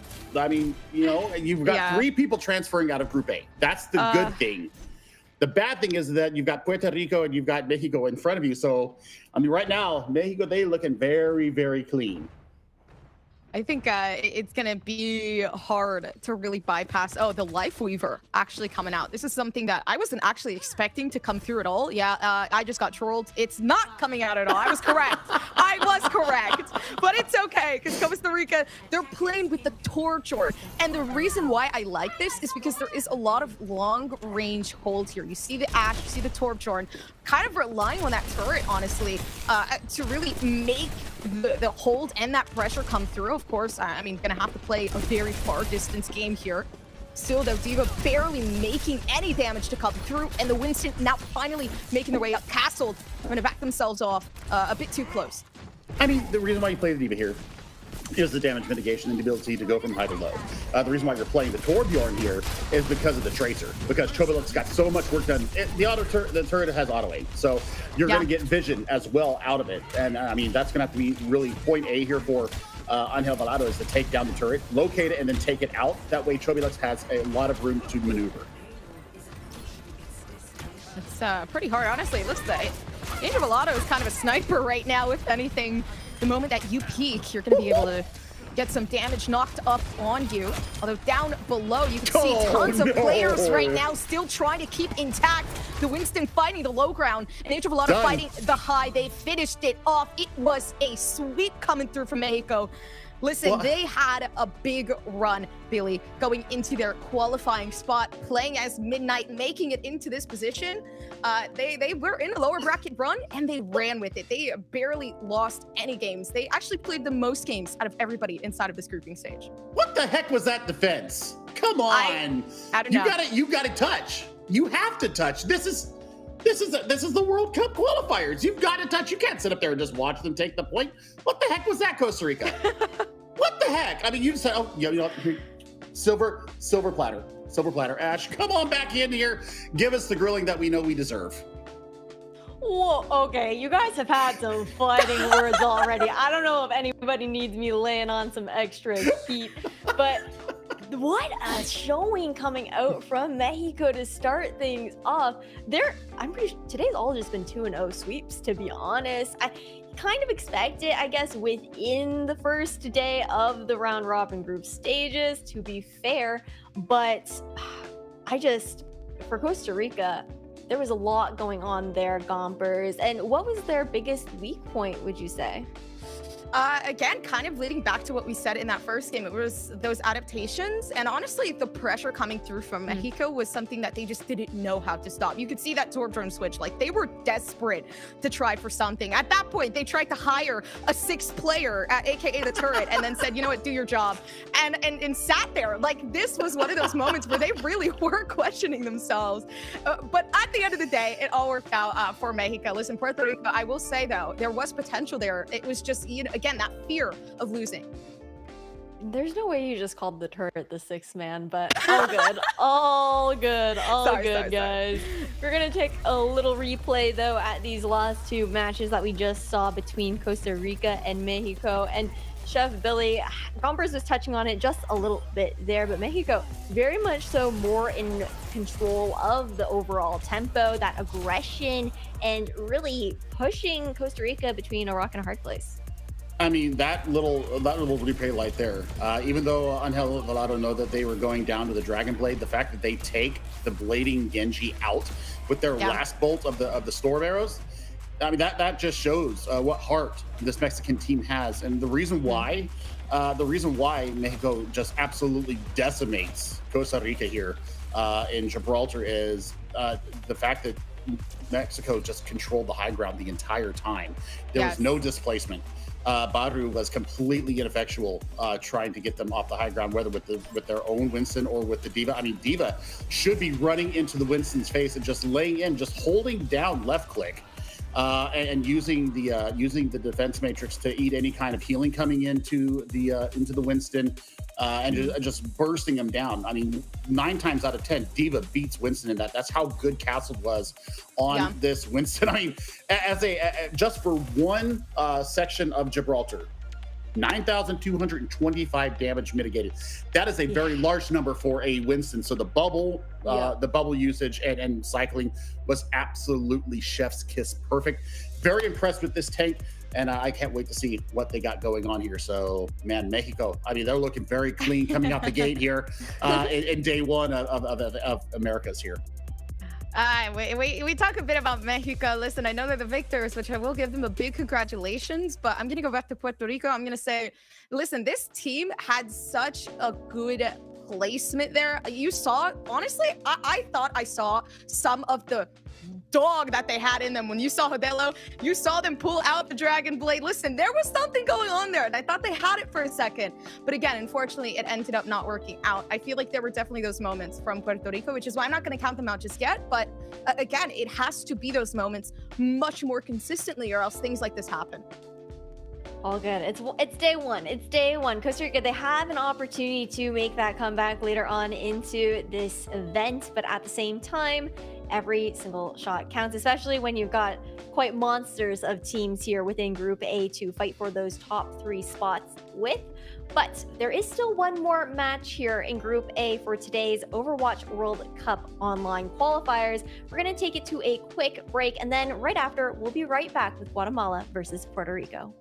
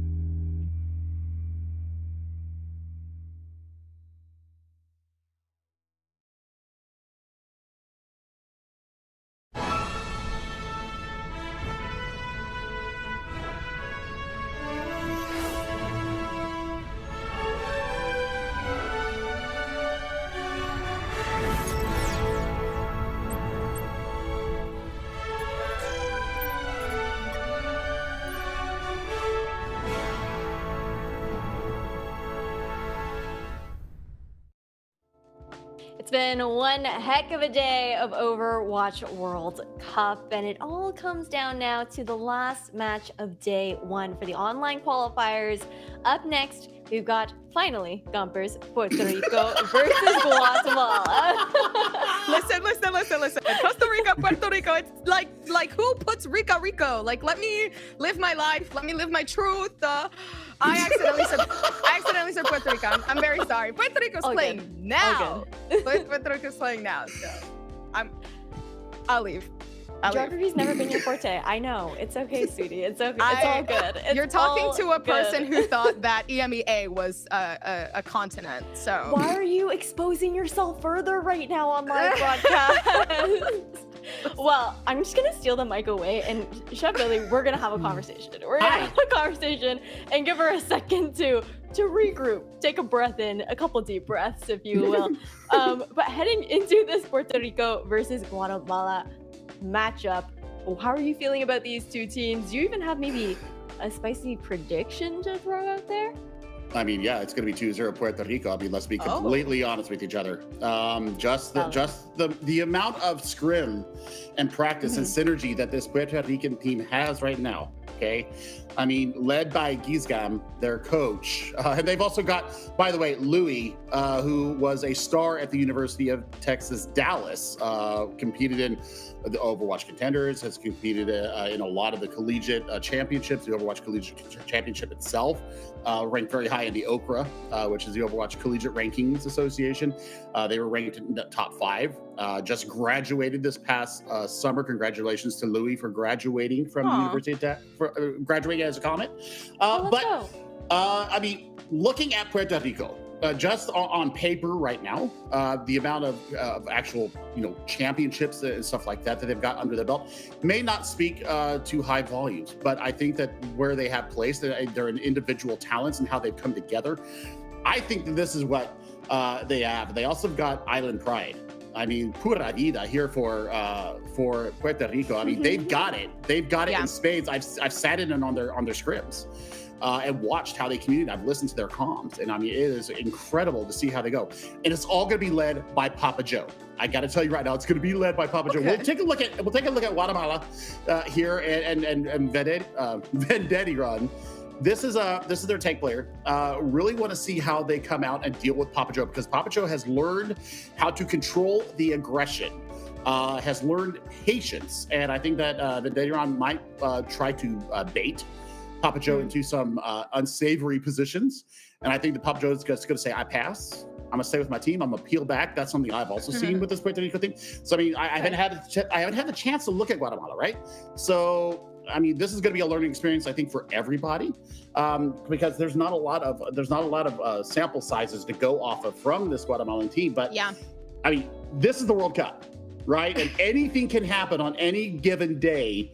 So I want to see them come out strong. I want to see them come out as a 5-man unit. I want to see them really take it to Puerto Rico, to be quite honest.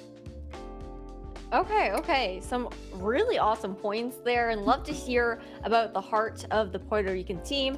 But focusing back on this Guatemalan team as well here, Gompers.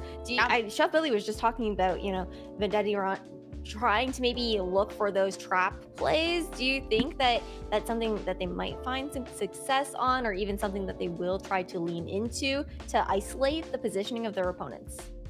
Yeah, I mean, there are some difficulties there. Puerto Rico is a very strong team. So when you're looking, obviously, again, like that lack of information coming from Guatemala, it is difficult to put that 2 and 2 number together. It's kind of like looking at the big dogs and then trying to find the underdogs. They're so little, like you can't see them. And it's one of those things where they will grow in time. And I'm hoping that they get to show us kind of what they have to offer here from Guatemala, just because, again, I love seeing new players really shine in moments like these where it really does count. So I do believe now that, of course, these countries are coming together, there is a possibility that Guatemala, having this big name on them, they're going to show us something good. Yeah, and then Chef Billy, I also want to touch back on to actually both of the tanks here for both Puerto Rico and Guatemala. The fact that we're actually seeing 2 Reinhardt mains coming into this matchup, something that we actually have been missing out on a little bit today. We've seen more so like the Winstons, the Divas coming out, the Ramatras, but we haven't really seen that Rein presence. What can you tell us about how this is kind of gonna shift the playstyle of both these teams, or maybe even force further adaptability out of each other? I mean, I think this is a carryover from Overwatch 1, where you've got the main tank mentality. And I think that both Vendettiron and Papa Joe, I mean, I know Papa Joe, having seen him not only for Team Puerto Rico, but also in some collegiate stuff. Also back where I got my start in the console gaming league, Papa Joe played there and was a main tank and was an absolute menace and has absolutely leveled up since they've gone over to PC land. So I think that the main tanks are definitely going to be bigger in the pocket for these two teams. Papa Joe's Winston is disgusting. Let me just put that out there.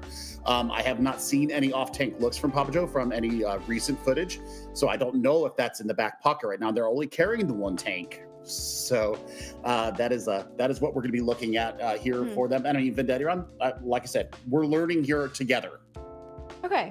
Very cool. Very cool. Interesting things to look out for going into this next matchup, though. But we're heading over towards Lijiang Tower once again. So, Chef Billy, Gombers, I'm going to send you guys all out there and take it away. Back into Lijiang Tower. When we were here before, there was a completely different story happening, right? When you're looking at what exactly is going on with Mexico and then, Costa Rica back in those past games. Are we going to see kind of that same origin happen right now, or are we going to be able to see some of those closer games? If Puerto Rico plays the way that they have been showing in their scrim blocks and some of their friendlies, I think this should be a pretty comprehensive and pretty straightforward match for Puerto Rico. But if the size of the moment gets to this young squad, then they might run into a little bit of a hiccup. But it should be pretty easy, honestly, for Puerto Rico right now, because I mean, just based upon how they have been playing together and the synergy that they have built together, we are going to see the Reinhardt v Reinhardt, and the Symmetra comes up early from Ander. They're already on the point, ready to go. Very round two. You said you're looking for some of those pinch plays. I feel like here Papa Joe did a great job. What? I told you. Oh, okay. Oh, he's dancing. Listen, they're having a good time right now on the point. It's okay.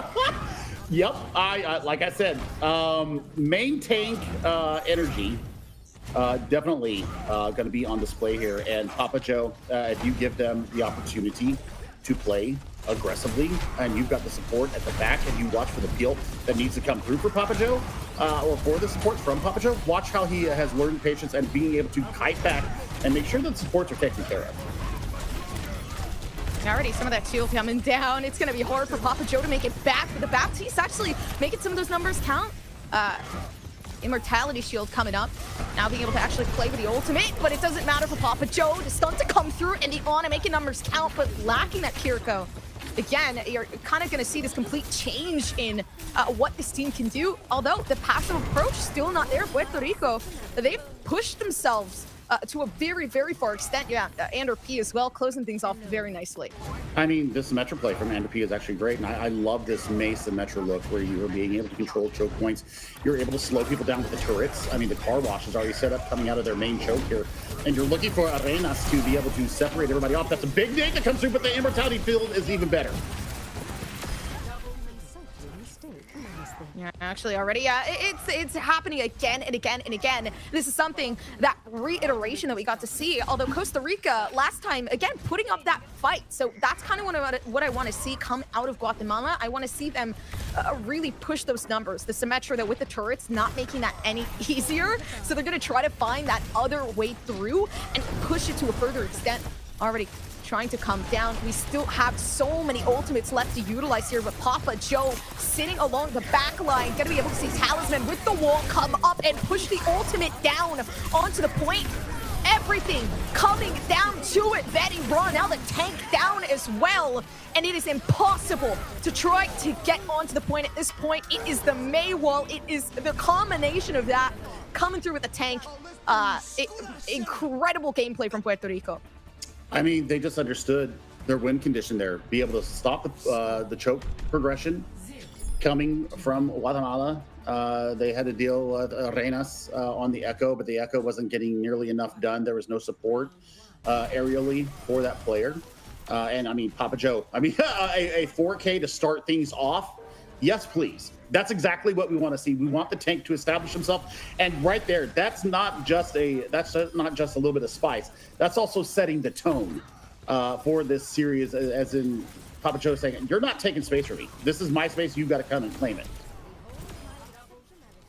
It's pretty difficult to claim a space that, quite honestly, you haven't touched.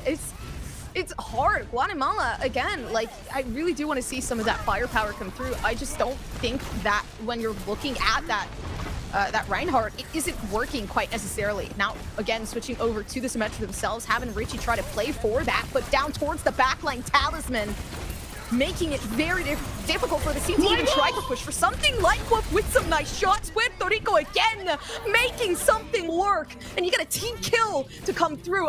Honestly, astonishing to see this team and how they're playing right now. Gulpers, that's a 3K boop off the side. Lightwolf was lying in wait like a black widow and hatched the trap. Sent everybody into the koi pond. Night, see you later. You're done. And now it's all about them trying to get on this point. And with the mobility of Puerto Rico right now, Guatemala are in serious trouble already. Looking at serious trouble again. Even now, Talisman actually still making some good numbers, and they know what to focus on, which is something I really like coming through from this.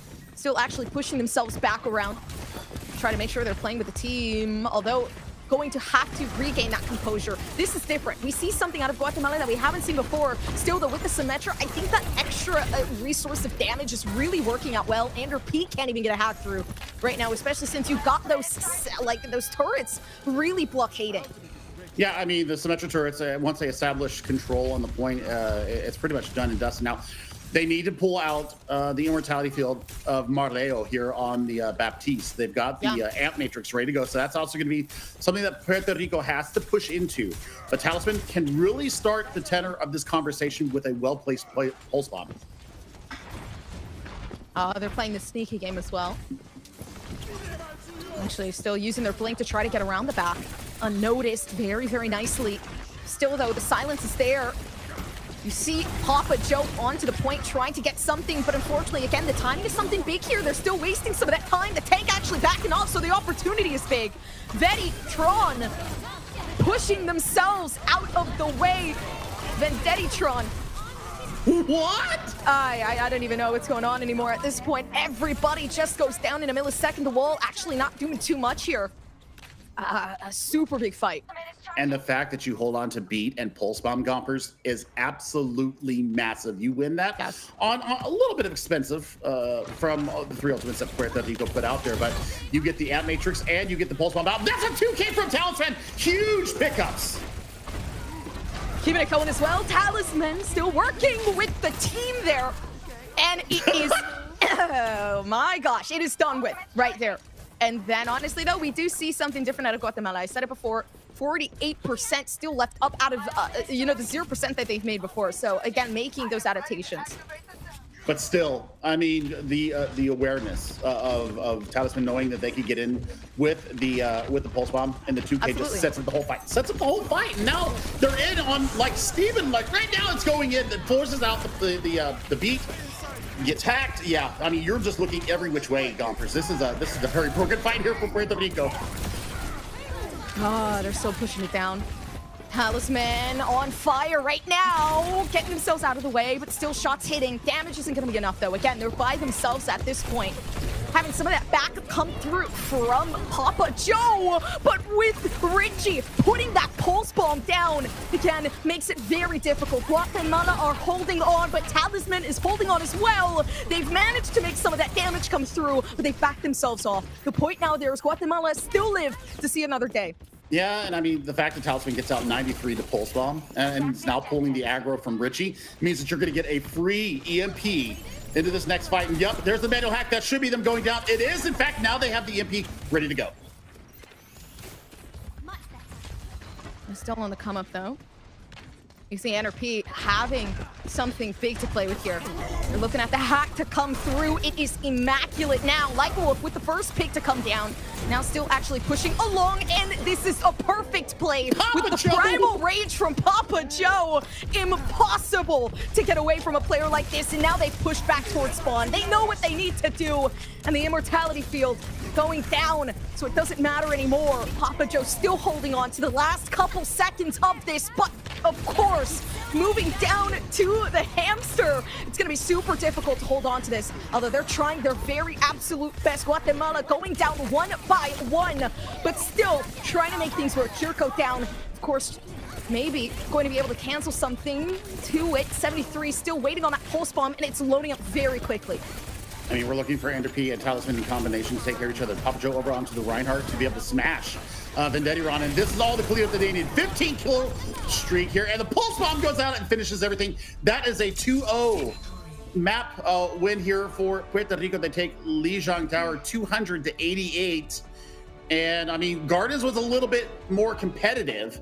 I think they got a little bit more aggressive, maybe a little bit more ego into their game, feeling their oats, so to speak. Definitely had that extra helping of Wheaties. But we're going to bring Ash back in here and see what she thinks about how Lijiang Tower went down. Okay, guys, the Papa Joe stonks are trending up right now. Like, that was an insane opener with the 4K to come through and just immediately leads into a team kill, right? And then not too long afterwards, you get the second team kill. That just rounds out that first point, and just such a strong showing there from Puerto Rico. And it's tough because Guatemala, they had some of those glimmers of hope for sure. But Gompers, unfortunately, they just weren't able to make those conversions. You talk about it, right? Making those conversions. And I felt like a lot of it, you could see them actually trying to make those changes down in composition-wise, but it just was never working out. And a big part of that, bringing it back to the stonks over here, Papa Joe, right? You're looking at the way they're playing, you're looking at what they're doing, bringing out the Primal Rage at such perfect moments to regain that momentum. But again, I did see Guatemala being a lot more comfortable with Puerto Rico as time went on. So there was something there. There was that spark that I felt like we needed to see in that last game there with Mexico and Costa Rica. So when you're looking at these two teams and you're kind of comparing and contrasting, there is at least that development. No, that's for sure. And that's what happens as the series goes on, right? You familiarize yourselves with your opponents that you haven't really played much against before, and then just slowly look to make those adaptations. But Chef Billy, right now, we're on the online qualifiers for the world stage. You cannot afford to take that long to actually implement those changes that are needed. True. And I think that what we did see, that we did not see really out of Costa Rica, was the fact that the adaptation started coming through a lot earlier for them. They realized that they were getting a little bit diffed out. And you saw Arenas go over to their own Tracer. I think that was a great change for them. The Ryan v. Ryan, I mean, Papa Joe went with a Winston into a Reinhardt. And generally, Reinhardt will be able to win that because of the swing and because of the stability that you have in the charge, can take Winnie for a ride. But Papa Joe, I talked about it in the opener. When we opened up this map, I talked about the maturity that this player has gained. We're seeing it on the stage, the world stage right now. This is exactly what they want. I mean, this is a player that is a couple months away from graduating with their aviation license. And so, I mean, they're going to be a pilot. So this is kind of like a last call for Overwatch for Papa Joe, and he wants to go out with a bang, and he is absolutely living up to the billing. I think right now for Gizgam, you absolutely have to be telling, protect the tank, protect the tank. The tank will lead you to the promised land, and Papa Joe is your salvation. Papa Joe is your salvation. Kind of reminds me of I'm not going to say the brand, but a pizza brand, a particular pizza brand out there. So listen, we talk about stonks, we know what he's selling. So let's be real. I mean, I'm Talking about bullish. songs. I'm bullish. I'm bullish on Papa Joe right now. What can I say? I'm impressed. I mean, living up to the hype. Living up to the hype. That's all I got to say. Oh, absolutely. I mean, especially we also have like not today, but of course more Overwatch World Cup to come later on this weekend and going into week number 2 if these teams do survive all the way there. And I was looking at the chatters a little bit. Someone was talking about the Papa Joe Doomfist, so I'm actually curious to see that maybe make an appearance into the future. Could be something fun to throw in there. But overall, just an incredible showing coming out from Puerto Rico. And for Guatemala, Chef Billy, what do you think they really need to focus on going into day number 2? I think Vendetta needs to get back for his for their supports. I think the supports are getting left out to dry a couple times with Vendetta trying to be a little bit more aggressive, which I don't necessarily think is a bad thing. If you're going to be aggressive, your supports have to be on the same page with you. You have to be calming. I'm going in. I need these resources, and I think that's something that we need to go with. I mean, there's the 3K from White Wolf. God, that's beautiful. That is FD godlike. Just beautiful work out of them. So. For me, I mean, Ender P on the Sombra, really getting it done. I mean, for 2 maps on a Sombra, with the little pea shooter that she's got. I mean, still, this is great numbers. Almost 7,000 damage with the 30 shot or 45 shot little pea shooter. But mitigating the damage, I think that's the big part for Sombra is when you get the hacks out and you deny the damage coming in, you deny the cooldowns. I mean, Ander P really did play a perfect map as far as a Sombra player. I think I saw them go down maybe once across both maps. So the awareness of the pressure coming in when you need to translocate out, perfect. Their manual hack targets, perfect. That 2K pulse bomb doesn't happen if you don't hack the Baptiste and they can't throw the immortality barrier up. So they really got it done. Yeah, that sustain for the Sombra player is super important just to be able to use that utility and help set up your team to really capitalize on those team fights there, Gompers. Yeah, honestly, speaking of that capitalization as well, a big portion of that too was, again, like the DPS. We talk about the DPS, we talk about the tank, but I do feel like the people behind the scenes that go a lot unnoticed, and only because if you're doing a very good job, it's kind of like when if you don't notice your healers, they're doing a good job because they're doing exactly what they need to do. So I do feel like the support here was immaculate. You're looking at the amount of times that they should have gone down in those group fights, but then they somehow just were not dying. So in my opinion, taking all of that information in, it is big for the support to also get a spotlight of their own. I would have to say, just for that fact of, okay, you're looking at what's happening with Puerto Rico and Guatemala. You're looking at the fact that Light Wolf or Azulix and Croy, whatever, they are there to make things happen. So that's for sure. It's going to be a pretty big shout there over to Guatemala to try and just keep an eye on their backline, keep an eye on their support players, right? Ensuring that they are peeling for them and being able to take them out there. But overall, I mean, now just looking into the next potential map, apparently, we might be heading over to Circuit Royale. Oh. I like it. I like it. I like it. I think that for Guatemala, I don't know if they have snipers. This will be something that we get to see coming out from them. This is typically, and I'm going to put this in air quotes, typically a Sigma and double sniper look. I call it the Monaco 5, where you've got the Sigma, you've got Hanzo and Widow, and then you're running with the Baptiste and Zenyatta to burst and chunk down the tank. Space taking is going to be at a premium for an attacking team because the defense can get set up on high ground. They can take their choice of how they want to engage. There's room to kite back. And if you've got an experienced off-tank player that can play the Sigma, it's darn near impossible to get around the first corner. You might win a fight. And if the kite is good, then you're looking at maybe 2 fights in a total of 4 minutes that you need to win to be able to capture the first point. So it's very defender favored. At least point A is. Point B and point C, it's more of a toss-up. But I think that if you really dig your heels in on point A and you put up a good hold, this could be a first point hold for a defending team. Okay, all big notes to consider here, especially for Guatemala with this map pick coming out for them beyond Circuit Royale, and just the necessity of having to really tighten in on just the general macro and keeping an eye on everyone's positioning, ensuring that you are helping out the team wherever you can. But again, Puerto Rico, they looked really, really strong there on Liu Jiang Tower. So we'll see if Guatemala can maybe make some sort of comeback to take it 1-1. Otherwise, the majority of today has been 2-0 sweeps, and Chef Billy Gumpers, take it away.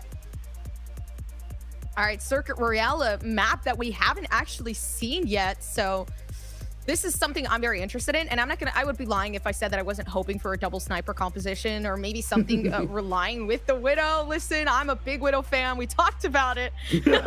Yes, we did. we all know about my very, very bad Widow addiction. Naughty girl. You're so naughty.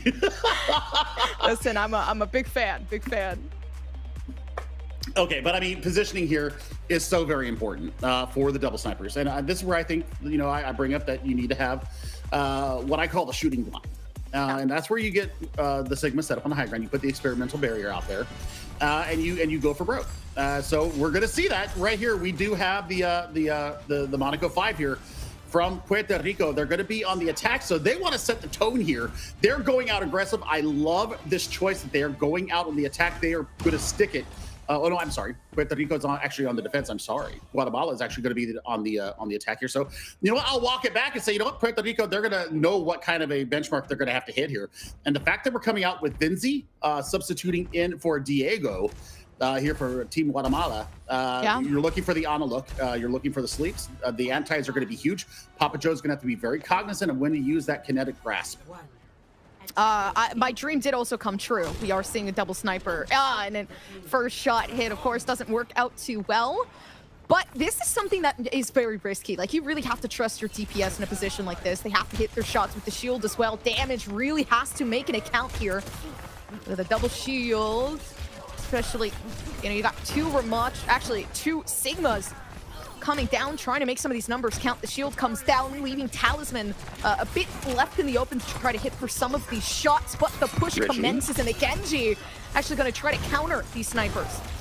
I mean, the fact that Richie gets the initial kill out is pretty huge for Guatemala. They're able to take a lot of space here. And the reason why you're running the Genji here in Arenas is to be able to get on top of either the Widow or on top of the Hanzo. So, I mean, great pushback here from Team Puerto Rico. They take down Vendettiron on the tank. That's a lot of space they're going to be able to take. But Talisman super low. They need the healing right now. Oh, it's impossible. Oh, every shot missed. Talisman having to back off. Still, though, again, relying on the Widow. The Genji Arenas still looking for some pretty big numbers here, but Guatemala actually on the pushback and making something count. And repeat, taking a very, very distant angle. Nice shot. Although not much left to do here except for wait. An air angle to be taken, and still nothing again. Yeah, and that Sonic Arrow is going to let everybody for Guatemala know where the Puerto Rican defense is setting up. About 5 meters-ish to go before they capture point A. This is a better look from Guatemala. The trade's starting to come through. Papa Joe down. That is not good for this team. Oh, actually, the Dragon Strike coming through as well. Nice shot from Richie, leading things to continue here. Guatemala on a completely different stance right now.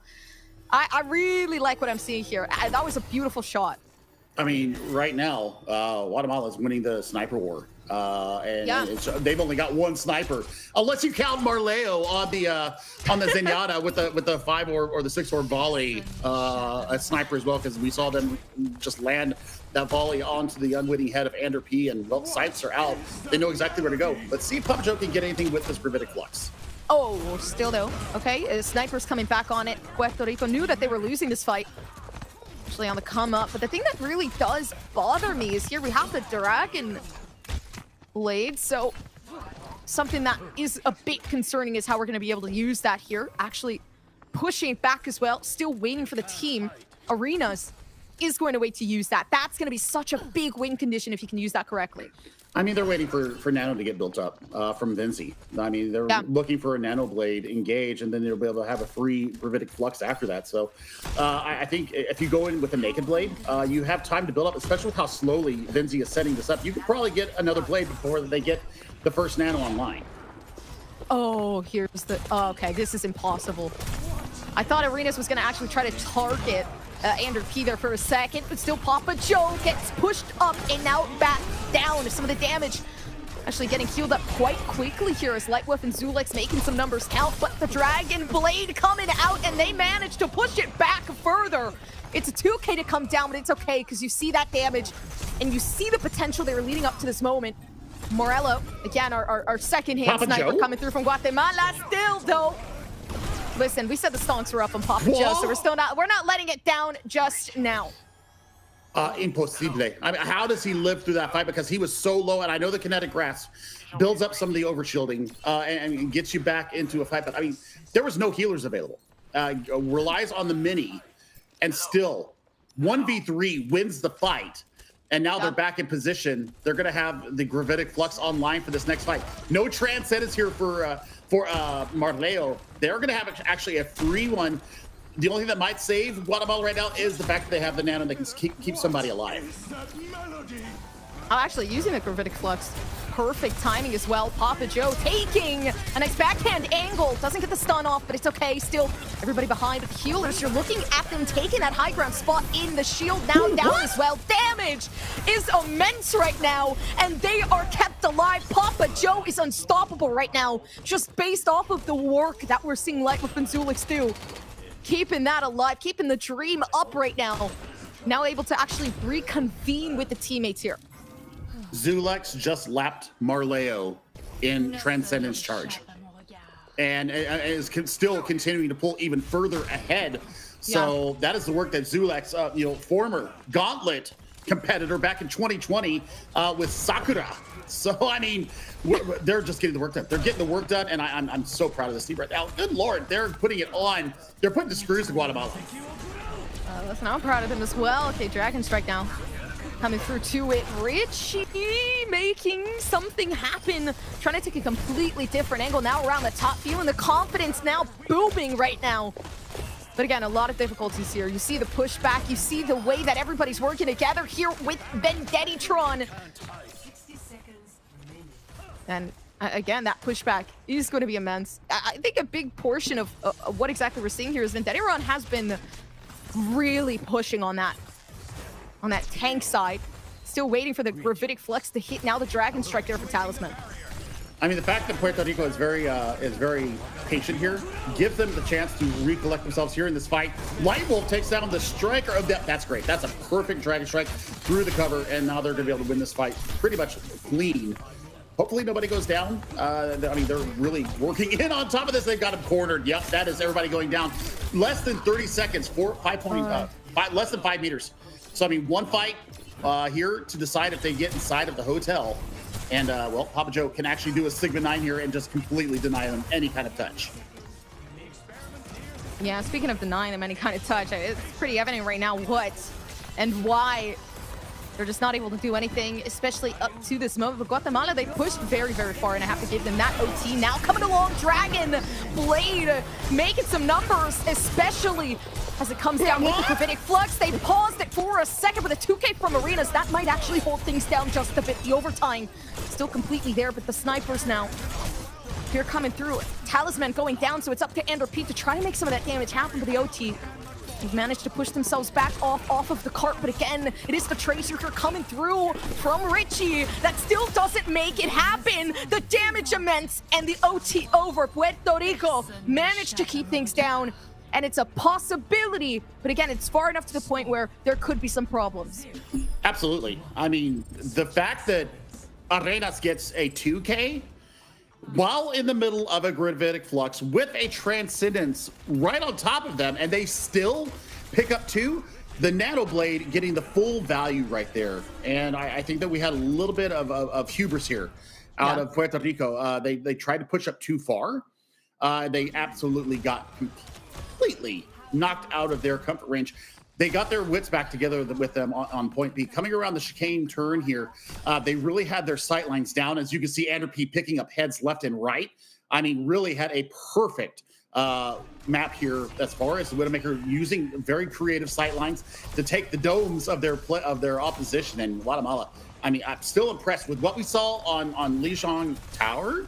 I tell you what, they really did turn it around here in Monaco. So yeah, this was a good look from Guatemala. I mean, there's no give up in this team, and I love to see the fight back.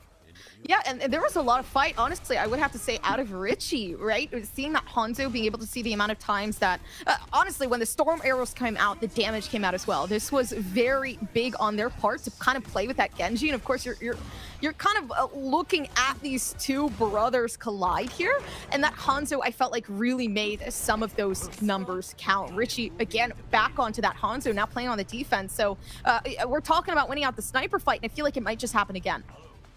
Well, I mean, it's all about positioning. Once again, you've got the shooting blind up here. Rich is going to take the off angle here while you wait to have the Widowmaker have the better shot. And well, Andrew P has making the rotation, and well, that is a huge kill with the storm arrow right through the dome of Richie.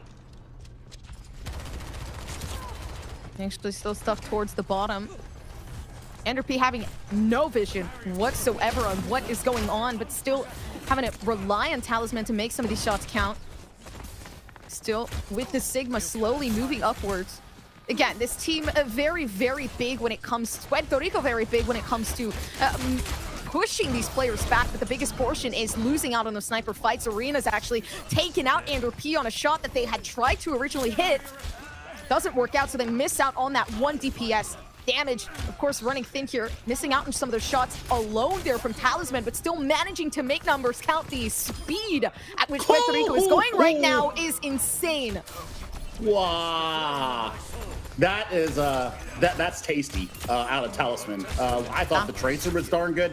The Hanzo's even better. The tracking is so good. I mean, this is exactly what you want. And Papa Joe doing the right thing here, just claiming all of this space from Guatemala and not allowing any aggression to come in. There's the maturity that I was talking about, Gompers. You go up, you take the space that you can. Once you realize that you're getting to the point of being overwhelmed, you pull back, you regather your resources, and go back in for a second contest. They've already come around the first quarter of the chicane, basically for free. I think a big thing right now is where are the heals for Vendettiron? It feels like everybody's pushed along the back way too far. Zenyatta not even able to actually play for what their role is intended to for the damage right now. Marleo still stuck around the back, and the damage is insane when it comes to it. Puerto Rico right now might have just been able to say GG in the chat because they're still up towards the push. Papa Joe again with the pressure here, and now being able to pull through with their ultimate. Able to see the Graphitic Flux in action now with the accretion to push back even more, and the heals are not there, and they never will be, because it might just be a possibility that a win to come through. Able to utilize some of this Dragon Blade right now. Arena's desperate for the win. It is a beautiful play right now, but Papa Joe ends it before it can start. Everybody off of the point. It's up to Papa Joe with 2v1, and the accretion is going to do a good job, and no heals left. No shot. I mean, he 120 health of 140, and there's the Immortality Burn from downtown. The Frisbee throw gets it done, and now they're back into full fight. I'd be afraid right now. Andrew P's feeling it, especially with the shots that we just saw right now, but the pushback has been pretty good. Still able to see Arenas. They are lacking that ultimate, but the Hanzo was big there. At least being able to see Talisman really pull through for the team in those last seconds. Puerto Rico, they had a very, very good play. Wow. Okay, that was just you done. Be gone. El Cucaracha. Bye-bye. Done. I mean, they treat him like a cockroach there. Seriously. I mean, that was, if there was anything that I could say more about what just happened on the attack phase for Puerto Rico, they lost, I think, 3 people in the entire team. And pulling people back. But Ash, you're coming back in here to talk with us after what you just saw go down in the streets of Monaco on the Formula Lux racetrack. That was pretty comprehensive out of Puerto Rico. I mean, it was really, really solid, but I also still want to give it to Guatemala for the fact that they did try to make those adjustments come through, and it felt like honestly a closer matchup than it did over on Lijiang Tower earlier on. So at least you see that ability to warm up that we had talked about a little bit between both of these matches. But Gompers, I gotta hear it from you. What was the nail in the coffin? Nail in the coffin for me was Papa Joe. I'm gonna be honest with you. The person you always see on the front line, which I hope so because he's a tank, but the person that you're always looking on those front lines, hence why you did get to see, they knew exactly when to push for Papa Joe. They won out the group fight. They managed to push even further so that they could stall for some time and also gain that map control, which is one of the biggest things when it's leading down to a game like Hybrid and whatnot. So I think for me was really Papa Joe's game. But you also have to give it over to those supports like we heard Billy talk about earlier as well. Whole reason why he's able to take all of that space is because he's got those players backing him up and being able to feed him all of the health that's needed for the insane sustain that we saw, especially in those last few seconds of that last matchup, Billy.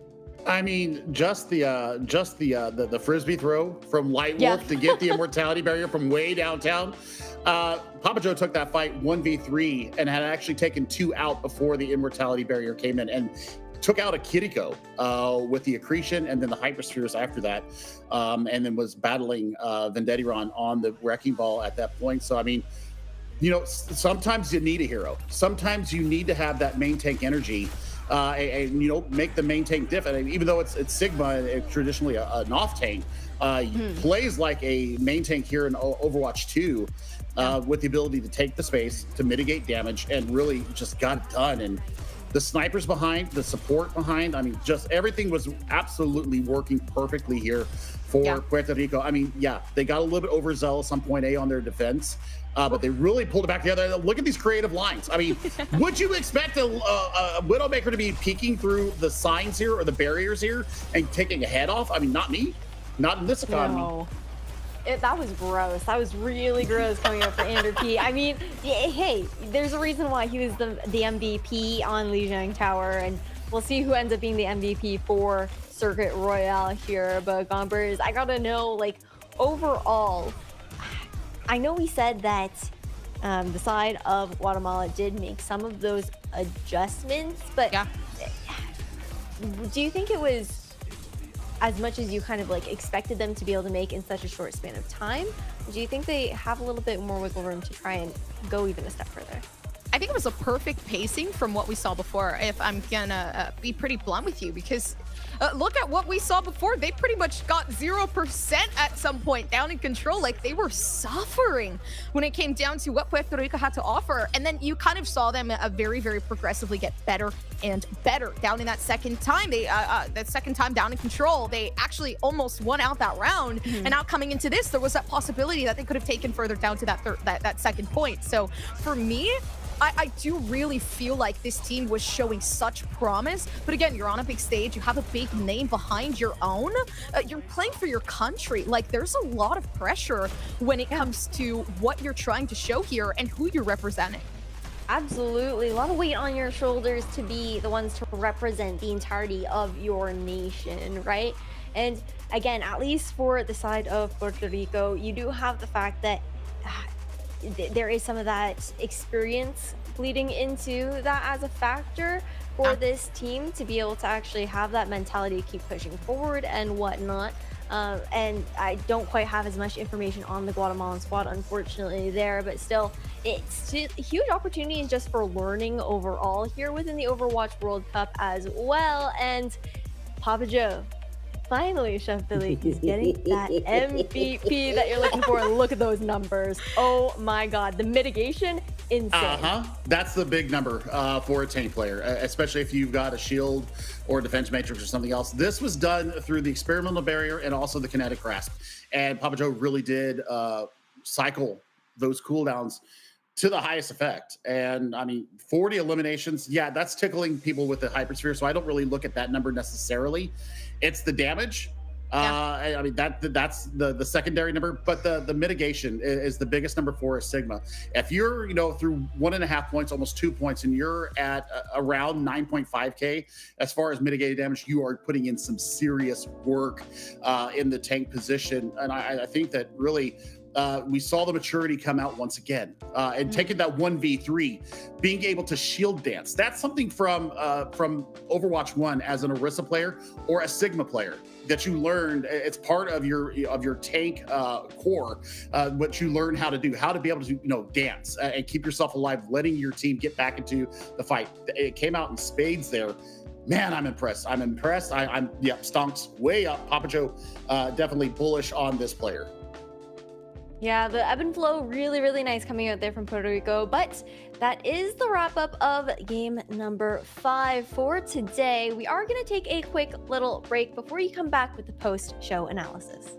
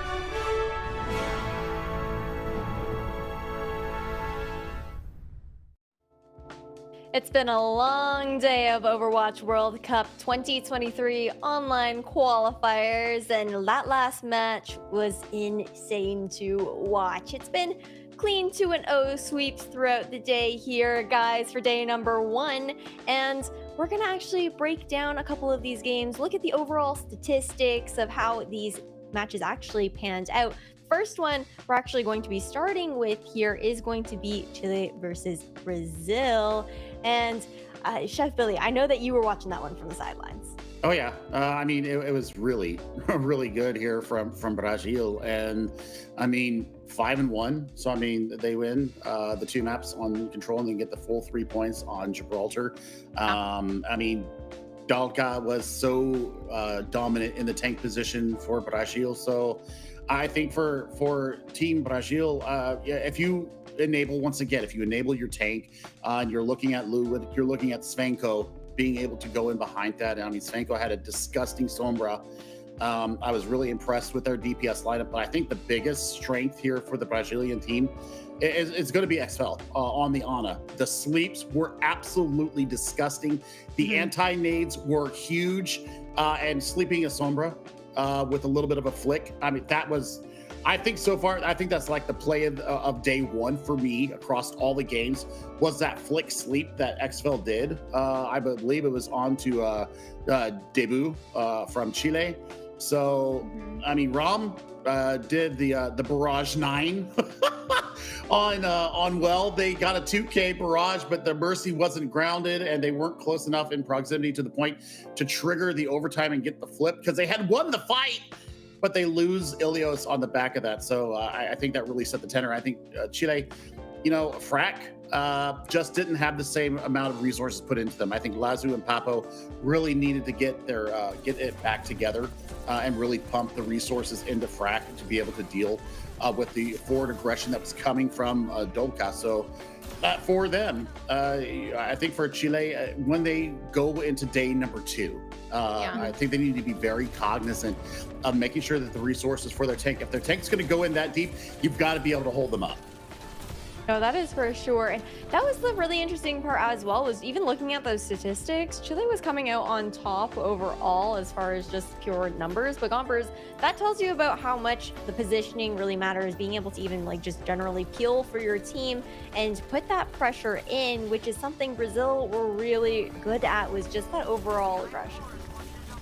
Yeah, overall aggression, again, something that is heavily reliant on, number 1, your tank, number 2, on your support. So, you know, you're kind of looking at, again, this is kind of the trial of who is the strongest teams and who are more per se kind of like the underdogs that need some of that development leading forward into this grouping stages, right? So, again, you get to see some of these very colorful pictures and you get to paint a picture as well as to who you want to put at that top. I think we saw a very, very good showing out of both of these teams, out of obviously, you know, when you're looking at Brazil and I'm brain farting, and Chile, it was those 2 that really kind of put a staple in my mind as to, you know, again, this was kind of one of the closest games that I could have enjoyed.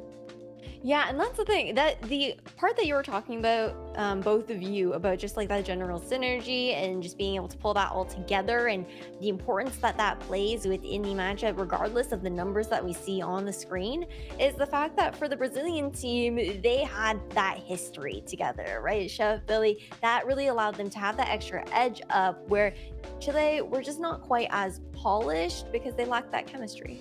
Sure, and I mean, we joke about it a lot of times. I get accused of putting it out there a lot, but the power of friendship can honestly do so much for a team, because you have the familiarity, you have the comfort, you have the understanding of your other players' tendencies. So I think for Brazil, I mean, this is going to be absolutely beautiful for them. I think that they could really make a powerful run through Group E. Yeah, and especially considering the fact that there's only those 2 slots available. But we got to head over towards the Group A matches to do our little analysis on them. We're going to head over to that 3rd game that we did see today. That was Canada versus the USA. Chef Billy, I know you and I, it was a heart-wrenching loss. Gompers definitely feeling the dub there for USA squad. I did feel the dub, man. And listen, I saw you, Cash. You were in a lot of pain during that game. After we headed back to the cameras, I kind of felt bad for you, I'm not gonna lie. But listen, they had a good fight. There was that equality that I will per se, but I did feel like I was really looking forward to see Hydra on that Tracer. Like I kind of enjoyed the gameplay that I saw at the DPS there, especially since we got to see some of that echo action, which for me, it's these really diverse players and heroes that I like to see a bit more, especially in the compositions that we got to see, obviously, with the Brookie and the Ashe, and the Ana kind of working out for this team as well, because there had to be some of that backup for Ultraviolet. I mean, they were getting targeted like crazy. So, you know, when you're kind of looking back towards that game and what exactly this team had to do, I felt like USA, they were a lot more intact in terms of who I guess I could consider the best team in Americas in general. I could say USA for sure, but man, it's really hard to say.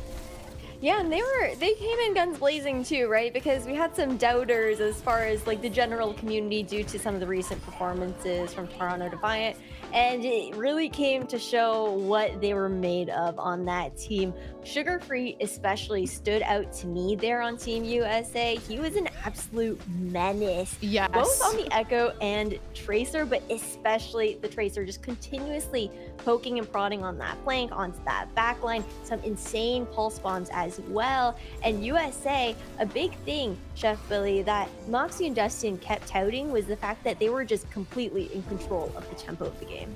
I mean, they took the fights on their terms. That was the big tenor of the conversation all day long, is that it was on their terms. They decided when to engage. They decided how the fights were going to go. The ultimate rotation was absolutely spot on. And I think that Team Canada, maybe a little bit too much poutine in the mouth and not enough spice in their game. Oh, no. I'm just saying. I mean, I got a chance to meet Hydrant when they were at Illinois State. I got to meet him in person. Got to see him play in person, and just the dedication. I think, and the intensity of Hydron is something that a lot of people, you don't get a chance to see it unless it's in a LAN environment or if you're in person with them. Just the fact that he was up against the Dallas Fuel at the time while the Fuel was still in America, and he was owning the Fuel. So, I mean, I know the drive of this gamer, and he put it on display today big time. Yeah, it's just the showing, just the individual prowess there coming out from Team USA. But enough about that last matchup. We actually have to move on to game number 4. I'm sorry, I got to keep the show rolling as much as I'd love to continue talking about it. We got to revisit that Costa Rica and Mexico matchup that we just saw that you guys ended up casting, and Mexico were so strong, Gumpers. They played immaculately. When you're looking at Mexico, listen, I wasn't expecting kind of the stomp that we saw. I was expecting something completely different come out of this team, but being able to kind of put 2 and 2 together when it comes to who you, again, kind of like what I said before, who you can connect to be the best team in said bracket, it's nice to know. Costa Rica, I think they put up such a good fight, but it really was Angel Volado with Chobalux pushing that DPS so far down their throats that it became impossible to play. And I feel like it just really showed the amount of effort and time that the Mexico team invested in under that midnight banner there, Chef Billy, and just the success that they found off of that general investment with building that chemistry over the last few months during the trials to build teams for each nation.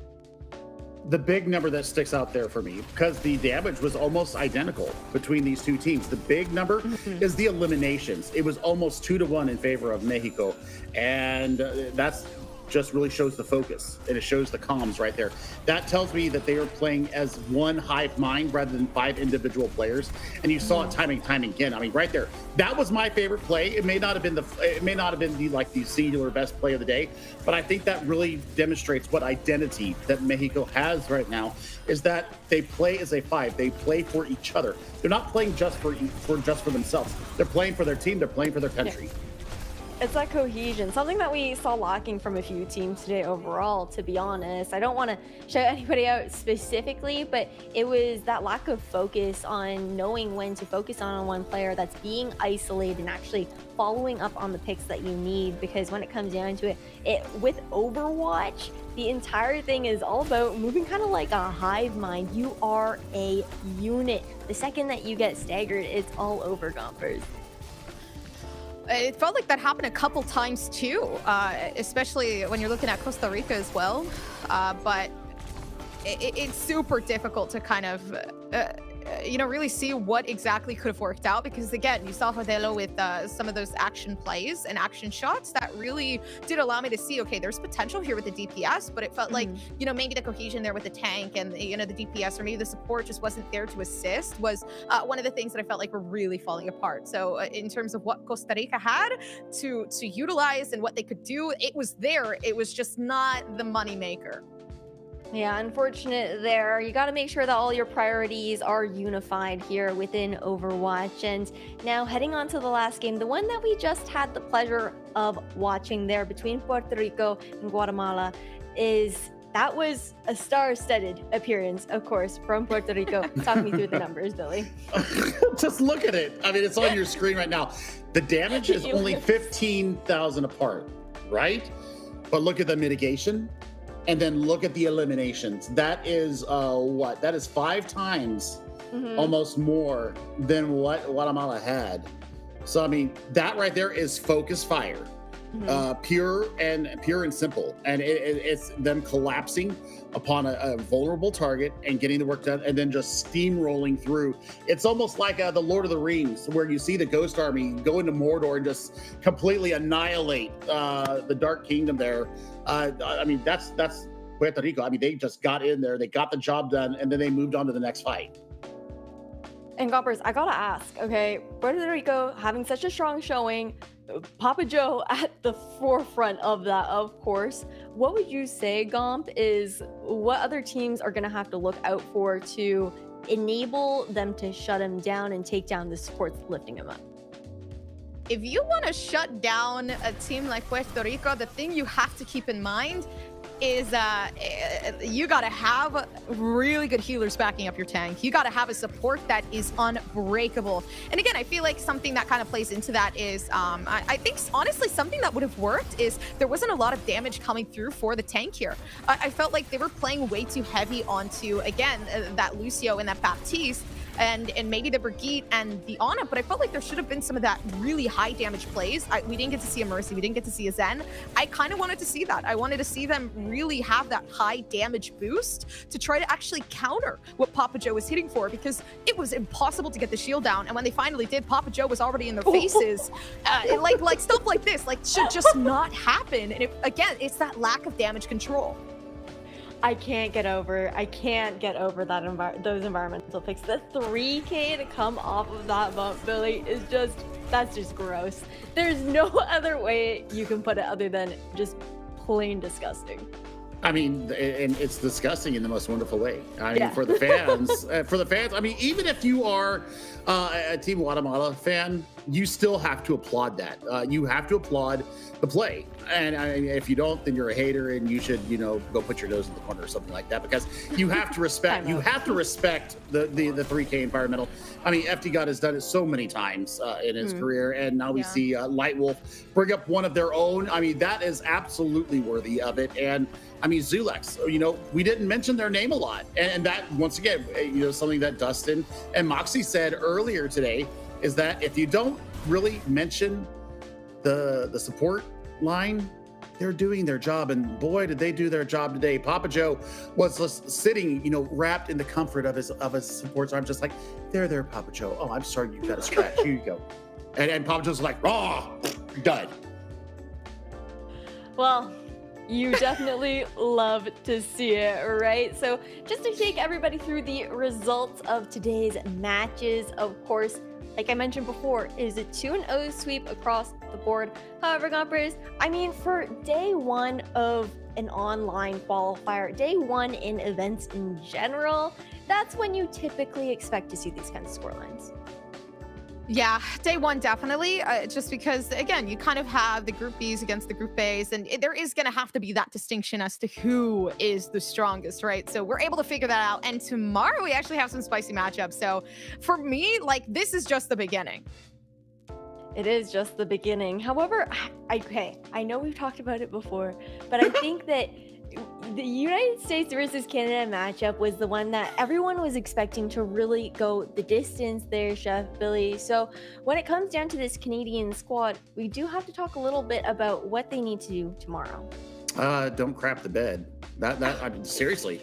I mean, they absolutely spaghetti all over the floor. Unwillingness to adapt, unwillingness to coalesce as a 5-man unit. I mean, they were playing like they had repelling magnets against each other. So, I mean, for Team Canada tomorrow, they've got to come back and just completely put what was the marquee matchup of the Americas behind them, get to work, and start taking their frustration out on the rest of Group A. No, for sure. But I'm going to let you guys say your final words before we wrap up on the broadcast. Gumpers, why don't you start us off? Final words for me, honestly, kind of just, we'll go to, brain farting, honestly brain farting, but I guess I'll say more so thank you guys for having me. Super happy to be able to be a part of obviously Overwatch World Cup, not to mention Americas, right? I got to see Costa Rica, Mexico, right? All like Guatemala, all of these again Hispanic representations that really fit into being able to see Puerto Rico pop off too was one of the things where it's like, okay, you know, we got some good players. So United States, Canada, whatever, they got to watch out. That's all I'm gonna say. So You love to hear it. You love to hear it. Okay, Chef Billy, I'm going to give you the floor to say your goodbyes. I just think that for the teams that maybe were expecting an easy ride through this is the World Cup. And you've got to bring your A game every single map, every single team fight. I want to see more focus tomorrow out of everybody. And you know what? For the teams that lost today, steel sharpens steel. So this is your first chance on the world stage. Take the loss, go VOD review with your team, get a positive mindset, make sure you have a full stomach and lots of water, and then, you know, bring it tomorrow because it's a new day. No, that is for sure. To all the teams out there, GG's. Thank you for the games that we got to spectate today and rest up and refuel. For myself, it was a pleasure working with you, Gompers, and Chef Billy on the desk, and of course, Dustin and Moxie earlier on as well. And of course, a big shout out also over towards Lega Ace for the production in the background, the lovely, lovely broadcast team. But that's over and out here for day number 1. You guys stay tuned for tomorrow as we come back for day 2 of the Overwatch World Cup online qualifiers. EQO far left, now Eternal engages with that Blizzard. Diego also committed his own, but he's caught in the Blizzard, but a nice immortality from Folk keeps him healthy as Persona's Dragon Strike connects onto both EQO and Hug. Early 2 picks as well for them. Nice counter engagement through as Columbia attempted to engage with the Blizzard. Overpass that goes through the Sonic, coming first from the handler, which goes to show where you are in Southport. Early immortality, so it's a medium split down by EQO. Is playing the base of the stats absolutely perfectly, finding the picks necessary by EQO. So much room to be able to land these arrows. Early, expecting the beat drop to be there in time, but a Blizzard Rodrigo a bit too late to save Diego nicely on Super Gomez, but the entire team of both is going just basketball on that payload. Persona gets spotted by Super Gomez with running Sparrow. Now he's coming back down next to trying to relocate back around with the fade. He's able to find that damage. Chili has just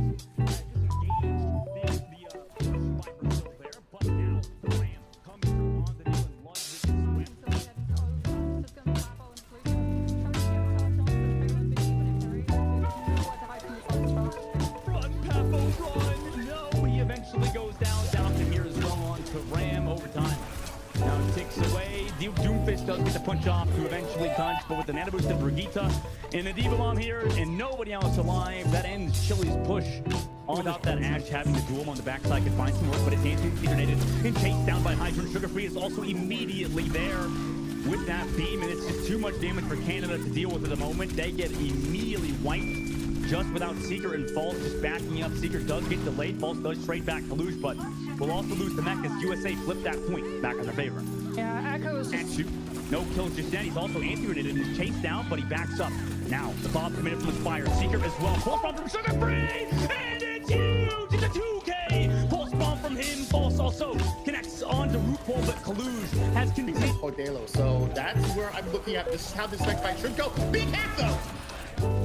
Big half right now. Again, Reaper pulling it back out. Wow. That's Blossom still now moving forward.